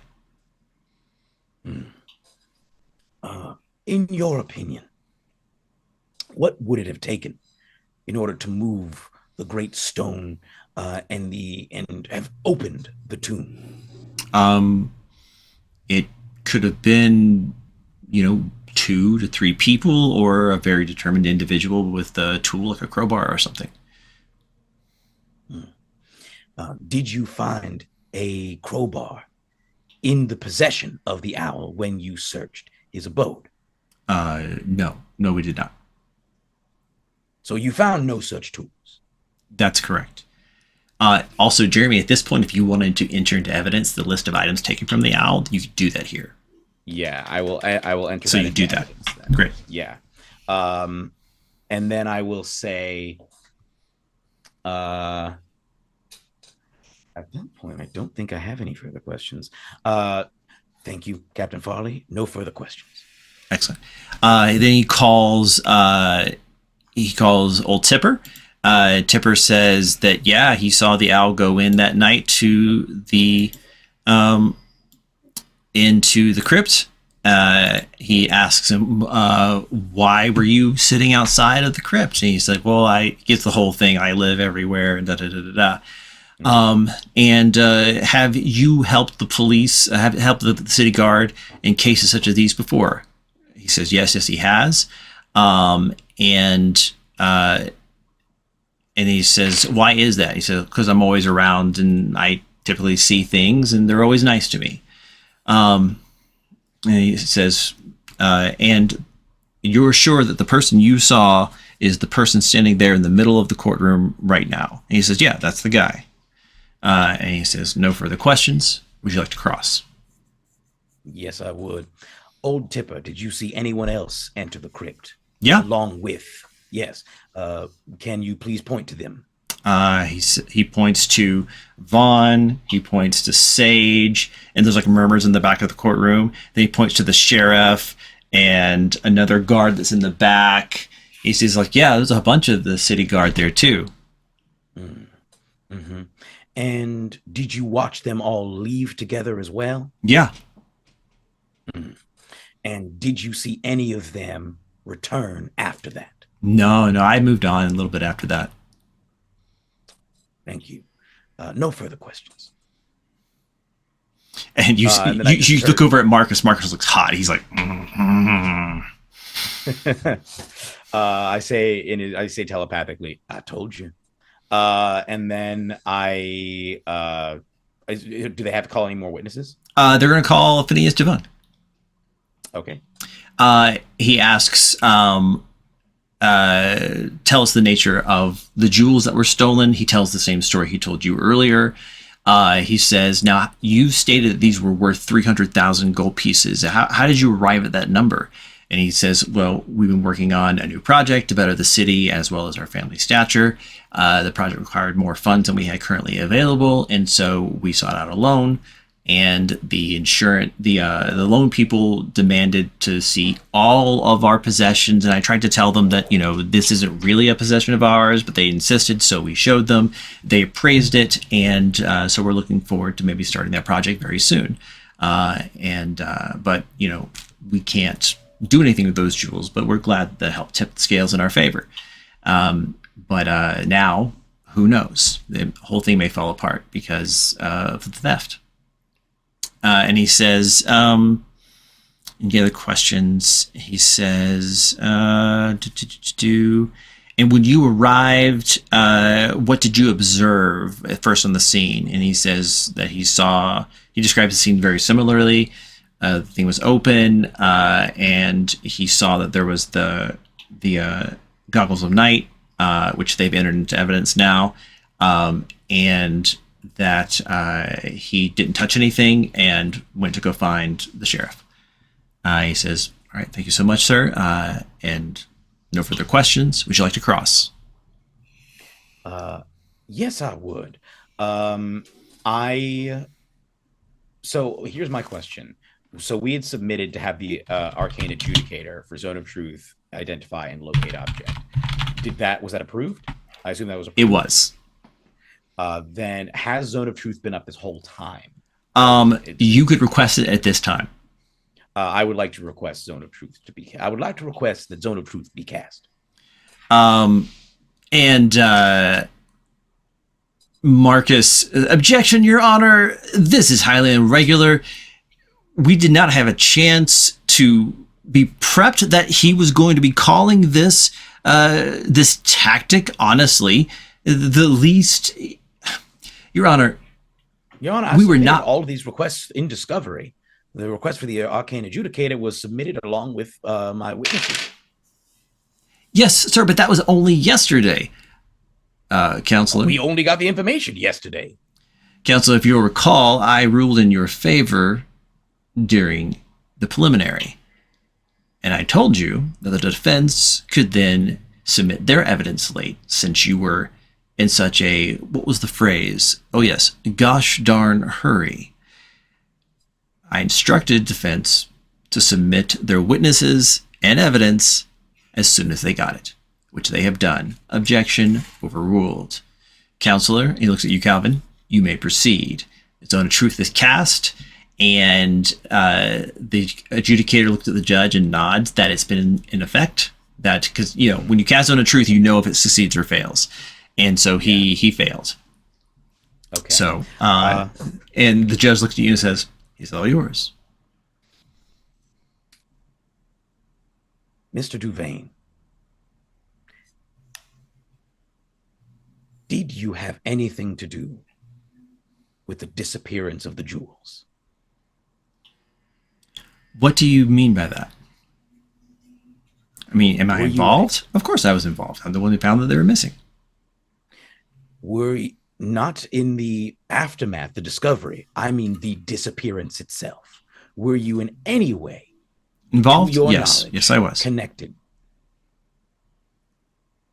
In what way were you connected to the disappearance of the jewels? One way was that I firmly believe that the information that the jewels were there in the first place was only because they had to be disclosed to the loan officer.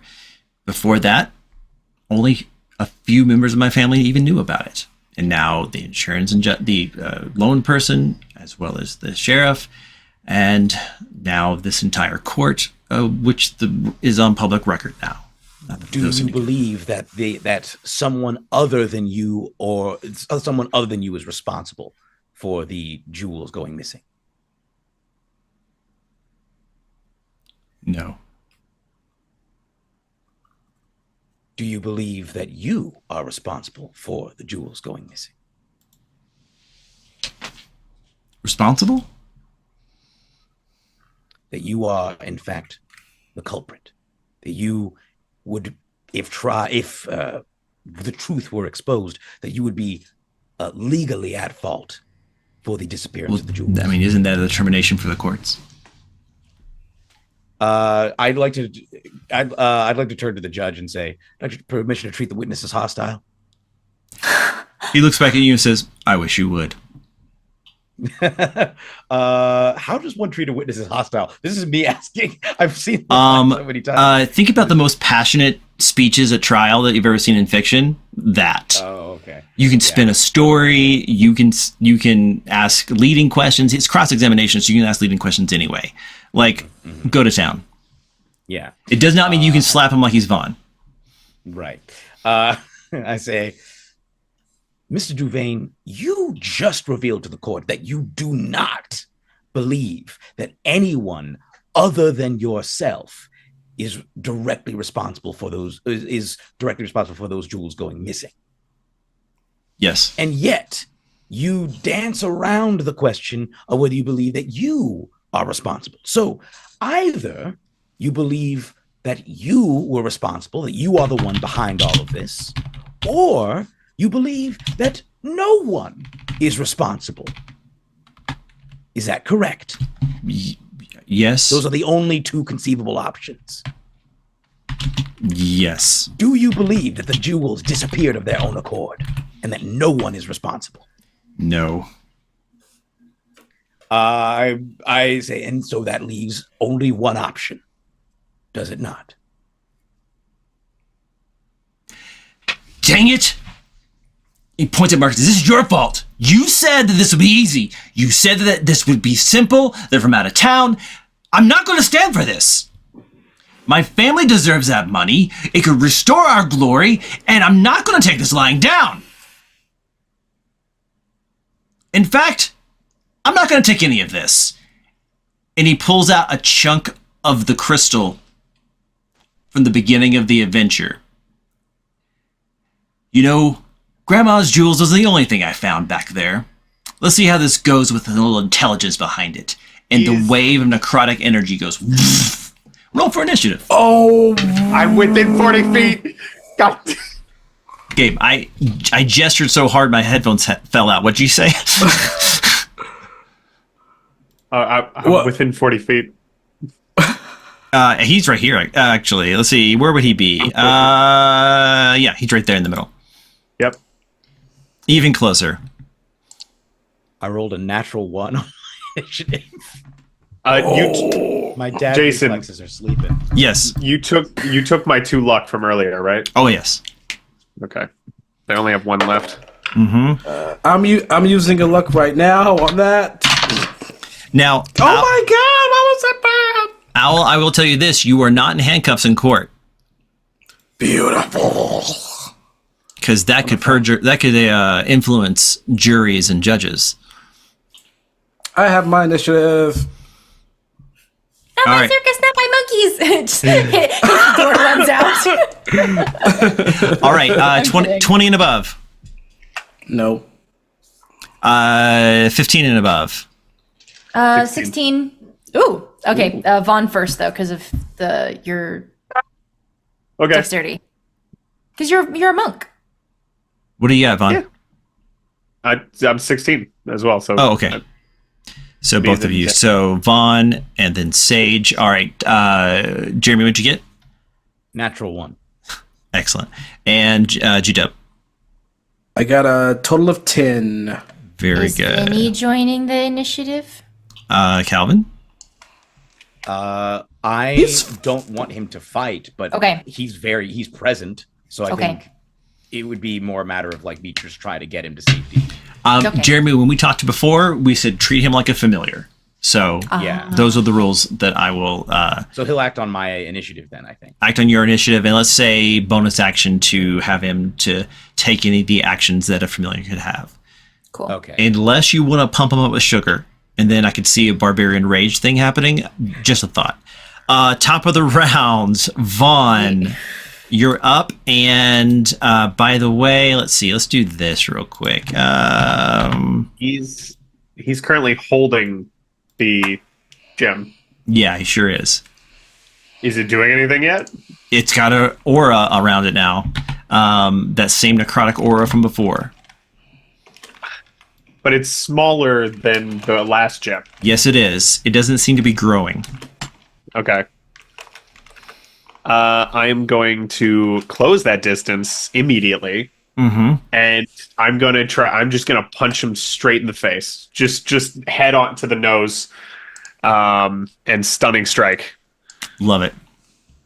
And hang on, let me find stunning strike really quick. Okay.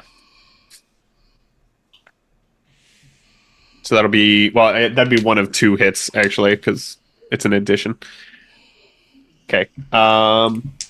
That is a 11 plus 6, 17. To hit. 17 does hit. And I need a con save of 15, above 15. No, 5. Okay, so he is stunned until his the end of my next turn. Ooh. Okay. So he cannot do anything. I'm gonna hit him again because it's fun. What do you think of this? Could he hellish rebuke as a response to you hitting him, but before he's stunned?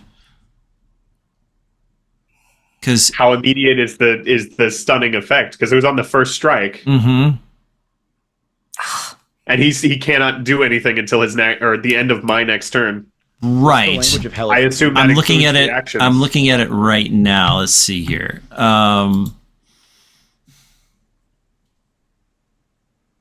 Does it say like when you are hit with an attack or when an attack is made against you? It doesn't say. It says you point your finger at the creature that damaged you, and the creature that damaged you. So taking okay. damage. So Is I that didn't moving do- though? Because stunning, you can't move, right? right. So you know what? I'll let it go. It's a thought, and it's one for scholarly research, but not for this. Next. To attempt a stunning strike. Do I do damage in addition to the stunning strike itself? Yeah. Because Yeah, you should. okay, Yeah. You do damage and you stun. Yeah. gotcha. So that would be 5 plus 3, 7. No, sorry, 8 on the 8 damage out the gate. Great. Did I already roll for the second strike? No. Okay. 14 plus 6, 20. That 30. hits. Yeah, that hits. And that is a 5 plus 3, another 8 damage, Yep. so total 16. Okay. And I just glance over, is the Dragonborn, does he look like he's going to engage in this fight? He looks like he's mid dive for cover with that explosion of necrotic energy. Okay, so there's only one aggressive individual here. Correct. All right. And for that second strike, can I also pump a Hand of Harm into that? Yeah. All right, so that's going to be just an extra 1d6 plus 4, which is 9 necrotic damage to his face. Just, I hope, makes him regret his actions. Yes. And if he had the ability to show facial emotion, he would. But he's stunned. Cool. I'm also going to Flurry of Blows and hit him 2 more times. Is Hand of Harm your bonus? It is. Hang on. I know it's key. Yeah. Whatever strike you. It just says you can spend 1 key point to. All right, go ahead. deal- Lay it on me, man. All right. Because I have limited key points, so I think it's more reasonable. Yeah. So that's yep. Okay. That leaves me with okay, 2 more. 14 plus 6, 20. Dirty again. Yep. It's another 14. How many like doubles have I rolled? A lot. A lot. Right? Is the 14 damage or is the 14 your second? No, flurry? it's 14 plus 6 again, so another dirty 20. Nice. But that's the physical dice, but we started with the digital. So And what it's we determined with this control group is that it's you, Cole. Yes. You're the common denominator. I'm the Powers covenant. in your hands. It is. I'm home. Oh. Why couldn't I roll this with the locks? So both hit. Yes. Watch him stun one shot this guy. 1, 4, 5 plus Jason's just adding HP to this guy. No. 11. I will and say my- this: there were more enemies originally, but I'm not going to do the 2 guys. We're almost finishing our 5th hour, and I'm like not going to do that. 11 damage. Can I pump another? Can I use 2 No. Hand of Harms in No, you can't. I think it's the last sentence or the first sentence, like once per turn. Oh, yep. Yeah. Sorry. Okay, so just 11 more damage on top of that.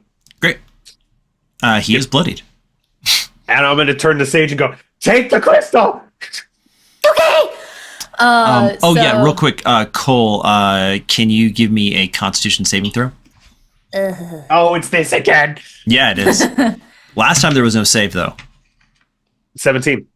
17. Okay, so you'll take half. So 3 points of necrotic. Okay. All right, All right. that's my turn. Sage, you're up. Okay, I'm going to run across the courtroom, and I'm going to do like some parkour off of Vaughn, and then shoot for the crystal to try and get it out of his hands, and like tail whip it. I don't want to hold it. I want to tail whip it. You know, pretty good. Let's count this as a. Give me a athletics or acrobatics with advantage because he is stunned. Okay, cool. I'll take athletic for 200, please. Okay, let's see. The first roll was an 18 plus 4, so that's 22. I could go for a nat 20, but... That's gonna do it. Okay, great. So yeah, you're able to grab it. It's still doing its thing though. Can I get a con save? Oh, crap. Okay. Oh, God. Okay, well, That's a 9. That's gonna be a failure. Cole, did we just meet another member of the family? It's my brother. Yeah, I figured the general vibes. 8 points of necrotic. it looks like he even had like the same shirt as you. I know, right? I didn't want to say anything, but Oh, I'm good saying something. oh, good. Y'all twins. Okay. I want to be like Mike. All right. Yeah, 8 points of necrotic. Cool, done. Okay. It's knocked out, and I'm guessing like I kind of like hit it towards like the court, so it kind of like bounced off like this way, and then kind of a little bit back like that. So it's just in the general area. Got it. He's disarmed. Okay, now what? Kill? It's more a question than anything. I look up to the judge. Is that an option? Self-defense? Disarmed guards? Yeah. Okay, wait, what? Okay, so We're talking. I'm looking at the judge because Yvonne was like, kill him, and I'm just like, Can we? In front of a judge? and then because Thumbs up, thumbs down? yeah, and He's because like, the- he's looking and goes, overruled, guards, bailiff, and ducks down. So turn a blind eye, like From somewhere under his seat, he said, I said overruled. Objection! I know that one. What's legality talk? I don't know. Arrest this man! Arrest him! Okay, that's it for my Karma police. Is that was my action, right? I Was my think so, action to yes. knock it? Okay, Yes. yeah. What you get when you mess with us? Good job, Jeremy. That's it. All right. It's his turn, and he does nothing because stun. I'm like looking at his sheet, going, "Is there anything? Is there anything? No, there's nothing. There's nothing." Yeah. Okay. Next in the order, Owl, uncaged. Uncaged. I'm gonna look down at this from the kind of pedestal that I'm on, and I am going to kind of do a front flip. I want to be on the banister, and I'm gonna be looking down at this blonde guy, and my robes all of a sudden start shifting and vibrating, and they turn into like those dark owl feathers that I normally have on my shoulders, and they just keep vibrating, and they all turn into just like sharp points. Like I'm just wearing this outfit of gray spikes. My eyes are going to inflame in this psionic purple. Frame me? You wanted to frame me? Was it worth it? And all of a sudden, I just start throwing all of these psionic daggers, and just a torrent of psionic blades in his direction. All right. I'm in front of his direction. Yep. He's stunned. Well, I mean, so I'm at an angle, and I have sharpshooter, so any Okay. kind of partial cover that he would have from Vaughn doesn't count against me.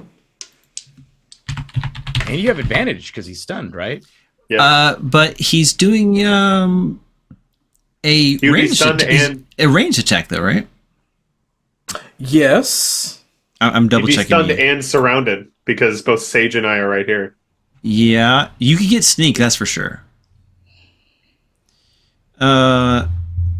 Owl's upset. No, attack rolls against the creature have advantage. You're right.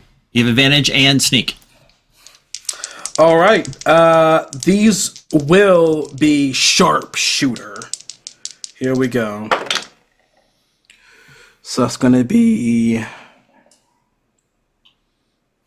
Guy made a bad choice. That's going to be a 19 to hit. Yeah, that hits. Yeah, as soon as he attacked, he made a bad choice. Oh yeah, for sure. Second one. I measured immediately. I was waiting. Vaughn snapped into action. Crushed him. That was a natural 20. Ugh! All right, Yes! here we go. Here we go. All right. Yeah, let's go. Let's do it, y'all. And it's plus 10 per hit, right? That's right. Now, I'm just going to say this, DM. I'm not aiming to kill. I'm aiming to, psychically knock him out, psychically paralyze. That's Yeah. what I'm saying. I don't know how much HP he has. You're rolling for day in court. Got it. Yes, I am. It's going to be another All right. day in court. And because it's psychic blades, I'll allow that. Yeah. All right, let me write this down. So this is going to be this, so that doubles to this, plus sharpshooter. That comes So to... while GW is doing this. that, don't forget to nominate the Grey Watch, the channel, myself, and the Deck of Stories in the Crit Awards. The link is in the chat. If you need a reference for the Deck of Stories, you've got this as well. We're not sponsored, so we're sponsoring ourselves. So that's as close to as a sponsored message as you're going to get. Do it, guys! Do the thing! All right, so in total, my blades do 60 points of psychic damage to this paralyzed man. Just and it's like my spikes are like kind of like getting even longer, like these bladed feathers on my body. That's my turn. So how do you want to do this? I want, as I'm like throwing all of these blades, I want them to kind of be almost like boomerangs, just kind of angling around Vaughn's body. So it's like, he gets one in the side, he gets one in the shoulder, he gets one in the neck, and like some are like coming around and like getting him in the spine as it like kind of comes back on the tort, and the last one, boom, right in the center of his forehead, making all of his neural system just blip out for a second, and he goes down with like his eyes rolled back, like mentally stunned.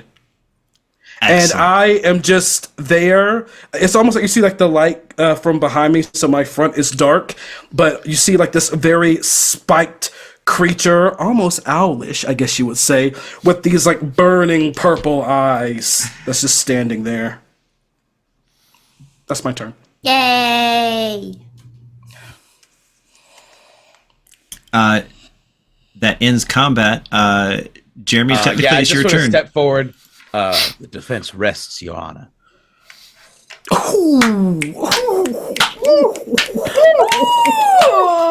I take my son's hand and I turn to the party and I say, "Tell Gaspar they're late on the child support payment."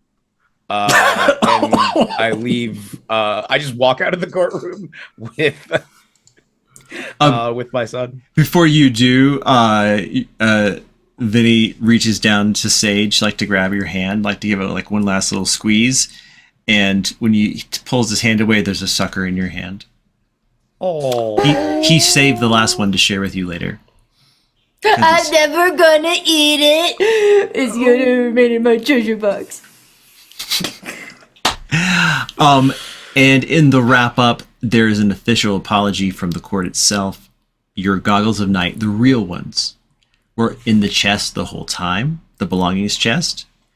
It was later discovered that the list of items was magically altered to remove it from the contents list. They are returned to you. You are exonerated and free to go.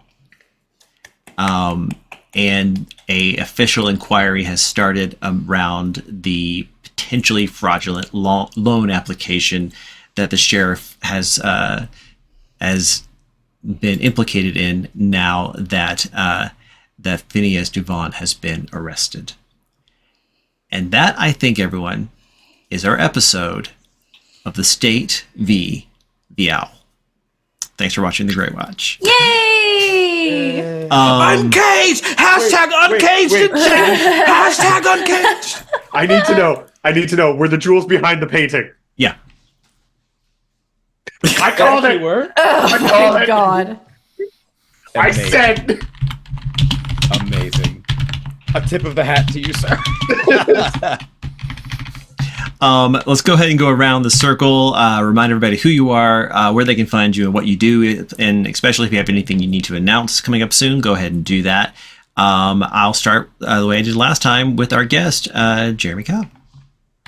Hello, everybody. My name is Jeremy Cobb. I have been Calvin Thrush. I hope you enjoyed my lawyer man and his son. I thank you so much for having me. This has been really, really fun. You can find me on a lot of stuff, but Three Black Halflings is probably the main one. Three Black Halflings, TTRPG, actual play, interview, talk show, podcast. Talk about diversity, inclusivity in TTRPGs. Fun times where you can find us wherever pods are cast, and also on Twitter, Instagram, Facebook, etc. at 3, that's the number 3 Black Halflings. And if you like what we do, you can support us on Patreon, patreon.com/3 Black Halflings, where you can get like bonus episodes of behind the scenes stuff and all sorts of extra things. And if you want to follow me specifically, you can follow me. Oh, and also if you want, you can also you can nominate us for the Crit Awards. And you should. We won Best Podcast last year, and we'd love to win it again. Please nominate us. And then if you want to follow me, you can follow me on Twitter at Jeremy Cobb1. That's Cobb with 2 B's and the number 1. Instagram at the Cobbmeister. And then on Twitch, twitch.tv/CasualQuestLive, where I stream playing video games, classic video games for the first time. I, who am not a gamer, am trying to become one by playing numerous classic games. The most recent one we started was Chrono Trigger. Oh yeah, dude. I am. You see someone to hang out and talk about Chrono Trigger while you play, I'm there for you, my dude. Chrono Trigger is I would love the to have you on, best. as a guest and just hang. Oh yeah, that'd be awesome. Chrono Trigger is one of my favorite games of all stinking It time. really is. To be It was immediately very, very good. Like, I was playing it. Oh my gosh. The game rocks. It does. Yeah. It does. Jackie. Hi everyone. My name is Jackie. You can find me on most socials with the username Jackie_Ilana_Chan. Super happy to be here and play Sage once again. I missed the crew and it was lovely having Jeremy here as our guest star. Thank you so much for having me again. And GW, the exonerated, the free, the owl. Hi guys, I'm GW, the victorious defendant. You can find me on IG and Twitter under GW005, 2Bs, 2 zeros. You can also find me on my Twitch channel, which is Fabled42. This was an absolute blast. I have never seen nor made so many Law and Order jokes in my life. This was a blast.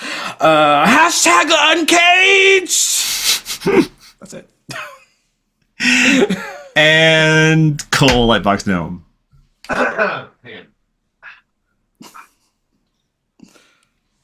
Oh hi. Didn't see you there. I'm Lightbox Gnome. You can find me at lightboxgnome.com. I'm a streamer. I do videos and things on the internet, and I'm in the TikToks and the Instagrams and all that stuff. And Jeremy, it was amazing having you guest tonight. That was awesome. You had me dying laughing multiple times. I absolutely adored tonight's episode, honestly. And I think this is the most notes I've had for an episode in a while. There's a lot. There's a lot. And I did put at the very beginning. I was like, it's too fun. It's the noble in that first courtroom area. I was like, it's him, 100%. And then to know that it was behind the painting all along. We'll never I'm live it breaking and down. entering next time. I'm breaking and entering. And finally, Jason. And I've been your humble DM and your host. Name's Jason Russell. You can find me at jasonplays.games on Instagram and Heaven Help Us TikTok. And you can find all the stuff that I do on my new website, jasonplays.games. See what I did there? And just redirects to my other new website, which is creators.limited, which hosts the merch and stuff for a bunch of different creators. You can find all the good stuff there, including my things like the Deck of Stories. So chat, I'm so happy that you enjoyed the maze Twitch plays during the breaks. I'm glad you enjoyed the promo video, the intro video that Cole and I made. I'm thrilled that you like it. And we'll be back very, very soon for another episode. Please join me and Tim Woods for our D&D talk show called D&DLC. Our guest will be Diana the Rose, and talking about her world-building podcast, The Atlas Loom. And the day for that is going to be Friday, next Friday at 7 p.m. Eastern. And we're also working on a massive D&D PvP called the Grand Arena, a free-for-all 20th level, no respawn, permadeath adventure coming up very soon as well. So be watching the schedule. I'll update that very, very soon. So I want to go ahead and send it to a raid. And I don't have like any of my friends playing right now. So I'm just like looking through the D&D category to see who we can like make their day. And I'll take suggestions as well, but I want to do this very, very quickly. So unless we have a good suggestion, what I'm going to do is we're going to raid this channel right here that is called this is what I'm going to do. Episode, it says Game Master Eric, and the episode 6, will the Feywatch make a deal with the dragon? And that's all it takes for me to go, I don't know these people, let's raid them. So we're going to do that. Tell them that the Grey Watch says hi to the Feywatch in the chat. And guys, we'll see you next time. Don't forget to love each other, to be awesome to each other, and may the dice be ever in your favor. We'll see you guys next time. Bye. Bye. Bye.